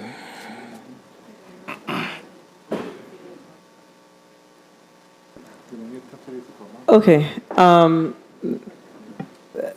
We know what our challenges are here in the territory, so we just passed the cannabis bill, so I'm not sure how we're going to balance all of this, but having that level of vacancies, we need to, give people an opportunity, have them come back clean, then you continue to do the testing, but something has to give. Okay? There's a point of information from Senator Ray Fonseca. You're recognized for your point of information, Senator. Thank you, Madam Chair. I just wanted to follow up with that line of questioning, specifically with the sanitation technician. What's the salary you advertise that position for? I believe it's 29,000. Okay, you have 28,000. 20 and change, 29. Okay, $13.91 an hour. And I think that could be part of the problem. You're paying these guys less than $14 an hour, but this agency have a lot of folks over 100, 1,500, 20,000. And so that is part of the problem. You see, the sanitation technician got to get his hands dirty. Sanitation technician, they got to get their hands dirty. You got to pay them a living wage, and then you can probably get them hired, not $13 an hour. Thank you, Madam Chair. Thank you, Senator Fonseca. Colleagues, I just want to remind you that when we do our point of information, it needs to be germane to the conversation so the conversation could flow. Other than that, we kind of need to wait till it's our turn to speak, please, so we could get through the meetings and be focused on what we're discussing. I just want to make sure we're clear on that. I'm going to go to the next senator, and that person is Senator Francis. Senator Francis Jr., you're recognized for your 5 minutes. Thank you very much, Madam Chair and Director Merritt, for your testimony this afternoon. I want to start off with at least some commendation, and I think that your environmental enforcement team is doing a real good job. I've heard about several individuals that have been stopped and questioned and really redirected to exactly where they need to dispose of their trash in a correct manner. So I want to commend them on that. I heard you made reference to Act 8370, which is the tire bill. And as you know, I'm the bill sponsor in that measure. And if in fact you have some concerns or you want some amendment, please feel free to see me or any one of the senators so that we could address that issue. I wanted to ask you though, have you requested from Department of Finance the $200,000 that was collected on the tire fee so far from IRB? We requested the total amount and also we requested the funds from them. Yes, but we haven't received a response on either. When was that requested? That was requested about maybe 6 months ago. And there have not been any response, any follow-up or anything like that? We just dropped off, or what's happening in that space? We followed up with them both in writing, email, and also by phone communication too as well. Okay, very well. And if you could send me that request, I'll work and see what we could do in order to get that that funding release from there. So obviously, I heard that you're moving towards the house-to-house pickup. And while I think that's commendable, I think it was very short-sighted in us being able to implement the house-to-house pickup. There should have been somewhat of a phase-in process in doing that. We're getting calls every single day from the various neighborhoods. Our island is filthy because we're unable to be able to pick up these trash in a timely fashion. Tell them we phased it. So I want to implore you to either we'll have to step up the game, or we need to reconsider a phase-in, phase-out process of this. I mean, you just stop cold turkey, the haulers from picking up the trash, and then determine or decided that you're going to be able to do this on your own. It's not working. Our island is filthy, and we're getting the calls and complaints every single day. Every single one of my colleagues, and I've seen it for ourselves. Listen to the talk show. And everything, the senators get blamed for these things.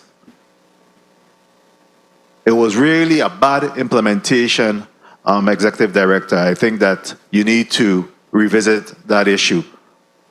What do you say about that? Can I make a comment?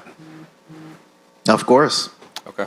So it is a phased-in approach because it's Frederickstead and Christiansted. So we notified all the haulers, gave them a notice, 30-day notice. We received we asked them to send their invoices in and make sure that they were compensated for the outstanding job that they did. We actually right now, so from a phased-in perspective, we have our 4 trucks. We actually had the company that we purchased the trucks from. They came down and did a training because 2 of the 4 trucks, 2 of them are different. So they came down and did training for the last 2 trucks, and we actually put those on the road today. So there shouldn't be any issues going forward. And we've only done Frederickstead. Yeah, and we're only doing Frederickstead. We haven't. So there's still private contractors that are doing the Christiansted area right now. How many drivers have been hired? So we have a total of 5 drivers. And do we have a maintenance plan for those trucks? Yes, we do. Yes. Okay, and you have the resources to be able to fix those. Do you have a strategic plan for the Virgin Islands Waste Management Authority? We're putting one together. So, like I mentioned, as far as being proactive and going into being a proactive, have a proactive maintenance-based approach, we're putting all that together. We actually hired a equipment fleet manager, and we have 2 mechanics. So prior to us implementing or purchasing like those trucks, we wanted to make sure that we had those positions intact so that we could have a maintenance plan. Yeah, I'd ask you about a strategic plan. Do you have a strategic plan in place for the Waste Management Authority? Strategic plan for solid waste, wastewater, like overall plan? Yes. No, we're putting that together. I mean, what we're trying to do right now is make sure that we can save money and continue to operate, and provide the service. I mean, we're putting that plan in together now. All right, real quickly, do you do composting? No, we have the shredder at the landfill, and we do give that to once we shred it, we do take some of that to the Department of Agriculture for them to use or to allow the farmers to use. What about recycling? No recycling. I mean, that's the shredding and composting is waste diversion. So we're diverting, basically, instead of all that green waste going into the landfill, which is about 25%, that's getting diverted and going to the landfill. So that's our waste diversion right now. When the convenience centers come online in the next 18 to 24 months, then you'll start seeing source separation and recycling. That's when we'll really be able to get things going. As I mentioned in that DPNR grant, part of that grant is going to have our solid waste management integrated plan as far as recycling. We have that sustainable materials coordinator position that we're going to put out for advertisement too. So you'll see a lot of things going coming here this fiscal year. Very well. My time has been called, and I certainly have some additional questions. I wanted to ask you, and perhaps you could answer in the chair's time. What are we doing about providing some signage for the Christiansted town regarding the road repairs that's going on there? I have asked the administrator to reach out to you in respect to that. Our towns look terrible. I can't imagine what tourists are thinking about us when they go into our towns. We're certainly offended as locals, and we realize what's happening there, but how do we apologize for the appearance of the town areas while the repairs are being done? Alex Bruni, engineering manager. The signage as far as the construction goes, we're going to be requesting that from the contractor. Currently, as I know of last week Friday, we did a huge cleanup in that area as far as that project. And we are being scheduled to be paving within the next few weeks, so hopefully you should see a drastic improvement with that area. Very well. I would imagine, too, that means that you'll be able to get on schedule with paying the contractor so that he could do this additional signage that you're requesting there. How much have you paid the contractor to date on that project? Thank you very much, Madam Chair, for the time. Unfortunately, we have not been Please speak into the mic. We're having a hard time hearing you. Unfortunately, we have not been able to make a payment to the contractor as yet. I know that we've been checking continuously on the payments. The payments are hopefully scheduled to be made within the next week or two to the authority. And then once we receive those funding, the payments will be made to the contractor. As far as payments within our process, we have executed all payments with the exception of one, and that should be signed off hopefully within the next week or so to move forward. All right. Thank you. Let's go back to the outstanding amounts owed. Can you provide this committee with an aging report up to today? Mr. Griffith? Yes, we can. How soon can we get that? We can get it to you by the end of the week. The aging report, end of the week? Yeah, or tomorrow if you'd request. We are now in August, right? So August just started. So you should have at least an aging report up to July. We can get up to July. Yeah. Please send it back to the committee because we need to see your aging report. The other thing that we're going to ask you for is a copy of all of your bank balances. All right.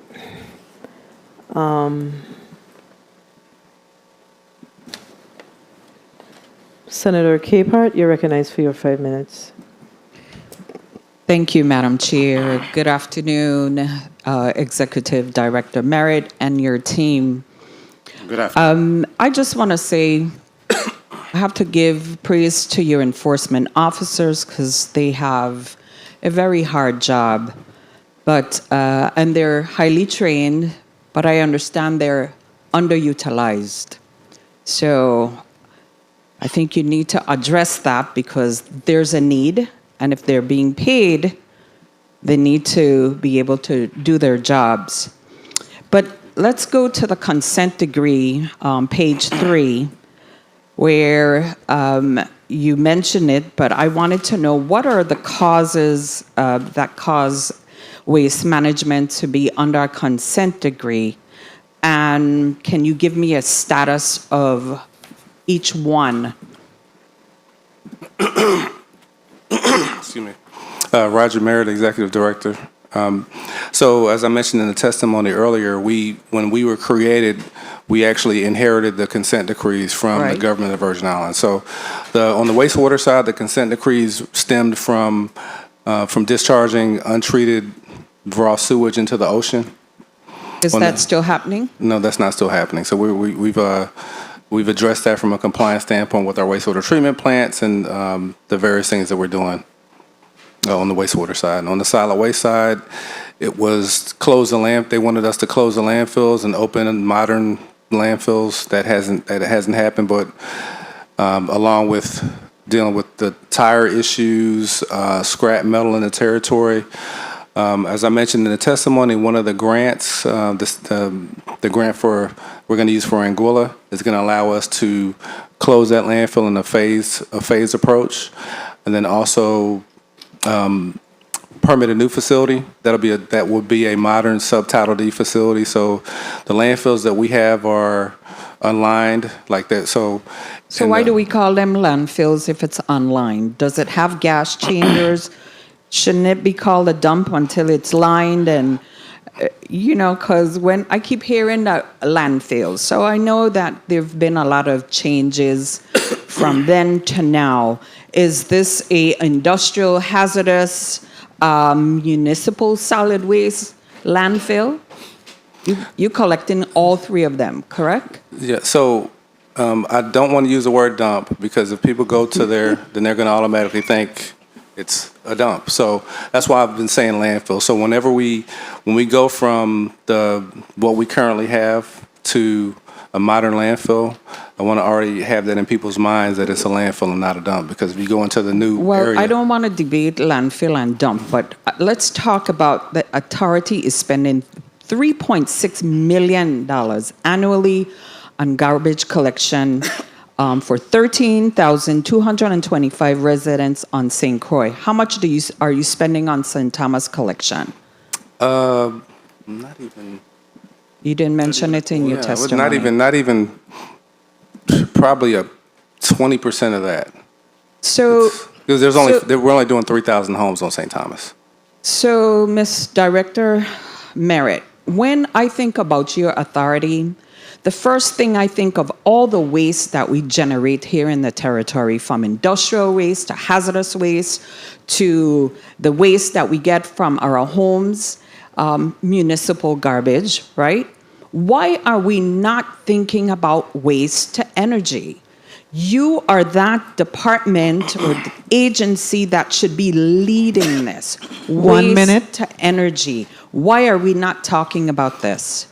Well, normally on the waste to energy side, you need about 1,000 tons a day to make it financially feasible. We have right at 600 tons a day. Mr. Merritt, it can be a reduction.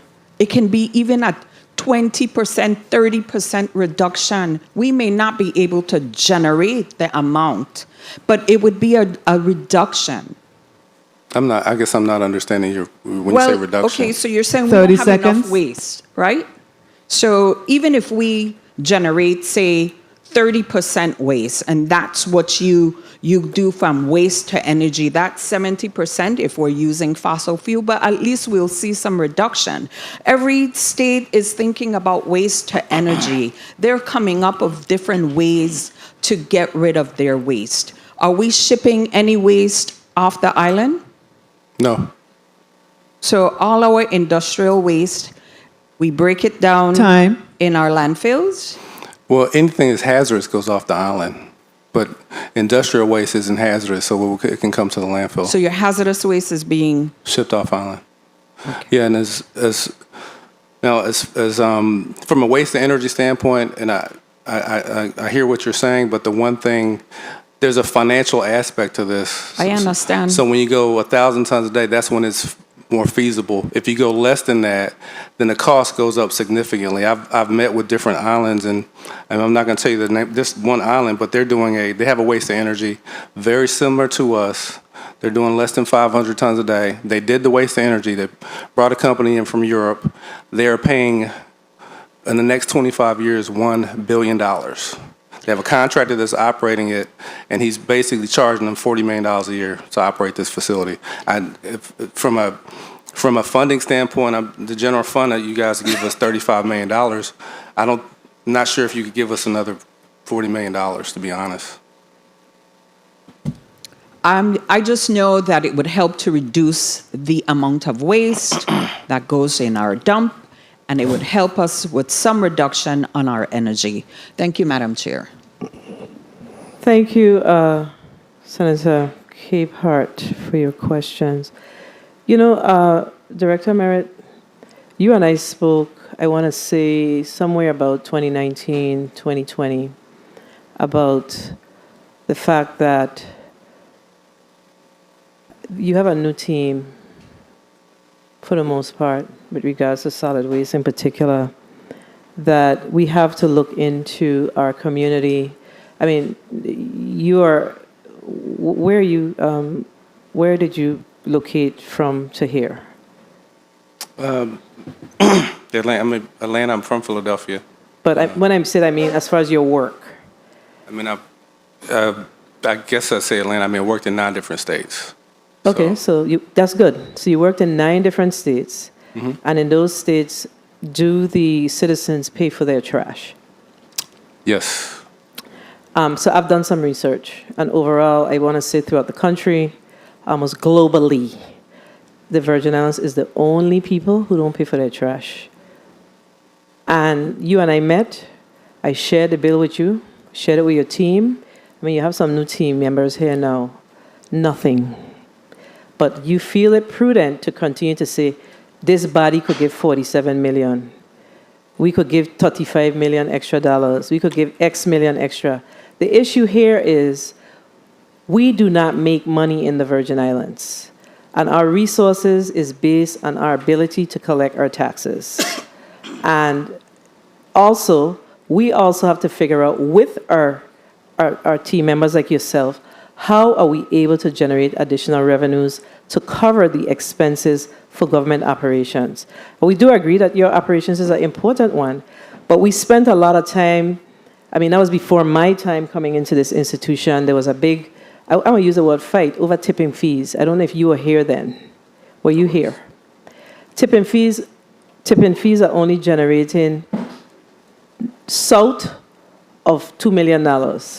We're having a $50 million conversation, and we're having a conversation where this body appropriates 35 million plus 15 every year, 45 million, right?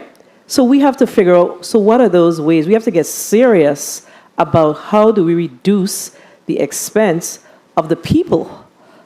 I want to say of the people because when we give Waste Management Authority 35 million plus another 15 and plus all the acts that you have, then it says that our university, our educational system, our hospitals are going to be impacted. We have to figure out a way to address this issue. And we had the conversation. We were supposed to meet, I talked about years ago, you left, you came back, nothing. That's what we have to do. So it's easy to open our mouths and say, give me $5 more. But what is required of us is action. We need to figure out how do we raise the additional revenues within your organization. That when this organization was created, it was created to be self-sufficient. And albeit I agree that the legislature created this organization and the legislature hasn't done its due diligence, didn't do its due diligence at the time. But there are people here in this institution today who are willing to do what's necessary. But in order to do that, we need your assistance, because guess what? We are not on the ground every day. We don't understand all the intricate details of your organization. So you can't just continue to say, if the legislature, you just feel like you feel good saying that we could give you $41 million extra, X million dollars extra. We have to figure out how to raise these monies. Can I respond? Absolutely. I don't want, to be honest, I do not want to come to the legislature asking for money, honestly. So the St. Croix house to house that we're phasing in and taking over, that literally no one pays for that, right? We pay. You hear nothing I say. You just hearing what you're trying to hear. At the end of the day, send us the proposal as to what it should look like for us to generate. It can't be some people paying for trash in the territory and others are not. That's basically what I'm saying. I don't pay for trash. I don't pay for trash. And I don't feel good about it. That's what I'm saying. So you have some people paying and others not paying. It's not fair. Okay? I agree. Thank you. So that's what we need. We need to have a collective discussion as to how we can make this work, where you will be able to generate, your organization will be able to generate the appropriate revenues to cover. And you know, I've spoken to many officials in this government and they said, oh, you're brave to be bringing up this conversation. But look around us. Look around us. Look around the resources. We hear individuals complaining about not having the available resources. How are we going to have the available resources when we got to take up $45 million on an annual basis and give it to waste management? Well, we should be paying for our trash. I am prepared to pay for my trash.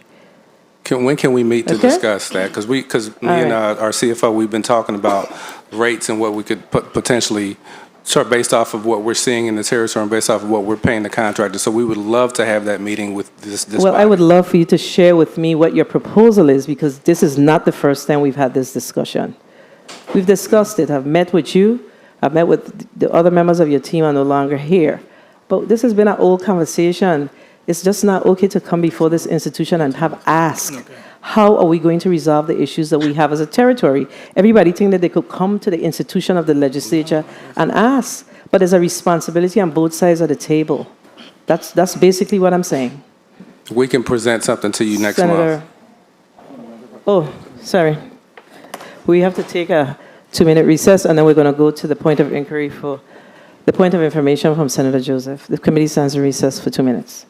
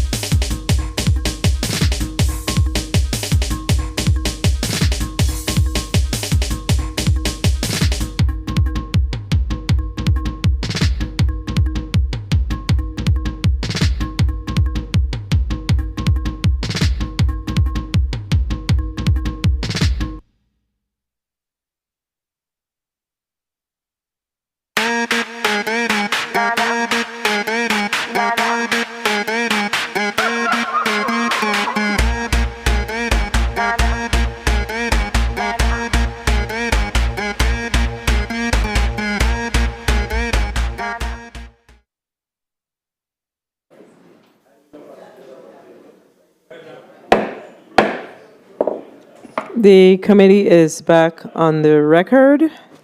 I believe I had a point of information from Senator Joseph. Senator Joseph, you recognize your point of information. Thank you so much, Madam Chair. My question came from the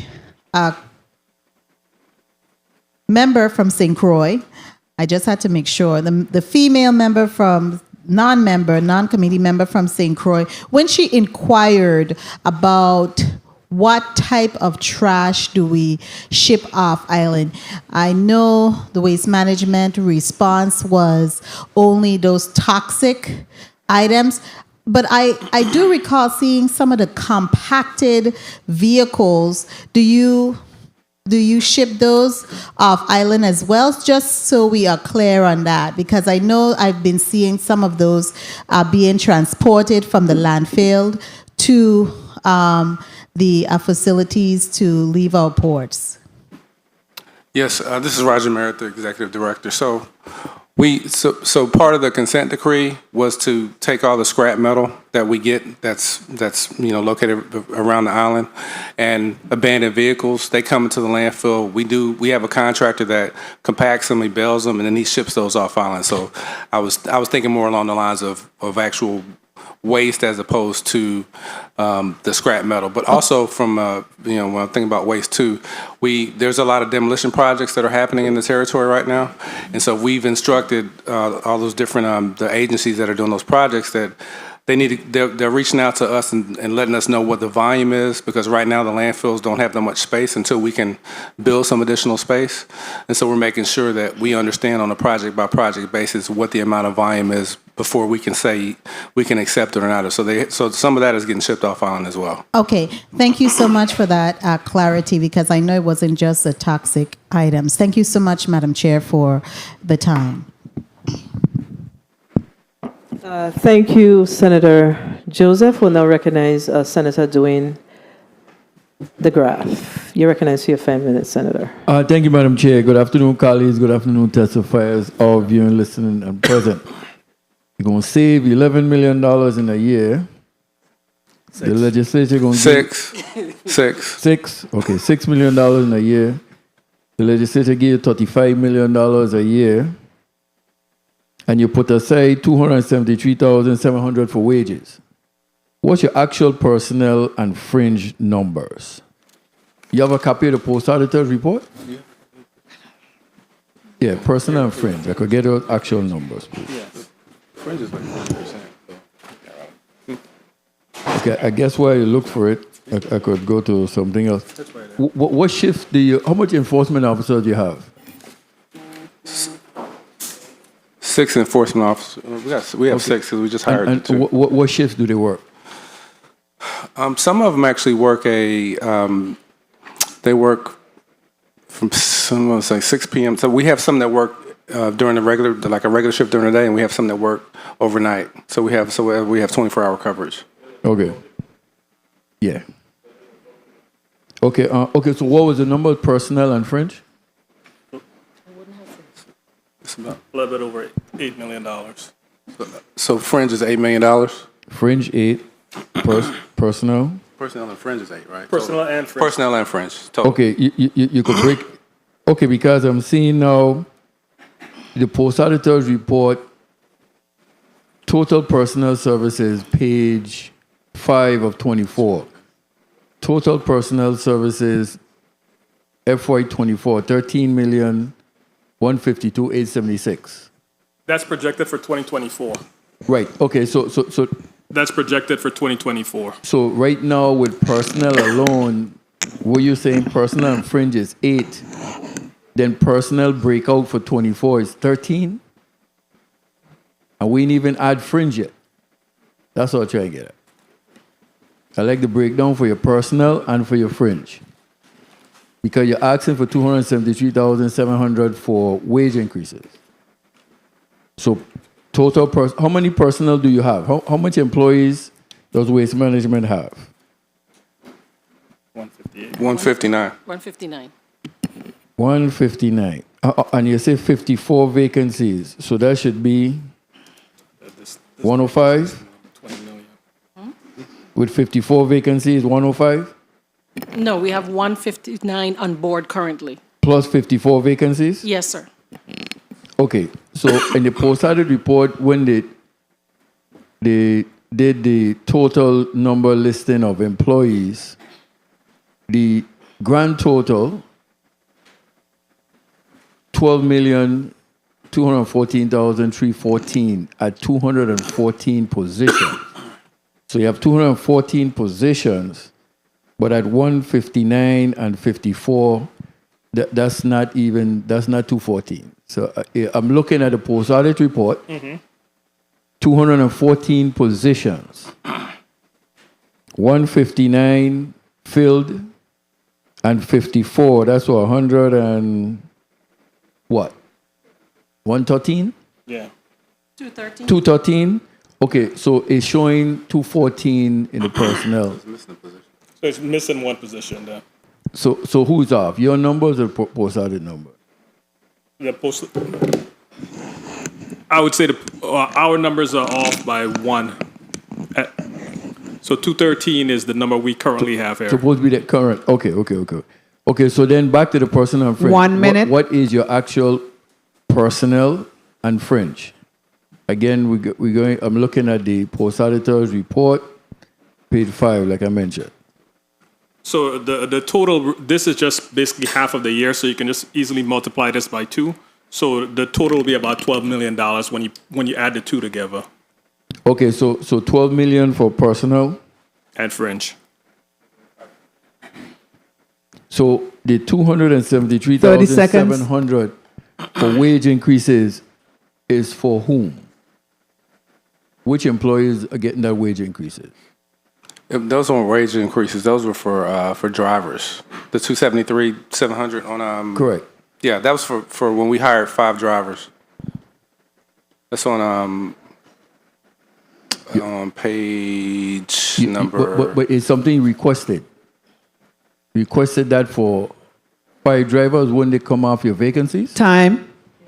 Okay, and finally, anybody receive any wage increases in the 23 fiscal year? The drivers weren't in the original plan because it's something that we decided to do halfway through the year when we received the next increase from our contractors to provide house-to-house garbage collection. So that's why they weren't included in the original plan. So aren't they a part of the vacancies? They weren't a part of the vacancies because we didn't intend on hiring drivers because we had a lot of the services were contracted out. Once we realized the costs associated with that collection, then we had to go ahead and hire drivers. So that's just basically you divide 273,700 by 5 for Okay, 5 so drivers. it just seemed like we take then the number of 213 up 5. That's what we did? Yeah. I mean, And is that covered in the 24 budget? That's 213 and 5, 218. Is it covered in the 24 budget? That's what I'm trying to get at, personnel and fringe. Yes, sir. It is covered. They are covered. Okay. Thank you for the time, Madam Chair. Thank you, Senator DeGraff.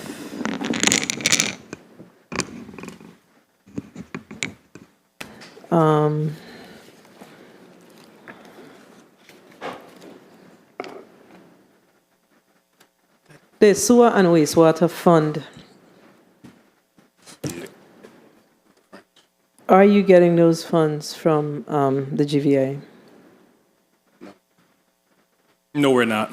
So tell us, because I don't have the legislation in front of me. The Sewage and Wastewater Fund goes into the general fund? No, it should be another fund that we receive funds from, but we haven't been receiving it, and it wasn't allocated out to us from the last budget. So that's the other thing that we need to do. We need to look at the Sewer and Wastewater Fund. I don't know if it's in the budget book for FY 2023, sorry. So the the revenues, so this is another one. I just don't understand how we seeing these fund balances looking like this. The sewer and wastewater, do you recall ever receiving sewer and wastewater fund dollars? We have in the past, but it's been several years. But are you generating, let me see, it's established, consists of all sums received under the use of charge system established by, so that's the funds that come through the public wastewater treatment. Yeah. So it sits on your property tax bill. Right. Correct. Right. And those funds are to hit the sewer and wastewater fund, and then monies shall be appropriated annually and disbursed by the Commissioner of Finance. So we did not appropriate any money in 2022 because it's in the red by $2,910,000.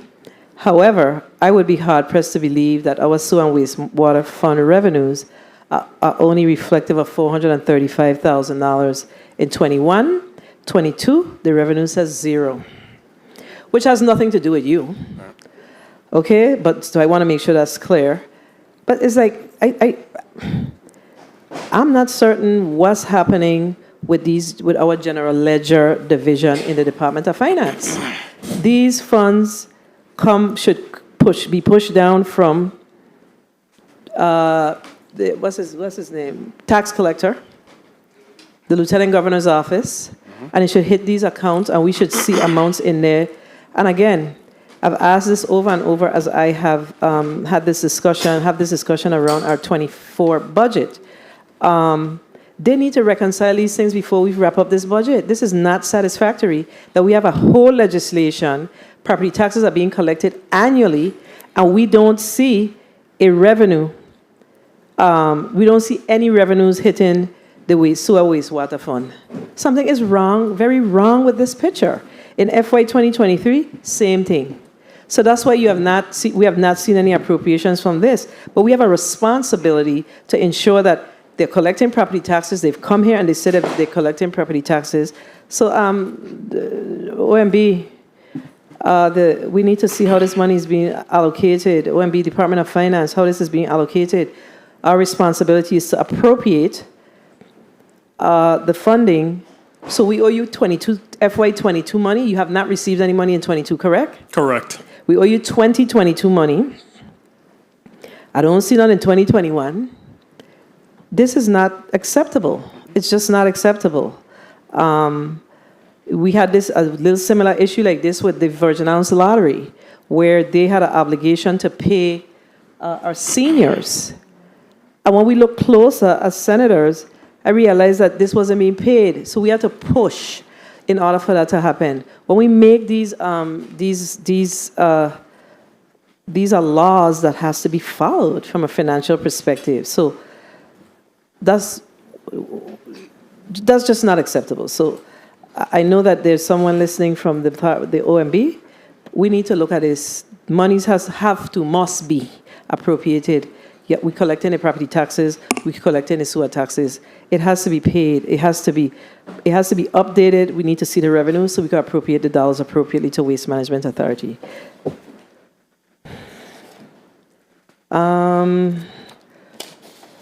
Senator Fonseca, you're recognized for your 5 minutes. Yes. Blessings, good afternoon. Thank you, Madam Chair. Okay, so the Waste Management Authority is in charge of trash and human waste generated, et cetera, et cetera. It's obvious from reviewing your testimony that this agency is going to need some special attention.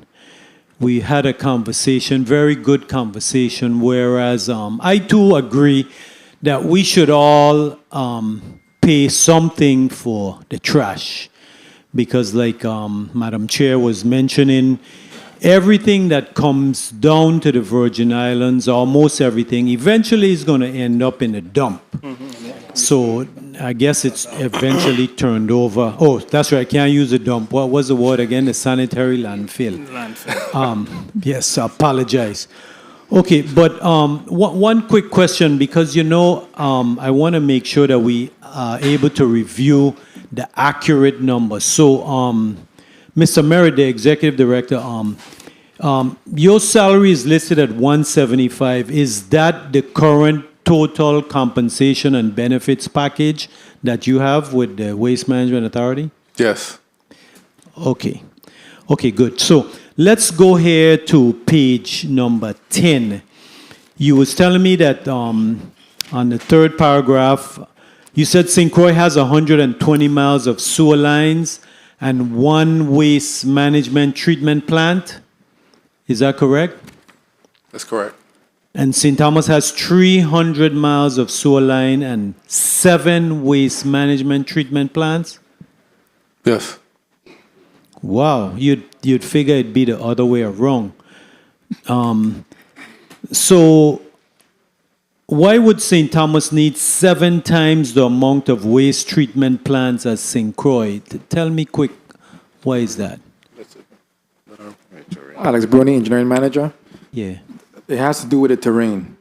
The with terrain. St. Croix, we have several pump stations that is able to pump the sewage or the wastewater to the one treatment plant. Okay, I understand terrain. Thank you very much. Everything's flat. Okay, good. So the accounts payable, I noticed that you have a 15 million in accounts payable. Do you owe the GRS any money or any insurance? Are all the employees paid up to date with the GRS, et cetera, et cetera? Yes, we're all cleared up on Okay, GRS. that's good to know. Okay, so you ask now, you want about $15 million more. Okay, so the prudent replacement costs, do you have that number for St. Thomas? I was looking, I couldn't, on page 11, I couldn't find that. Do you have that number? No, that number. No, that's the, we have the basic, we almost have the fixed cost offer for St. Croix. We're almost to the point now where we're going to submit that information to FEMA for St. Thomas and St. John. Okay. But we're presuming it's going to be, it should be a similar amount of money. Okay, so it's 1.25 billion on St. Croix, and you say it's about 1.25 billion on St. Thomas? Yeah, hopefully 2. So that's $2.5 billion. That's a lot of money. So how in the world would we ever get that? Because what it means is that you have a lot of infrastructure needs that are not being addressed. What are the plans to address that? And also, what are the plans for revenue generation? Because from what I understand, the legislature created this agency, but the funding source, so the agency can be self-sufficient or to generate more 1 minute. revenues, have not been done. So tell me, what are your recommendations? Because I see you need revenues. That's the problem. So tell me about your prudent replacement costs and your revenue generation. What are you recommending? For prudent replacement, I'll start with that. We've created an implementation plan and a capacity assessment. So basically, we've put together the number of employees we need to get the ball rolling on prudent replacement. 30 seconds. And the number of engineers, especially, that we need to have on staff so that we can get working on that. And we'll be happy to share with the legislature the prudent replacement plan that we've put together. Yes, through the chair, Madam Chair, I'll request that information, the prudent replacement costs, if you can share that with us. Thank you. Okay, so now also tell me now about your revenue generation ideas, because you had some ideas, but we need to see you getting some money. And thank you very much, Madam Chair, for the time. We'll start with our most basic. We need to start charging for garbage pickup. That's just a given. The tire problem, we need to start addressing that by increasing the rates that we're charging for tires coming into the island so that we can safely dispose of them. And then Mr. Merritt had a plan that he discussed earlier too as well. It's about generation from revenue generation from the standpoint of garbage pickup. You mentioned it, but in the States, normally people pay anywhere from $300 to $400 a year. If you were to say $30 a month, that'd be $360. So that's really a dollar a day. So something to that effect. We can do it in a phased approach. But just like with the tipping fees, we did $250 a cubic yard in year 1. Year 2 is $375. Year 3 is $5. Year 4 is $625. And year 5 is $750. So something similar to that. And we also discussed the plan for tourists too as well, for a charge, and this is just hypothetical, but $5 million for each tourist that comes into the territory. $5. I'm sorry, $5 for each tourist that comes into the territory for them to pay a $5 fee towards environmental. As an environmental tourism impact fee.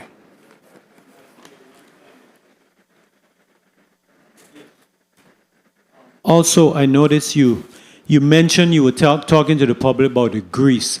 Have you collected any fines from restaurants, etc., dumping grease into the wastewater lines?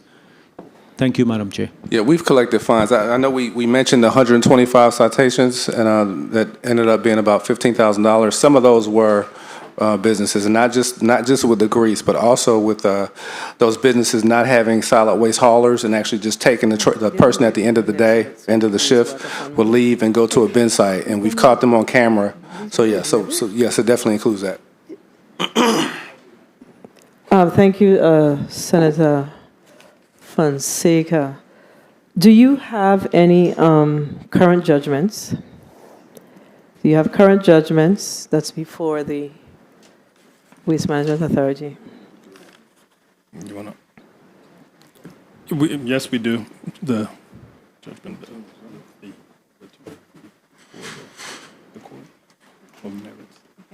I mean, yes or no? Yes, we do. And what is the outstanding amount in your judgments? No outstanding amount. They've all been paid. So you paid all your judgments? Yes. Judgments or settlements? What about your settlements?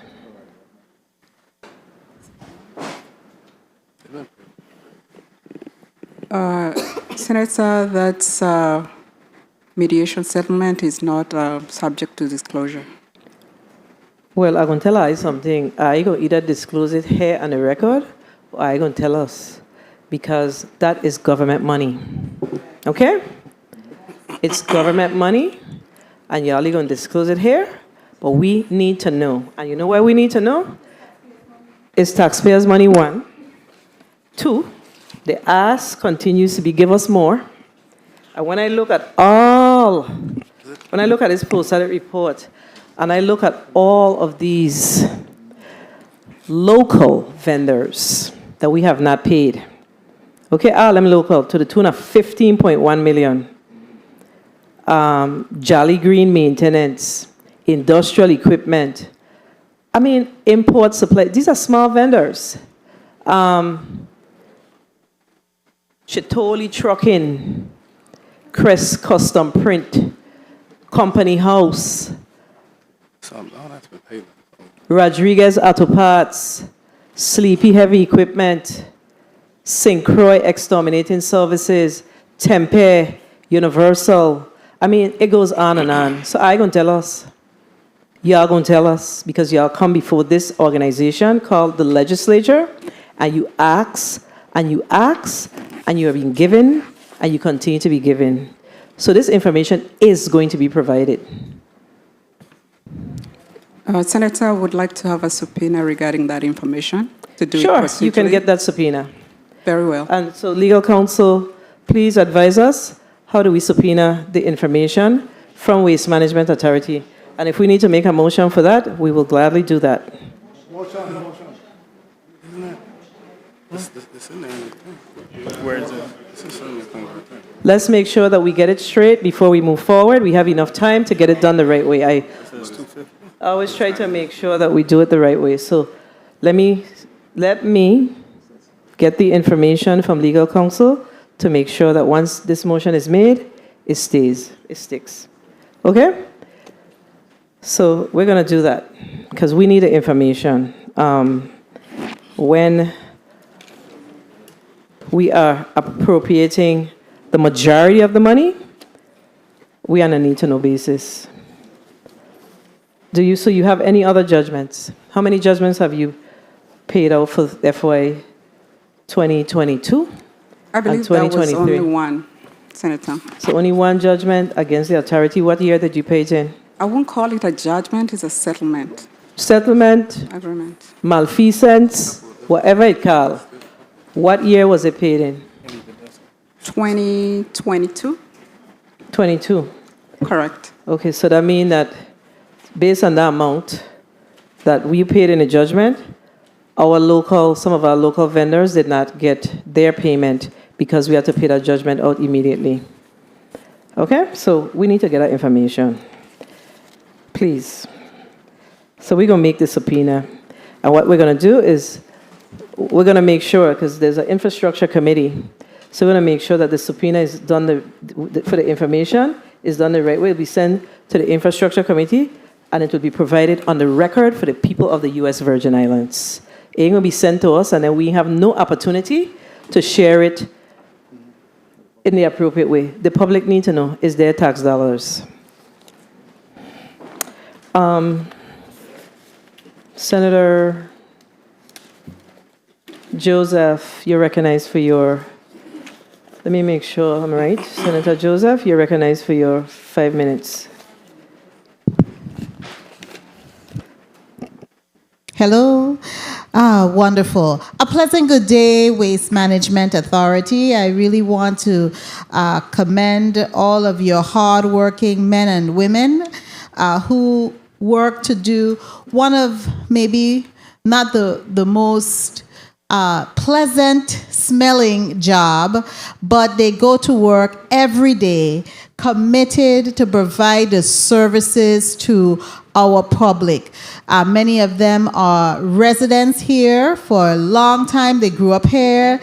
They live here. They are committed to us as a community. So I really want to commend them for doing all that they can to remove the trash, handle our wastewater issues, and just to be able to assure that our islands are not smelling or seemingly have a lot of trash all over the place, even though we are in need of improvement. I want to go quickly to my questions. I just have them on a little tiny thing here. What is your fiscal year? When your fiscal year begins? October 1st. Okay, so you're in the same cycle. Great, as the government, as the GVI. Now, you mentioned that you have an agreement when I asked for point of information with a vendor to collect some scrap metals and the like. What does that agreement look like? Are we getting any funds from that, or is it that we are paying this vendor to dispose of it and they are in turn getting monies? We pay the vendor, and then there's a 5%. If the market is such where there's profit with the scrap metal, then we get a 5%. What is the amount that you have collected from these vendors? Because it's a major market. We have people who are breaking into our school storage systems here in Cancrine and stealing the copper wire, all of that. So there is a market. So have we been getting any money? So what they do is they give us they invoice us an amount, and then they basically reduce that invoice if there's a profit. So if they charge us $20,000 and they make a profit on it, then we get 5% of that. Have we collected any profit? So no, it's always a revenue reduction from the invoice. Okay, so have we collected any profit from these vendors? No, all we have is just a decrease in the invoice. Okay, so is it that they are not seeing any profit to be able to, or is it just a plain wash? It's both. It depends on the market. So if the market is good, then they see some profit. If the market isn't good, then... So we have never received any money from them? No, but we are... And have we paid them? Yes, but we are putting that back. So we're looking into going into a new agreement or putting out an RFP that says that in good times we should both profit, us and whomever the contractor is, and in bad times we should both deal with the cost. When is that? And who is that contract with currently? And with VI Recycling. VI Recycle. I saw that we gave them about $300,000 or something in the budget. Yeah, it's between the both islands. It's about $40,000 a month. $40,000 a month. Okay. Then I wanted to touch on page 7 of the post-audit report. The minority leader from Savan had mentioned about wage increases in his line of the questioning, but I'm looking at page 7 of the post-audit report, and it states there that there's a lump sum budget for $330,000. What is that going towards? Most of that is going towards. Your mic, and identify your name and state your name. Let me try please. this one. Yes. Erica Colwood, HR Director. We currently in negotiations with both unions. So we put the lump sum in anticipation of being able to close. And how many union workers are you anticipating that will receive increases? Our unionized employees, about 98 to 100 of our staff are unionized employees. Okay, do you have the number? You could send it through the chair. The number of unionized workers that you, and none of this lump sum is going towards executive staff's increases. For the next fiscal year? I'm sorry. For fiscal year 2024, yes. Time? No. No, none of, okay. No, I don't have that number for exempt people, you mean? No. Exempt? No. New or vacant? No. So your answer is no, okay? No. All right. Madam Chair, I won't abuse my time. I do have other questions. Yes, I do. Yes, thank you kindly. I wanted to also ask you regarding your grants that you have. We have a listing of grants. Do you receive any indirect cost? No, we do not. For none of the grants? Okay. And what about administrative costs? Is there a percentage? Yes, you can receive administrative costs from the FEMA grants. And what is the percentage that you? 5%. 5%. Thank you so much, Madam Chair, for your leniency. Thank you, Senator Joseph. Senator Blyden, you're recognized for your point of information. Thank you so much, Madam Chair. Director Merritt, in respect to the chair's line of questioning in response to any judgments, etc., do you have anyone in mediation? Because I know one of your vendors were in mediation for some time, James Jones. Any progress with that mediation? No progress thus far. No progress. No progress. So is it still in process? And be honest with me. Is it still in process? I don't need no detail. Is it still in process? Yeah, we have not met in a while, but it's still in process though. It's still in the pipeline. Yes. Very well. Thank you so much. We'll follow up in the hearing. Thank you. Thank you, Madam Chair. Thank you, Senator Blyden. Senator Carrion, I believe that you're recognized for your 5 minutes.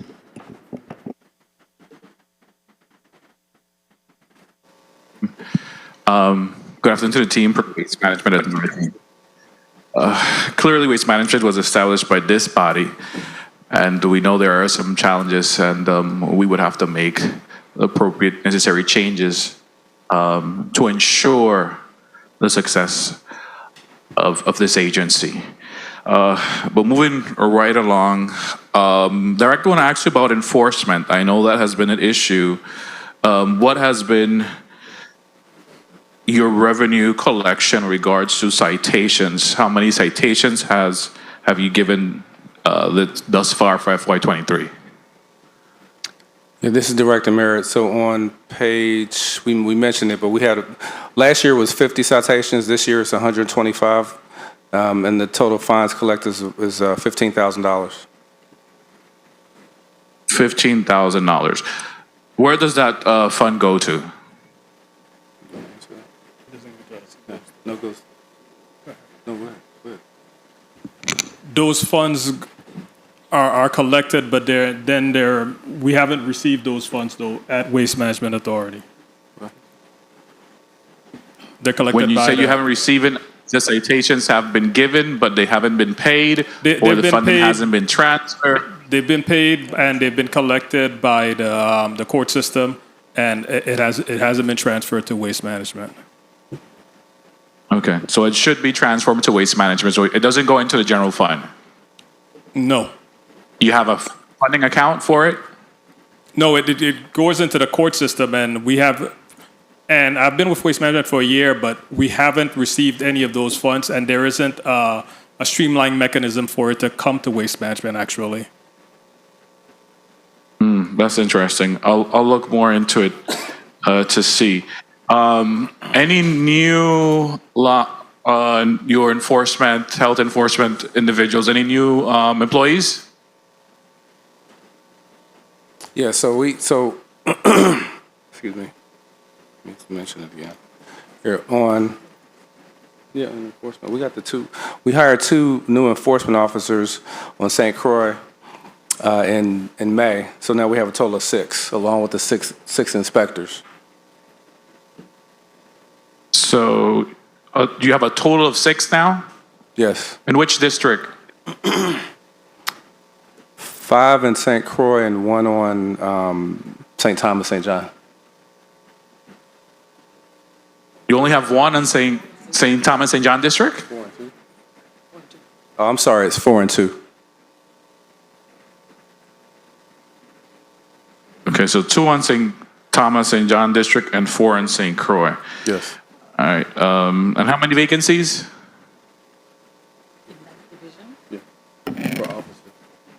Oh boy. You guys are eating. I'm sorry? Go ahead. There would be 2 more vacancies in the St. Thomas, St. John district. And is that enough enforcement agents, inspectors, director? No, we're looking to see if we can grow that, get that number probably to 20 officers. Okay, and how many have you budgeted in this FY24 request? I think we budgeted, we can get that information, but I think it's 12 because we know that we got to incrementally grow the division. Correct. Yes. And these are 50%. Total vacancies in general within your agency? 1 minute. I'm sorry, what was your question? Total vacancies in general within your agency? Current now is 54. 54. And what aggressive recruitment, advertisement you're doing to fill those positions? We're doing it all. What is social media, print media? 30 seconds. Physically doing fairs, we just doing it all. What do you think are the challenges? The challenges in recruitment? Yes, in filling those positions. Is it the salary, not finding people with the skill set? What's the issue? When it comes to the enforcement officers? I just want to be In clear, general. Senator. In general, all staff?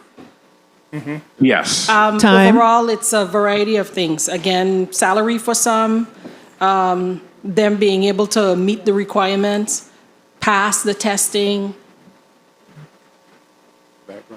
background information not coming back, just a variety of things. Make sure.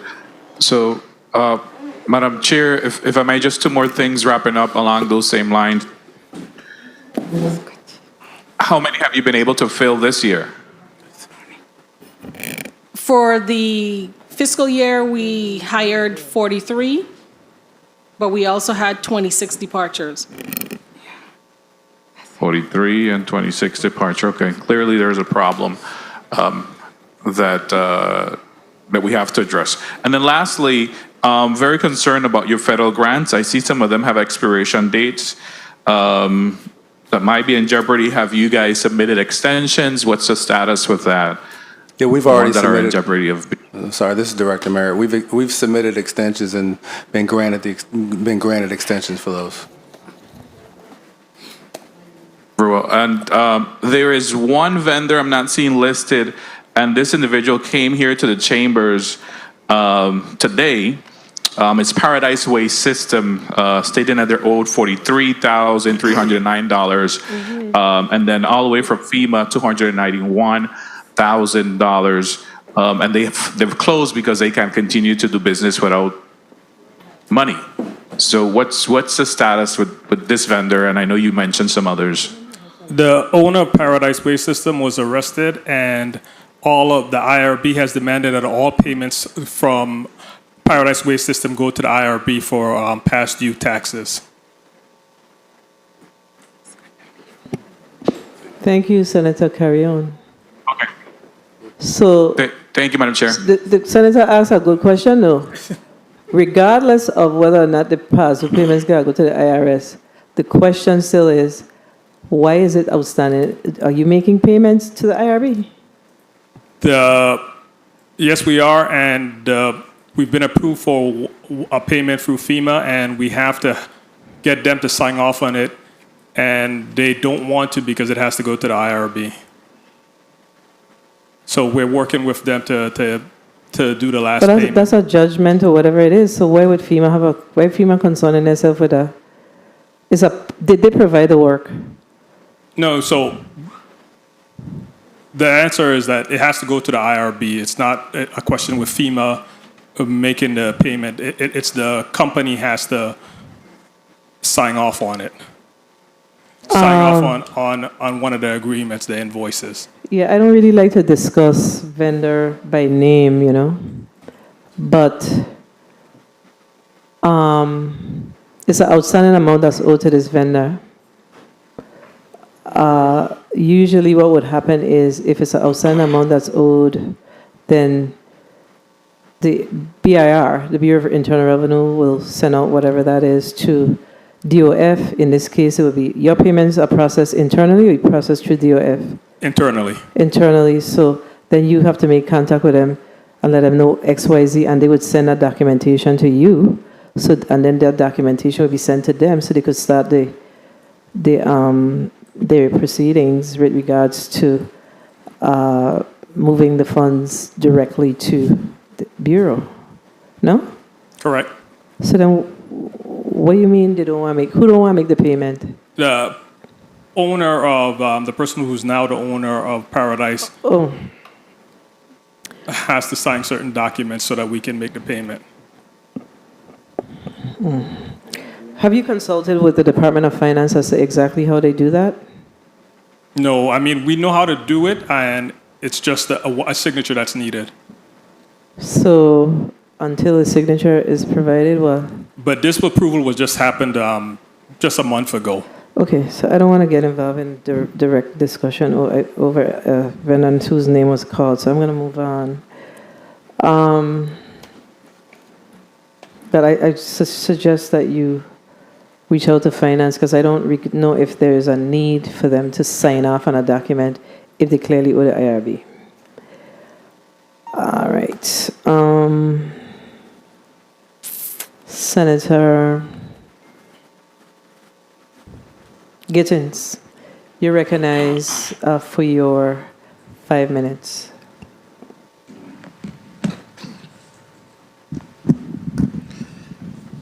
Thank you, Madam Chair, and good afternoon to all. Director Merritt, I will start by saying thank you as well for always being responsive whenever I do call. I hate the fact that I have to call each time, but so be it. We got a lot of work to do around here. I'm a bit disappointed to see these outstanding obligations, some which are only $500, $600, $800, and $900. Why can't we pay these out? These are small businesses that needs to keep afloat. Why can't we get these paid out? The postal audit is dated back in from June, from May, June. Yeah. Yeah. So we paid. We can provide you an update. We paid those small amounts. Okay. All those vendors have been paid. I was just about to jump on you. Don't talk about my post auditor. He's on top of his game. Right. Now, I want to know from your agency, did you all actually do an assessment before you all pull that contract on St. Croix with the house-to-house pickup? Yes, we did. I can, Mr. Saki on St. Croix, I don't know if you want to. Who did that assessment? Talk to me. Whoever was the one that did that assessment, tell me what kind of assessment you did, please.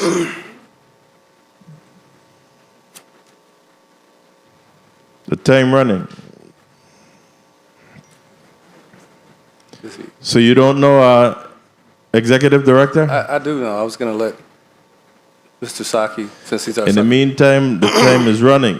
What we did was we actually went and followed the haulers to see the actual routes, to see where they were going, what homes they were servicing throughout the week, and we made that. And we also had our own staff do it as well. After we did that, then we went and did it again to see what the homes were, what the house count was.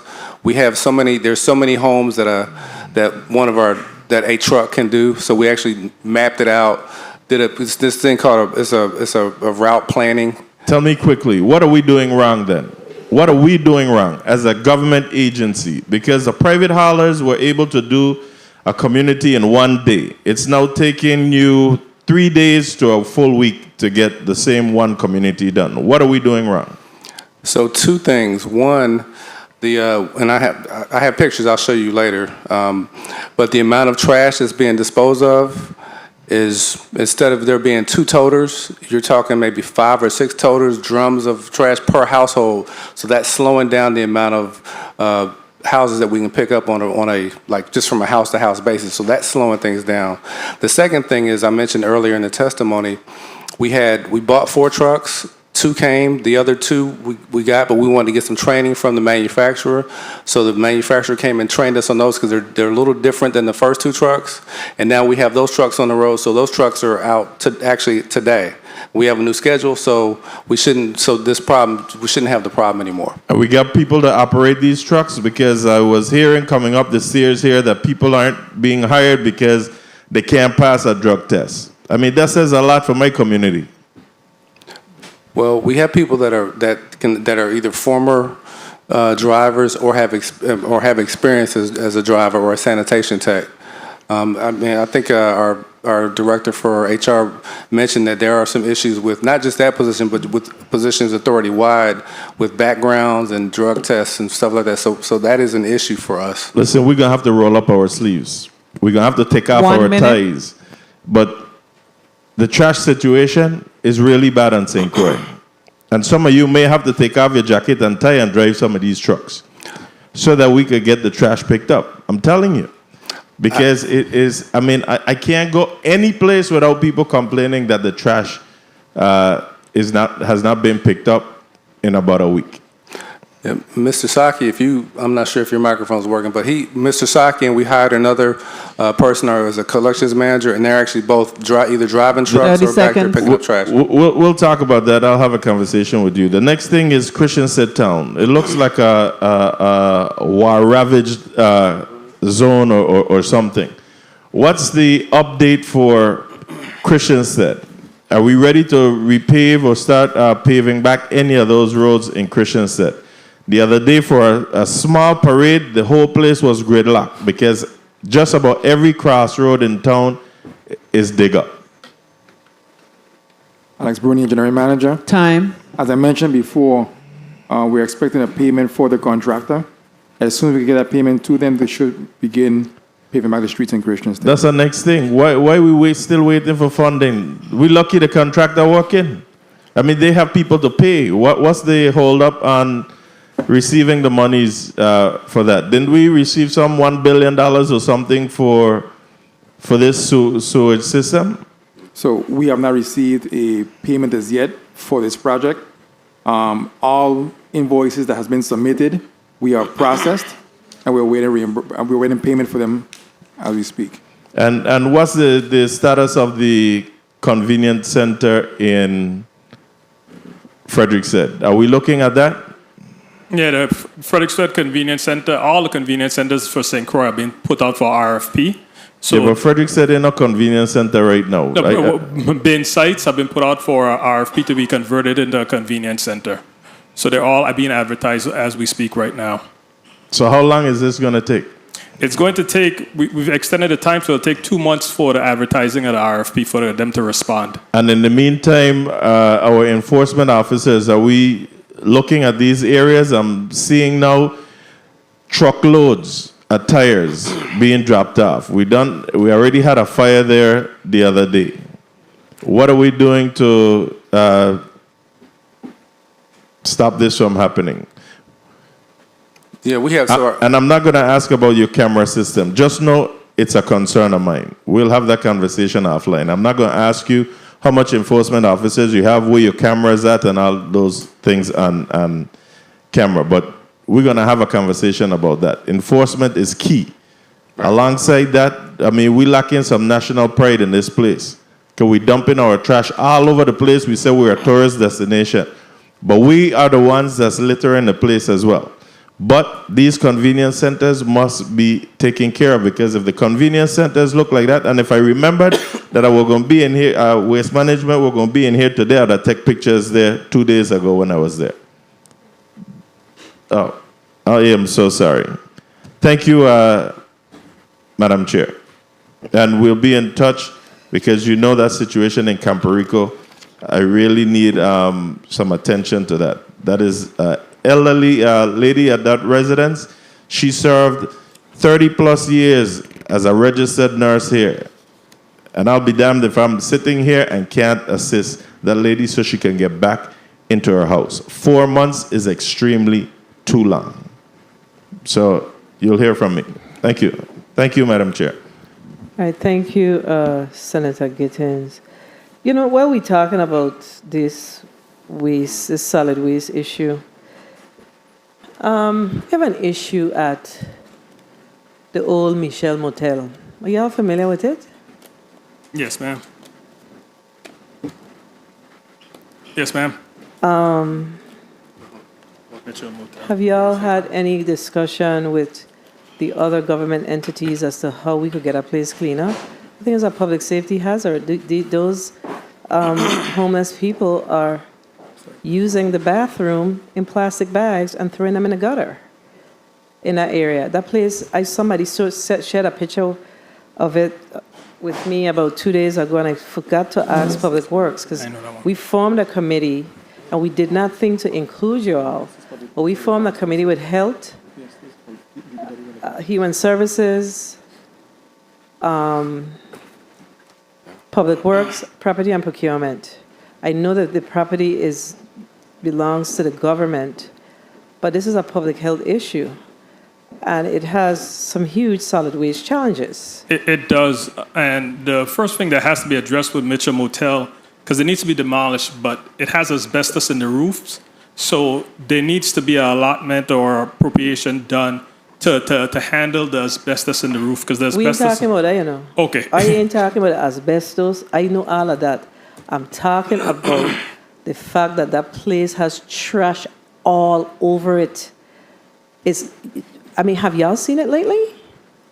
When was the last time anybody at this table took some time out to look at that's a reflection on our community? It's horrible. Garbage all over. And the garbage has feces in it. We would love to be brought to the table to help. I don't know if there's an obligation on your part, but I feel that this, while it may not be an obligation, it's a solid waste concern, and there must be we got care. There must be some conversation, collaboration between waste management, Public Works, and all the other, and property and procurement, if you will. Because, I'm certain that you have a responsibility to ensure that if you have a solid waste challenge, that the entity that's not addressing it, addresses it. So that entity is Department of Property and Procurement. That entity is the GVI proper. You're a semi-autonomous agency. So we do take part in the cleanup when requested by DPW, but that's when DPW or PMP request our assistance. Yeah, that's a problem that we have. We just do things when it becomes a problem. We should have some sort of a system in place where we make that a regular part of our work at this point. That place is, it's unbelievable. And there's someone that lives There's an 88-year-old woman that lives right next door there. There's some other elderly people that live in the back. How we could treat our elderly people like that? I mean, it's not directly your responsibility, but there is some culpability on your end of the operations, because it is a solid waste issue that we have, and it's causing a health and safety issue in this district. So, Mr. Merrick. Yeah, I said we've assisted before, and we definitely will assist again. That's not a problem. We'll reach out to Public Works and Department of Procurement and Human Services. Yeah, we've had several meetings with them, but dealing with these departments sometimes it's like pulling teeth.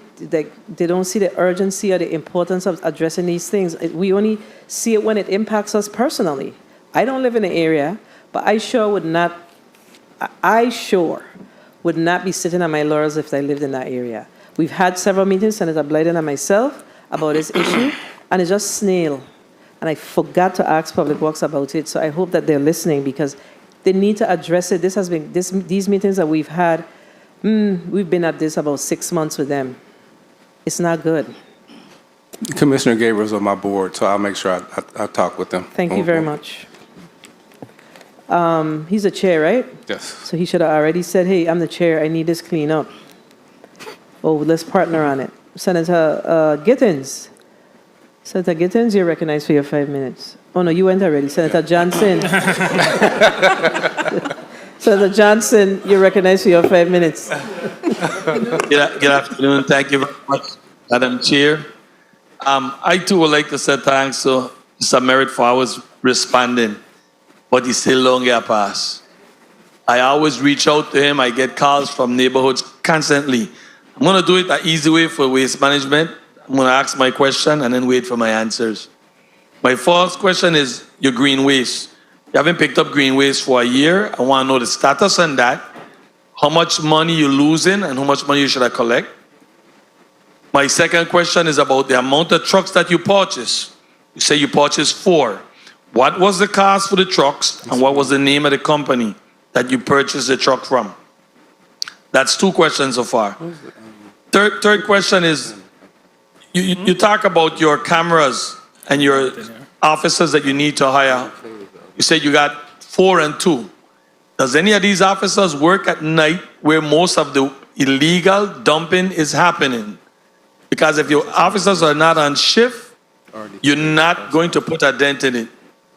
And in the post-audit, I see you have about 14 contracts that I counted out are on a month-to-month base. Some of them was even expired from as far as 2017. Need to know the status as to why we are doing this with these companies, because at any minute, I guess you're going to just drop the ball on them. My biggest cry here today is when I listen to all the cost-saving measures was done on the backs of the people of Frederickstead. All of it. All of your haulers and everything. You got rid of all your haulers, and I have Mr. Saki here with me, who is from Frederickstead. And I need you to explain that to me, why the experiment that is being done, because that's what I call it, solely on the tongue and the western part of this island, because every day that I get up, I get called from St. George's, Williams Delight, Paradise, Camp Perico, that the haulers going down one street and then coming up on the next. And yes, it's going to take a long time to pick up the trash, because sometimes the people don't come back for 2-3 weeks. Sometimes they get picked up today on Wednesday, they don't get the next Wednesday. The information was not disseminated to the people of this territory properly as to the changing of the dates, because the dates was changed as to when areas going to get picked up. I just happened to be blessed that I got an email and I shared some of that information.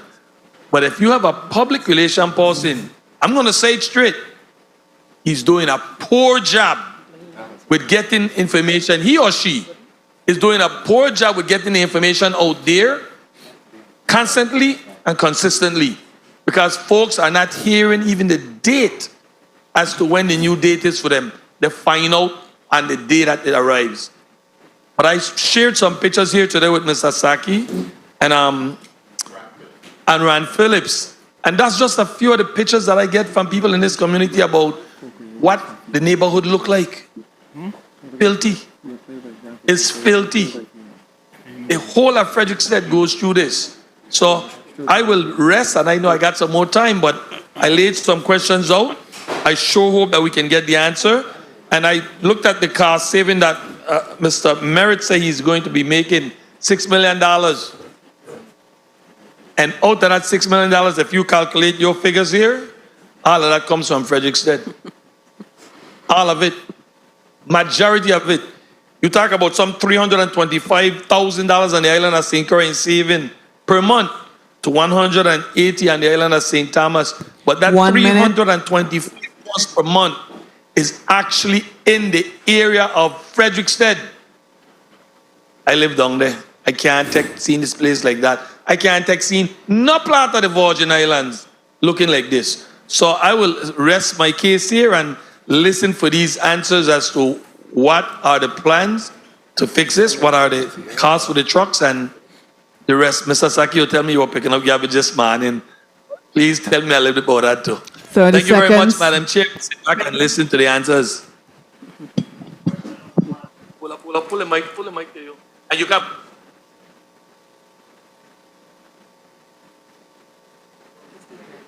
Nothing, Mrs. Saki. Mrs. Floyd Saki, Solid Waste Director. The Greenways has been open for the past month now. We started back on July 5th. Yeah. Time. Costs, I don't have that number with me, but I could get a number back with you since we trade contacts. Now, there's some other questions you asked about cost of the trucks. That was done on the maintenance department. They the one took care of the cost. I don't have the cost. I'm mainly operation. Now, the trash pickup in Frederickstead, when we started it, we had 2 trucks. And the idea behind it was to pick up the same day the collectors was picking up. Now, due to lack of staff, and we couldn't run a second shift. But now, as we have more employees coming on, we've been able to collect more of the subdivisions or the areas more frequently. Now, this morning, you talked about this morning. Yes, 4 o'clock this morning, I got up and I was out there on the truck. According to what Mr. Gittins was saying that we need to get out, yes, I'm always out there either on the back of the truck or driving the truck. If anybody see me, that's where they see me. He saw me picking up trash parade day last year. So I am leading from the front. Right? The rest of the questions, like I said, I don't have the answers to them.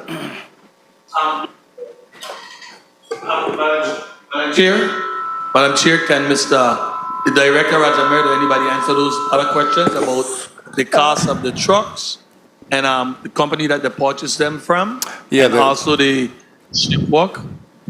Absolutely. Yeah, this is Director Merritt. The cost of the trucks are $300,000 each. The name of the company was RDK.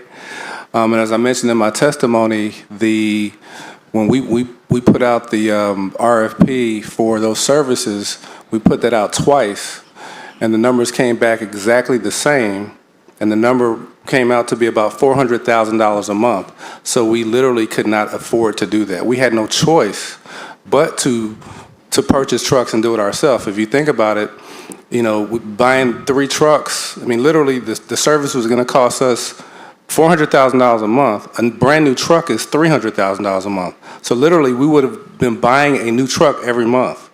So we had no choice. We went back and we went back with the RFPs and put them out twice to try and see if we could get the numbers, get a number that was reasonable for us to be able to work with the contractors. But that's not what happened. I mean, so there was no, we literally when we talked to this body, when I talked earlier about cost savings measures that we're trying to put in, and we're saying the numbers, you give us $35 million in the general fund, we would have literally not been able to afford that contract, and then this time next year, and our debt, it would have came back to, we had $5 million of debt for contractors that we knowingly couldn't afford. Thank you for your responses.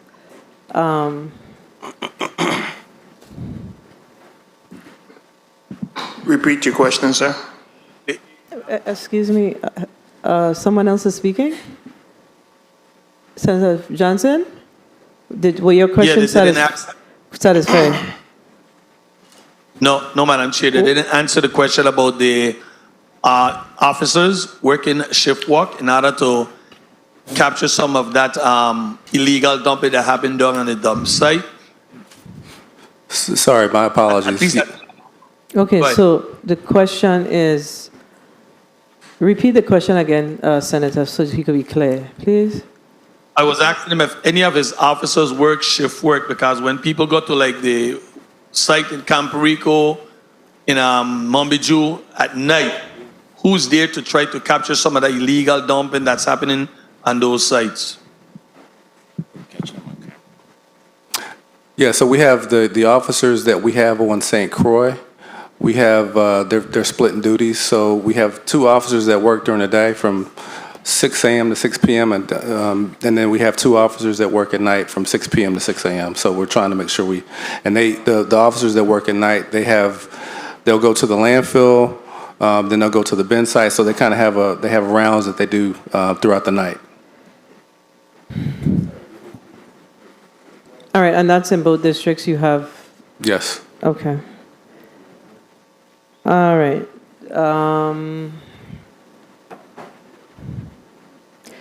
So let's go back quickly to the, I'm gonna have to go to Senator Potter and then come back to you because I'm not locating the paper on my desk. Oh, here it is. So let's go back quickly to the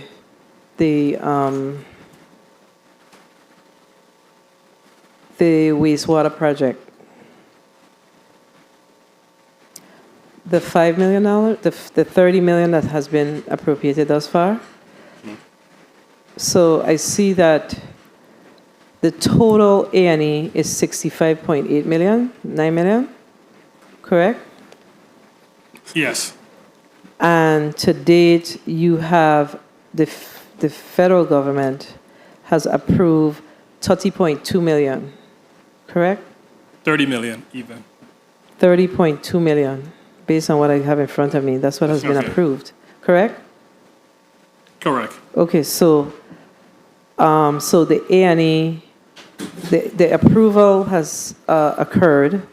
So what's the status of the actual A&E work or the contracts for the A&E work? The first one, LBJ, is going in front of the board at the next board meeting. That's estimated A&E work of a little bit over $10 million. Monbiju is, the questions are being answered by that contractor sent in, so that's being sent back out to the contractors, and the deadline for that one will be extended. And then the Frederickstead one, the Lagoon Street and Bay Road, the engineers are working to incorporate some of the comments made on the RFP that ODR just submitted, and that'll be advertised shortly too as well. And then you have Gallows Bay, and Concordia, Campo Rico, and Barron Spot. After these, the Frederickstead ones are done, those two will begin. Okay, so then you have left Williams Elite, Pearl B. Larson, Pearl B. Larson area, Ricardo Richards, Old Barracks, Fig Tree, and Anguilla Upstream Sewers. And you said WWTP is not included. What's WWTP? Wastewater treatment plant. Oh, in that area is not included. Okay. Yeah. Okay. So the question that I have around this is, did they give a specific amount for A&E, or the A&E is as you go? The A&E is a percentage of the work that they're planning. So as that dollar amount fluctuates, because we're right now between $1.25 billion to almost $2 billion. So it's a percentage of that, and it's usually if I remember correctly, and my engineer can help me, what's the percentage work of A&E work? Usually 10%. 10% of the work then will be A&E. So, and the remaining projects are planned to be grouped together to go out as one big RFP. Okay, so the remaining projects will go out as one big RFP. And do you have a timeline to do that, or is the ask from the federal government that you get these done before you move to the other, what is it, 6 projects? 6, 7 projects?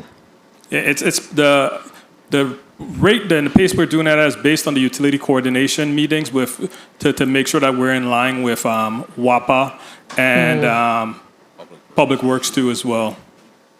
Okay, so you all are collaborating so you could have that one dig approach. Okay, so I guess that will be discussed further in the Committee of Jurisdiction. And based on what we are seeing now for these projects at 30.3 million, you believe that the 1.2 to the 1.5 billion will be sufficient? No, we think it's the number is going to increase significantly. So I'm seeing that already just from the ones that you have here now. So is there opportunity to get sufficient additional funding, or are some of these projects going to have to fall off? No, we're actually in negotiations with FEMA on the funding amount, so we're actually doing that right now. Okay. All right. All righty. There was a point of information, I think, from Senator Gittens. You recognize Senator Gittens. Thank you, Madam Chair. I just want to say, Director Merritt, especially while our law enforcement community right now is challenged with manpower, I just want to caution you on speaking specifically to the number of officers working on a particular shift. All right? For the safety of these individuals, I just caution you on being so specific. Thank you. All right, thank you. All right. We have to go to Senator Potter. But there was a comment that was made when the previous speaker asked, not the point of information, but 2 senators ago asked, the senator from St. Croix asked about your overall personnel budget. And based on your vacancies, how many vacancies you say you had? About 38? So About 54. So you got 54 vacancies now. So I have a document that shows 38 vacancies. So we need to get an update on your vacancies. And the reason why we ask the question is because you share that you are feverishly looking to fill your positions, but the vacancies that we have in front of us comes up to about 3.2 million in just the straight personnel. So then there's another, I would say 800 that's associated with, so that's 4 million dollars in vacancies, and you say it has 54. So that's another, 2 million plus in vacancies. So let's say you have, let me start trying to add it up. What's your total amount of vacancy? What's your bottom line number of your vacancies? Because I don't have that in front of me. Do you have that? And the associated fringe benefits? On the vacancies, no, I don't have that in front of me. So, but I don't understand. So how y'all make decisions if you don't know what your vacancy number is? And let me tell you why I'm asking the question. I'm asking the question because included in your $50 million, let me make sure, let me don't make any assumptions, included in your $50 million of operating expenses is the total of these positions, correct? Correct. So if you ain't fill them for X number of years, how are you still operating at? I mean, what we do in the central government is we budget responsibly. What we do is we budget them at 50%, 75%, because we know that we're not going to be able to fill all of them.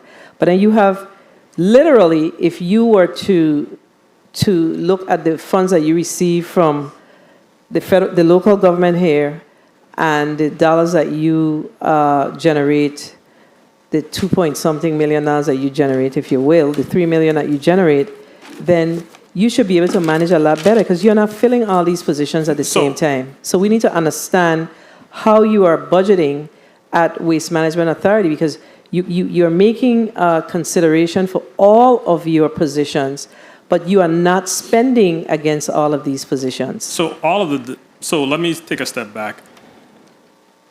What we're budgeting against is just we're budgeting against the contracts that we have and the work that we do on a month-to-month basis with contractors and our current employees. And that alone gets us to the $50 million.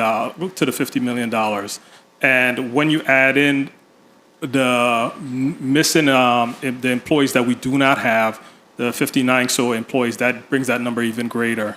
But so right now, what I'm saying is that unfortunately, Waste Management is $15 million on the flip side because we've done work with contractors beyond our budget capacity. Yeah, and that's understandable, but we ain't talking about your professional services. We're talking about your straight budget and your personnel. So if you're saying that your $50 million is not inclusive of your, and what a number is, y'all have to have a number, your vacant positions. You have to have a number, your vacant and associated fringe benefits. That has to be part of your numbers. So it's basically the 2024 projected numbers minus the current year numbers. So this is what I'm going to ask you to provide me. Your board has to approve your budget, correct? Correct. Has the board approved your budget for 2024? No, we haven't. No. Okay, so what we need to get from you, because we really need to understand what's really happening with Waste Management, because this seems like a little conundrum here. What is your approved 2024 budget for Waste Management? Because you're talking about vacancies that may not be budgeted based on your numbers, and that's the kind of information you have to give us. When you present, you should be presenting, this is our approved budget for whatever the year is, or this is what we're projecting to take to our board. Your approved budget for 2023, that's what we need to see, and your approved budget for 2024, your projected or approved budget. Ms. America, have your board met and approved your 24 budget? Because we are in August. No, we haven't met, but there's a board meeting this month. And when is the what's your budget year for Waste Management? Is it the same thing as our fiscal year? Yes. So do you have a budget that you've worked on with your team to date? Yes, that's a budget that you see in the post-audit report. So it's a 13 million, it's on page 5. Okay, so, right, so that budget says that, because I want to make sure Because you're talking about personnel services and fringe benefits. Okay. Page 7 or 5? I want to see the breakdown. No. I want to see the 5. Because it's not enough for us to just see 35 million. We need to see how y'all are proposing to utilize that 35 million. We want to see your budget. So,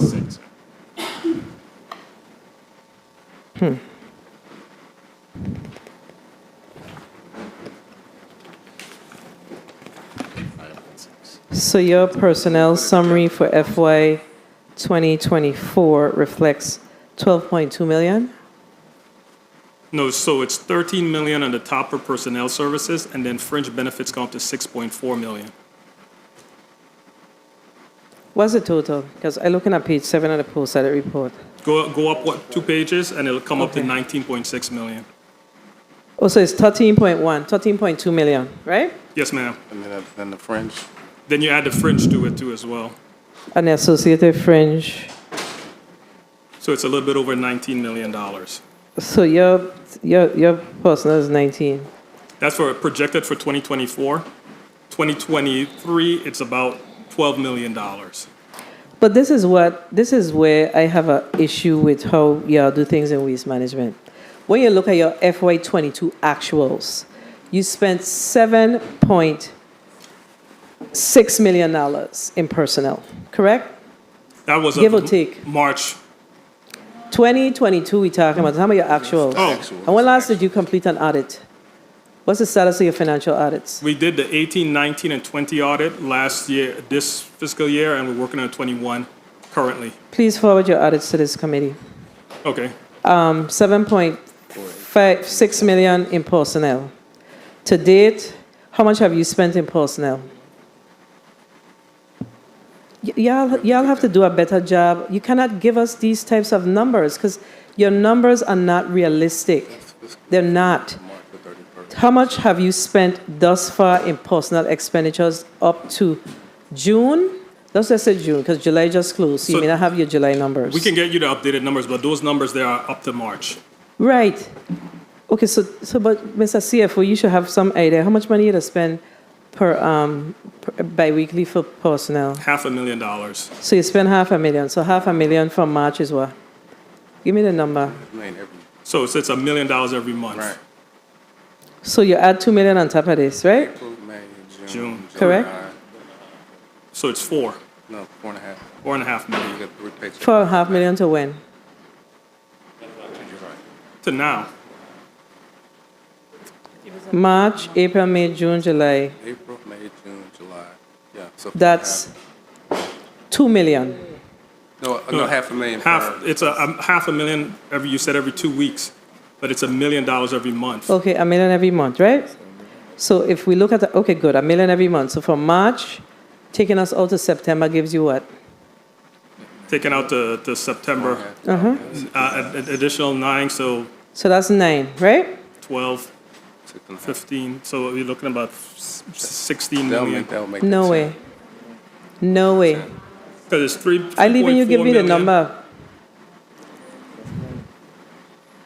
April, 1 million, 2 million. It's 3 million. So we're Yes. talking about March, April, May, June, July, August, September. That's an additional 5 million. 5 and 3 is 8. Plus you have to add the Wait, fringe benefits. I underneath. understand. Wait a second. April, May, That is 8 million, right? 7.5 is what you did last time. You're up to 8 million. Give or take, that's reasonable. That's an additional 500,000. But in your presentation that you give us, this is how you present your budget to us. You present your budget giving us every single vacant position that you have. Your budget says $13.2 million in personnel. We all know that that's not realistic. So why are we having unrealistic conversations? Bring the realistic numbers, look at the Waste Management Authority, make a determination as to what are your critical hires, and bring something that's within reason. But what you have to understand is that waste management is going to dramatically change from this year to next year. We were never an entity charged with doing over $1.2 billion before. So we have to factor in those additional hires coming into the authority. Waste management. So you're going to hire 58 people in fiscal year 24? We hired, how many people did we hire this fiscal year? 43. So you're going to hire 58 people? That's the plan. So based on the federal dollars that you're receiving, then the next question is, you're hiring additional people because of this project. Are you getting any administrative costs to support your new hires? You get administrative costs as a reimbursement, yes. Whichever way you get it, it is still an expense that is coming from the federal government because this is, you see what you're saying? So when you get your reimbursement, you think you're going to come back to the legislation and say, yo, we got back X million dollars, so I got this money available. You're not going to say that. So you have to give us the information straight so we can make a straight decision. If it's reimbursed, it's no different from the central government. The central government, federal FEMA funds are reimbursable as well. But they're not going to ask us to provide all the funding, and you have some of those. So you have to share with us, of this $13 million, what are those positions that are against your federal reimbursement? We can do that. Piece. I mean, you have just giving us the information like this, y'all cheating. Are we paying attention? You cannot give us the information in this way. If there's a shared associated cost, if you have amounts budgeted against the federal funds, tell us. Don't say to us, you need $41 million extra dollars when you know you're getting administrative money. That's where the frustration comes in. It's unfair to bring that before this body. And we have not, because we'll give it to you guys in a different fashion so that you can understand how the money is coming and going. Please do, because as it is presented, it says expenditure general fund, waste management projections for 2024, $13.1 million for personnel, and 6.4 for fringe benefits. And you haven't even looked at it from a gradual perspective. So there's no way that we could accommodate what we have in front of us. We need information that is reasonable. We need reasonable information. This information that's in front of us is not reasonable. Senator Potter, you're recognized for your 5 minutes. Thank you, Madam Chair. Good afternoon to you, Director Merritt, to the members of your executive team. Before I move forward, I too would like to extend condolences to you and the members of the WMA family on the passing of these 3 employees that you mentioned in your presentation, Malcolm Fabio Jr., Ashley Henry, and Marvin Smalls. I know sometimes the relationships that you forge on the job are sometimes just as deep and just as valid as biological relationships. So I want to extend condolences to you and the members of your team. I also, well, the good news is I'm the last in the lineup, so you guys will be free in a little while. But I wanted to concur with you that I believe the WMA is one of, if not the singular most important agencies here in the Virgin Islands government.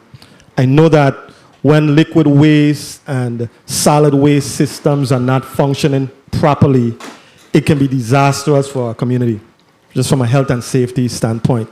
So I wanted to ask you, because it was interesting when you said that the cost of running adequately a waste management authority managing solid waste and wastewater collection and disposal and treatment would run you well over $50 million. So why are you requesting just $35 million? Is the current budget putting you on a success trajectory? This is Director Mayor of the Waste Management. I appreciate that question. So, no. I mean, so what we're trying to do from a cost saving standpoint is we say it's $50 million. We're showing you some of the ways that we're going to save money. We're actually hoping that this body would potentially budget more money for us, because to effectively run the authority, we're saying $50 million. Now we're saying that we know it's 50, but hey, here's some things that we're doing to get to meet you to the 35. Meet us halfway or something. Help us out, because, as you mentioned, I mean, the service, the costs, and when you think about the emergency things that happen, all the, we have this wastewater system that I want to make sure everyone understands this too, is that the prudent replacement is going to happen for St. Croix and potentially, in the future for St. Thomas and St. John. But that's going to be that project, or those projects are going to be over multiple years. So in the meantime, we still have to deal with our outdated, old, aging infrastructure. So, so that's part of it. The emergency management aspect of this system is, and Brenda, you can speak on it too. On the wastewater side, there's so many parts of our system that you could dig up the ground to try and repair a pipe, and the pipe will crumble because it's part of the earth now, because it's been there for so long. So yeah, there's a lot of things that when we say 50 million, we're saying it from a standpoint of operating the landfills, operating the wastewater treatment plants, the system, doing all the repairs and maintenance, everything associated with the system. I mean, and like I said, prudent replacement is going to modernize it. That's going to take a while.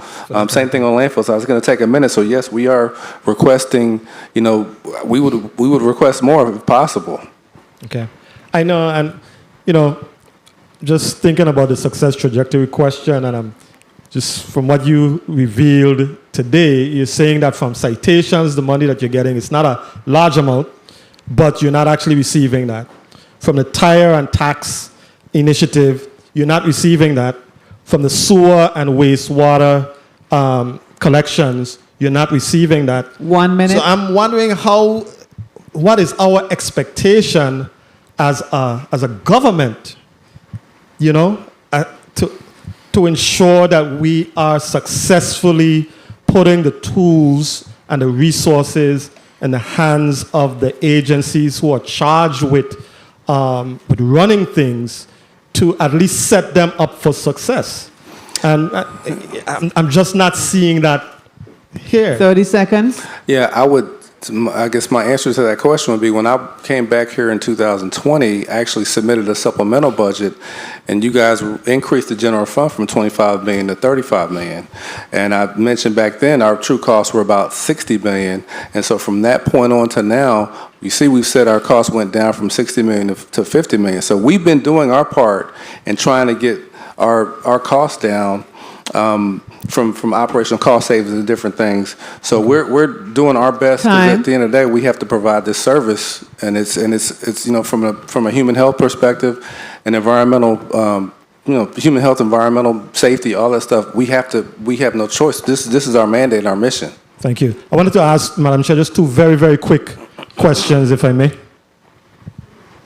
Thank you.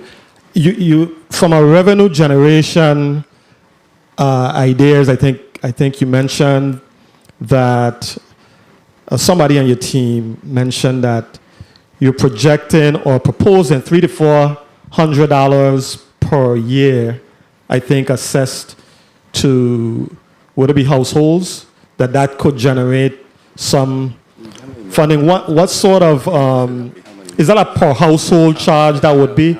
And what is the estimated revenue collections if something like that were to be approved? What do you anticipate collecting from that? And the second question would be the $5 per tourist in this environmental impact fee that you're suggesting. What sort of projected revenue collection are we talking about if those were both approved?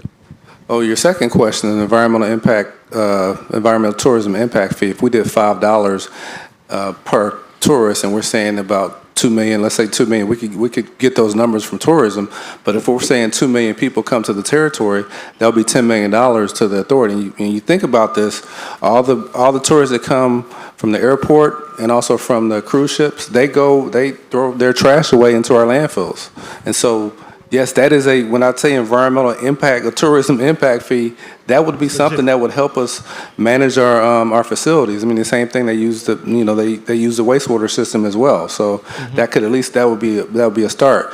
Now, as far as on the solid waste side, we had mentioned, let's say they're $30 a month, which is $1 a day. We would phase that in and say 50 cents a day. That would be, so $15 a month. And it would increase to $30 a month at maybe year 3. And we would just multiply that by the number of citizens in the territory. So if you do the math, so it'd be for 30. Okay, so it would be another $5 million a year. Okay. So I mean that along with our tipping fee revenues, wastewater revenues, we would start to begin the whole self-sufficiency and being able to sustain ourselves and actually be, charging revenues and it'll be more self-sufficient and more sustainable. Absolutely. Thank you very much, Mr. Merritt, for your responses. Thank you very much, Madam Chair, for your leniency. Thank you. Thank you, Senator Potter. Again, Mr. Merritt, we've been at this discussion for quite some time. Please send the information that was requested, or let's have that collaborative discussion so we could do us right. The intent was to not have waste management on this government the way it is till now. When the legislation came, I believe your good deputy probably was working right in here. I believe he was one that helped to write the legislation based on the senator that brought it. So we got to do us right. I understand your challenges. You push every day, but we got to get back to how do we fund this that makes sense. We got to make this make sense. We cannot continue to put all this entire strain on the general fund. we have other other areas that we need to provide services to in this territory. We got to take care of our sick people. We're not doing a good job of that. We're giving you guys $35 million, and that money should be raised. So you already talked about 5 million, 10 million. And then we have the opportunity for the other individuals like myself to pay for the trash. And then we have the housing communities, and I know there's an agreement. I don't remember the name of that agreement for many, many years. But those are things, I believe that agreement is as old as, I know it's older than me. And I am young. So those are things we have to relook at again, because the federal government needs to pay to play as well. They can't take from us and they're not giving enough. So they also we have to look at it and make some determinations as to whether or not we need to revisit that agreement to make a determination if the Virgin Islands Housing Authority needs to start making some level of contribution to picking up of trash and the wastewater treatment plants here in the territory. These are things we have to really consider. This is a lot of work, but it's good work, and it puts us, it puts us on top. So we got to get it done. That's where I sit with that. Senator Johnson, you had a point of information. Thank you very much, Madam Chair. It's amazing how you could find people when you can't find them. My office received a call from a public relation director, Lorna Nicholas, who is missing in action. But anyway, I will deal with that on another level. One of my questions that I asked was about the month-to-month contract. The reason I asked about that, I know that there is a litigation case based on a month-to-month contract that Waste Management did not want to fulfill its obligation. And my question is, why do we have so many contracts on a month-to-month base to come to the end of the road and these people ain't gonna get paid? Why do we have so many contracts like this?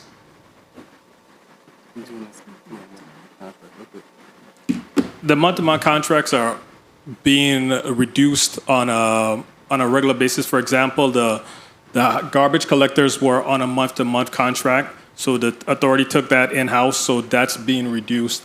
The bin sites are on a month-to-month contract, and the authority is looking to take that over, so those will be reduced. So the authority is also putting out RFPs for other month-to-month contracts as well. So that in the coming year, you're going to keep seeing the reduction in month-to-month contracts as they're either being incorporated into what the authority does in-house, or they'll be sent back out. They're being sent back out for procurement. Yeah, some of these contracts from 2017. Yes. And that's why you'll see all of the house-to-house garbage collections for St. Croix, which is about 6 contracts, will be eliminated, and that'll be removed from the letter from the list. And let me make one comment too. I think I just want to make sure everybody understands that we're not. There are certain services that the authority can do, and there are certain services that we can't do. And so we're going to be working with contractors. So the main focus for us is one to be in front of this body and say our budget is X. We're doing our part to save money and meet the budget. But at the same time, we know we still need to work with contractors. So we don't have a. I just want to make sure everyone understands that working with contractors on certain projects, we need our contractors here. So we just got to have a healthy balance between what we can do in-house and what we can do on the private side. Madam Chair, if I may, I respect everything they're saying here, but there is one particular case where Waste Management refused to pay the hauler after a certain time. They say you are overcharging us, but it was a month-to-month contract. And right now, that's one of the litigations that they have. And we're going down the same road with people again. That's my issue here. Thank you, Senator Johnson.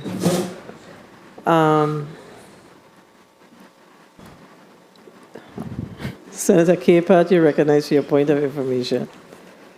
Thank you, Madam Chair. Director Merritt, do you have a collection program for your do-it-yourselfers, individuals who change their own used oil, tires, batteries? How do you dispose of this? Is there a cost with that? Because based on your testimony today, I don't see that. Yes, this is Director Merritt. So if you go to our bin sites, the sign says that we don't collect like your do-it-yourself oil and batteries. You need to bring those to the landfill. And we will actually, we have contractors that we work with to, once we have enough of that material, then we'll send it off island for disposal. But what we're seeing is that at our bin sites, all the do-it-yourselfers, people that are changing their oil or some kitchen oil, oil from your homes and stuff like that. We'll see a lot of that on pallets or just sitting at the bin sites. And so my question was, so who incurs that cost? So we incur that cost. You didn't mention that cost in your testimony today. Yeah, is that correct? That cost is, I did not. That cost is roughly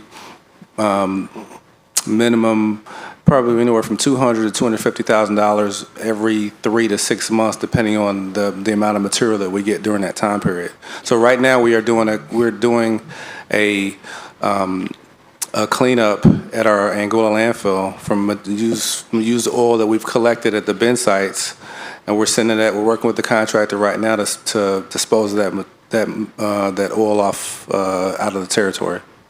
Mr. Merritt, I just wanted to say that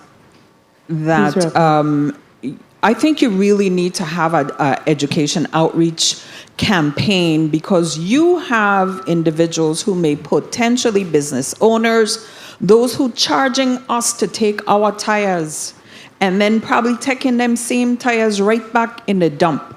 So I think you need to do some serious enforcement as it pertains to that, because that means if you're charging us $5 a tire and you're dumping it someplace else, I think you need to really look at that. Thank you, Senator Capehart.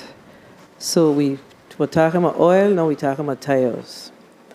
I believe that Mr. President was the one that moved that legislation regarding the tires, and we did take some time out to look at it, and the legislation does need some tweaking. So again, feel free to send the information. The sponsor was Senator Francis Jr. So what's your pleasure? We can't just continue to operate on measures that require tweaking.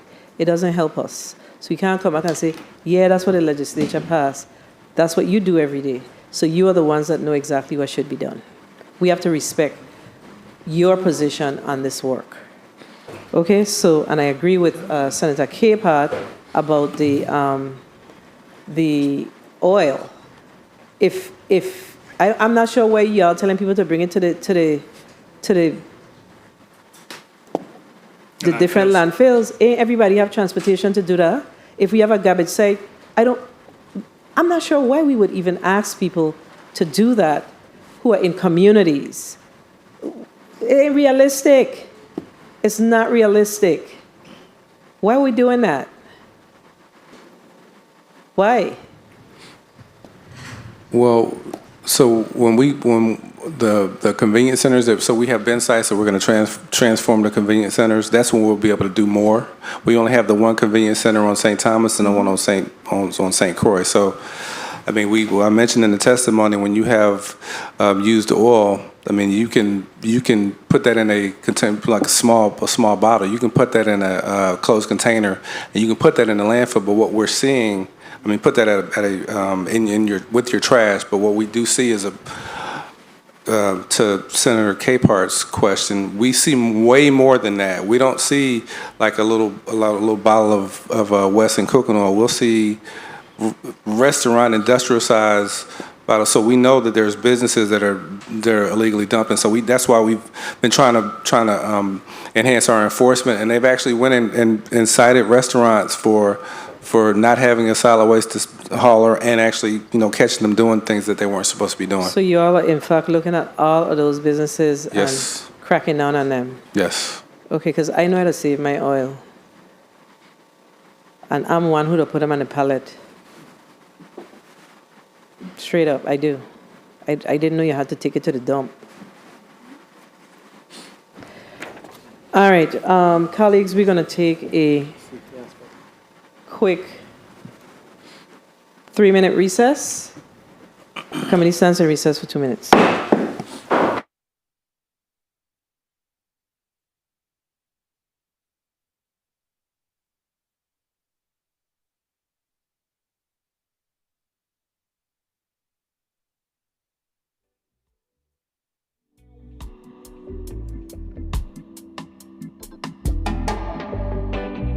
I'm so sorry that I broke your heart to pieces.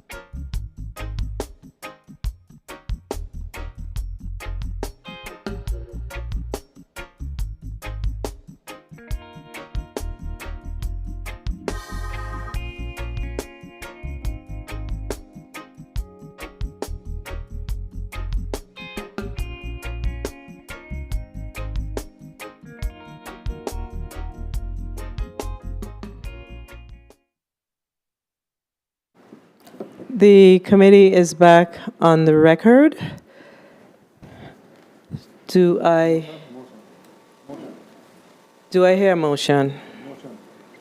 Senator Blyden, you recognize your motion. Thank you. Thank you.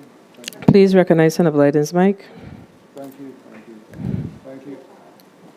Thank you. Thank you. Thank you, Madam Chair. Madam Chair, I move pursuant to the 35th Legislature's Rule 307 to subpoena for the Virgin Islands Waste Management Authority. I'm sorry, let me start over. Madam Chair, I move pursuant to the 35th Legislature's Rule 307 to subpoena from the Virgin Islands Waste Management Authority the financial amount of all settlement agreements or court orders payments as a result of litigation paid in 2020, 2021, 2022, and 2023 to date, and the name of the persons, organization, or entity paid to be delivered to the 35th Legislature's Committee on Budget, Appropriations, and Finance by noon on August 18th, 2023. I so move. The motion has been properly moved and seconded. Properly moved by Senator Marvin Blyden, seconded by Senator Ray Fonseca, Senator Carl J. Joseph, Senator Novel E. Francis Jr., Senator Samuel Carrion. Roll call, please. Senator Marvin A. Blyden. Senator Blyden, yes. Senator Samuel Carrion. Yes. Senator Carrion, yes. Senator Dwayne M. DeGraff. Senator DeGraff, absent. Senator Ray Fonseca. Yes. Senator Fonseca, yes. Senator Donna A. Fred Gregory. Yes. Senator Fred Gregory, yes. Senator Novel E. Francis Jr. Senator Novel E. Francis Jr. Yes. Senator Javan E. James Sr. Senator James Sr. absent. Madam Chair, you have 5 yeas and 2 absent. Thank you. Motion carries.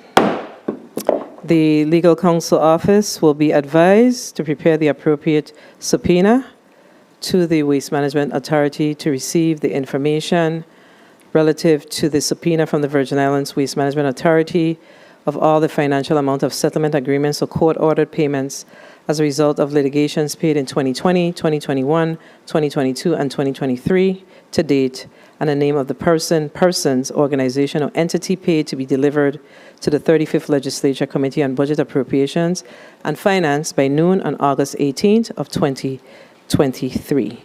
Thank you. Colleagues, I don't know if we've exhausted all of our questions, but I know that we've completed our round with our entire round and our point of information with the Waste Management Authority. The one thing that we did not discuss today is the convenience centers and the status, the clear status of, I see that we have Mombiju Estate, Concordia, Cotton Valley, Cankrine, Red Hook, Bournefield, and Susanna Berg. And we have environmental design and environmental assessment that costs associated with those thus far. So just share with us a quick status in your voice. Please recognize the mic of the testifiers. For the convenience centers, for the ones in St. Croix, Mombiju, Concordia, and Cotton Valley, those 3 are out to bid right now. So there's an active procurement for those. And then for the ones for St. Thomas, we're finalizing with the HFA, the approval of those, the Bournefield, we're actually going to buy the property from Housing Authority. So they did an appraisal, and HFA has agreed to increase the grant amount so that we can purchase the property from them. And so that's where we are with that. Okay. And I note that there's one in Smith Bay in particular where there was some objections to it. The legislature still moved forward with approving that particular site. What's the status of that site? I think you mentioned it briefly earlier. Where are we with that particular site in Smith Bay? Because of the proximity to the homes, we've decided to go to another site instead of that one. Okay, so you see where we don't waste time? You remember when y'all came before us and the folks complained about it and y'all had us push forward with it? Now you're going to another site. Wasting time. Wasting time. They expressed their concerns and we were assured that it did not impact the homes of those individuals. That's why it's so important to trust but verify. Okay, colleagues. May I add something? So the Smith Bay one, we're still looking to potentially do something because we own that property. We're trying to come up with a design that would meet that would still be acceptable, but still allow us to have an area we can accept trash there. Well, if the people in the area, if the homes feel like they're impacted, we ain't building no site like that near the people in house. Cause you ain't one on near your house. So if we know that is a problem, don't create no issues. If it's something that we have to revisit, then implore us to revisit it. Don't do that. Yes, and it's a lease, correct? So it was a lease. No, we actually own that property. So then why we have to approve it? That one didn't have to. That one wasn't one of the ones that had to be approved from the lease perspective. I feel like yes. There was a zoning. I think there was a zoning. It was a zoning change. But we own the property. So I went all the way down the road on a zoning change. And now saying I'm going in a different direction. We don't like to waste time in this government. We love to waste time. That's a people private property, meaning that's where they build their homes. And if there's a challenge, let's figure something else out. They don't have any other area that we could look at to purchase some property in that area, because we do want to make sure that there's a convenience center there. But isn't there can we do, these days we're into doing land swaps. So we could consider doing that. But let's think about what we could do to, mitigate that issue. Yeah, we're definitely going to reconsider. We'll look at some more areas. Please, and thank you so much. Senator Johnson, point of inquiry, and then we're going to close out, okay? You're recognized, Senator Johnson. Thank you very much, Madam Chair. Director Merritt, you guys spoke about having 4 trucks out of 5 trucks you purchased. Where is the garage that you're going to maintain these trucks? Do you have the bells and whistles to maintain them, repair them? Where is your garage, and how you plan to maintain these trucks? Yeah, this is Director Merritt. So I mentioned in the testimony that through our approval with our wildlife management from the USDA, our wildlife mitigation plan approval, and the use of our alternate daily cover, we don't have to use the transfer station at the landfill anymore to bail and wrap and send trash to the landfill. So we're going to be taking out. So right now the trucks are parked. They come in, they get parked in the transfer station. So we'll be able to do maintenance and different things at the transfer station. Thank you, Senator Johnson. Colleagues, we have come to the end of our questions. Of course, the Committee of Infrastructure and I can't remember the other name. But the Committee on Infrastructure, I'm certain, will be having discussions or further meetings as we conclude our budget hearings with waste management, because there's a lot of work to do around the challenges that we have with waste management here in the territory. So we're going to allow you, Mr. Merrick, to give us a 30-second close. Okay, I would just, this is Director Merritt, I would just like to thank this body for the time to allow us to talk about issues associated with the collection and disposal of solid waste and wastewater. I appreciate the questions that were asked, and we look forward to working together in fiscal year 24 and beyond to continue to provide services for the territory. Thank you very much. And thank you to you and your able team as we continue to do this work with regards to wastewater and solid waste here in the territory. And I didn't ask you about composting. Are you all having any discussions, or did I miss that? We're having discussions. We actually, some of the grant money that we have, we're looking at getting some different mechanisms to compost. There's a system that I used in the past that can accelerate composting 50% of the time that it normally would take. And so we're looking to get a grant to get a product like that, or either that product or something similar, so that we can use that to compost on an annual basis, but also in the event of a storm, we could have that to help deal with vegetative debris from a hurricane. And is there any consideration to working with nonprofits, et cetera, who are interested? I know that in St. John in particular, there is the Island Green Living, and we definitely look forward to seeing something like that in St. Thomas as well as St. Croix. So is there any opportunity for nonprofits or small businesses to really get involved and take some of that off of your hand? Yes, there's opportunities. Yes, and the more the merrier to help us. Okay, Yes. so those are the types of discussions that we need to hear. We cannot expect government to do everything. Correct. All right. Okay, so it's 4:30. Wow. Colleagues, we've exhausted our discussion with Waste Management Authority.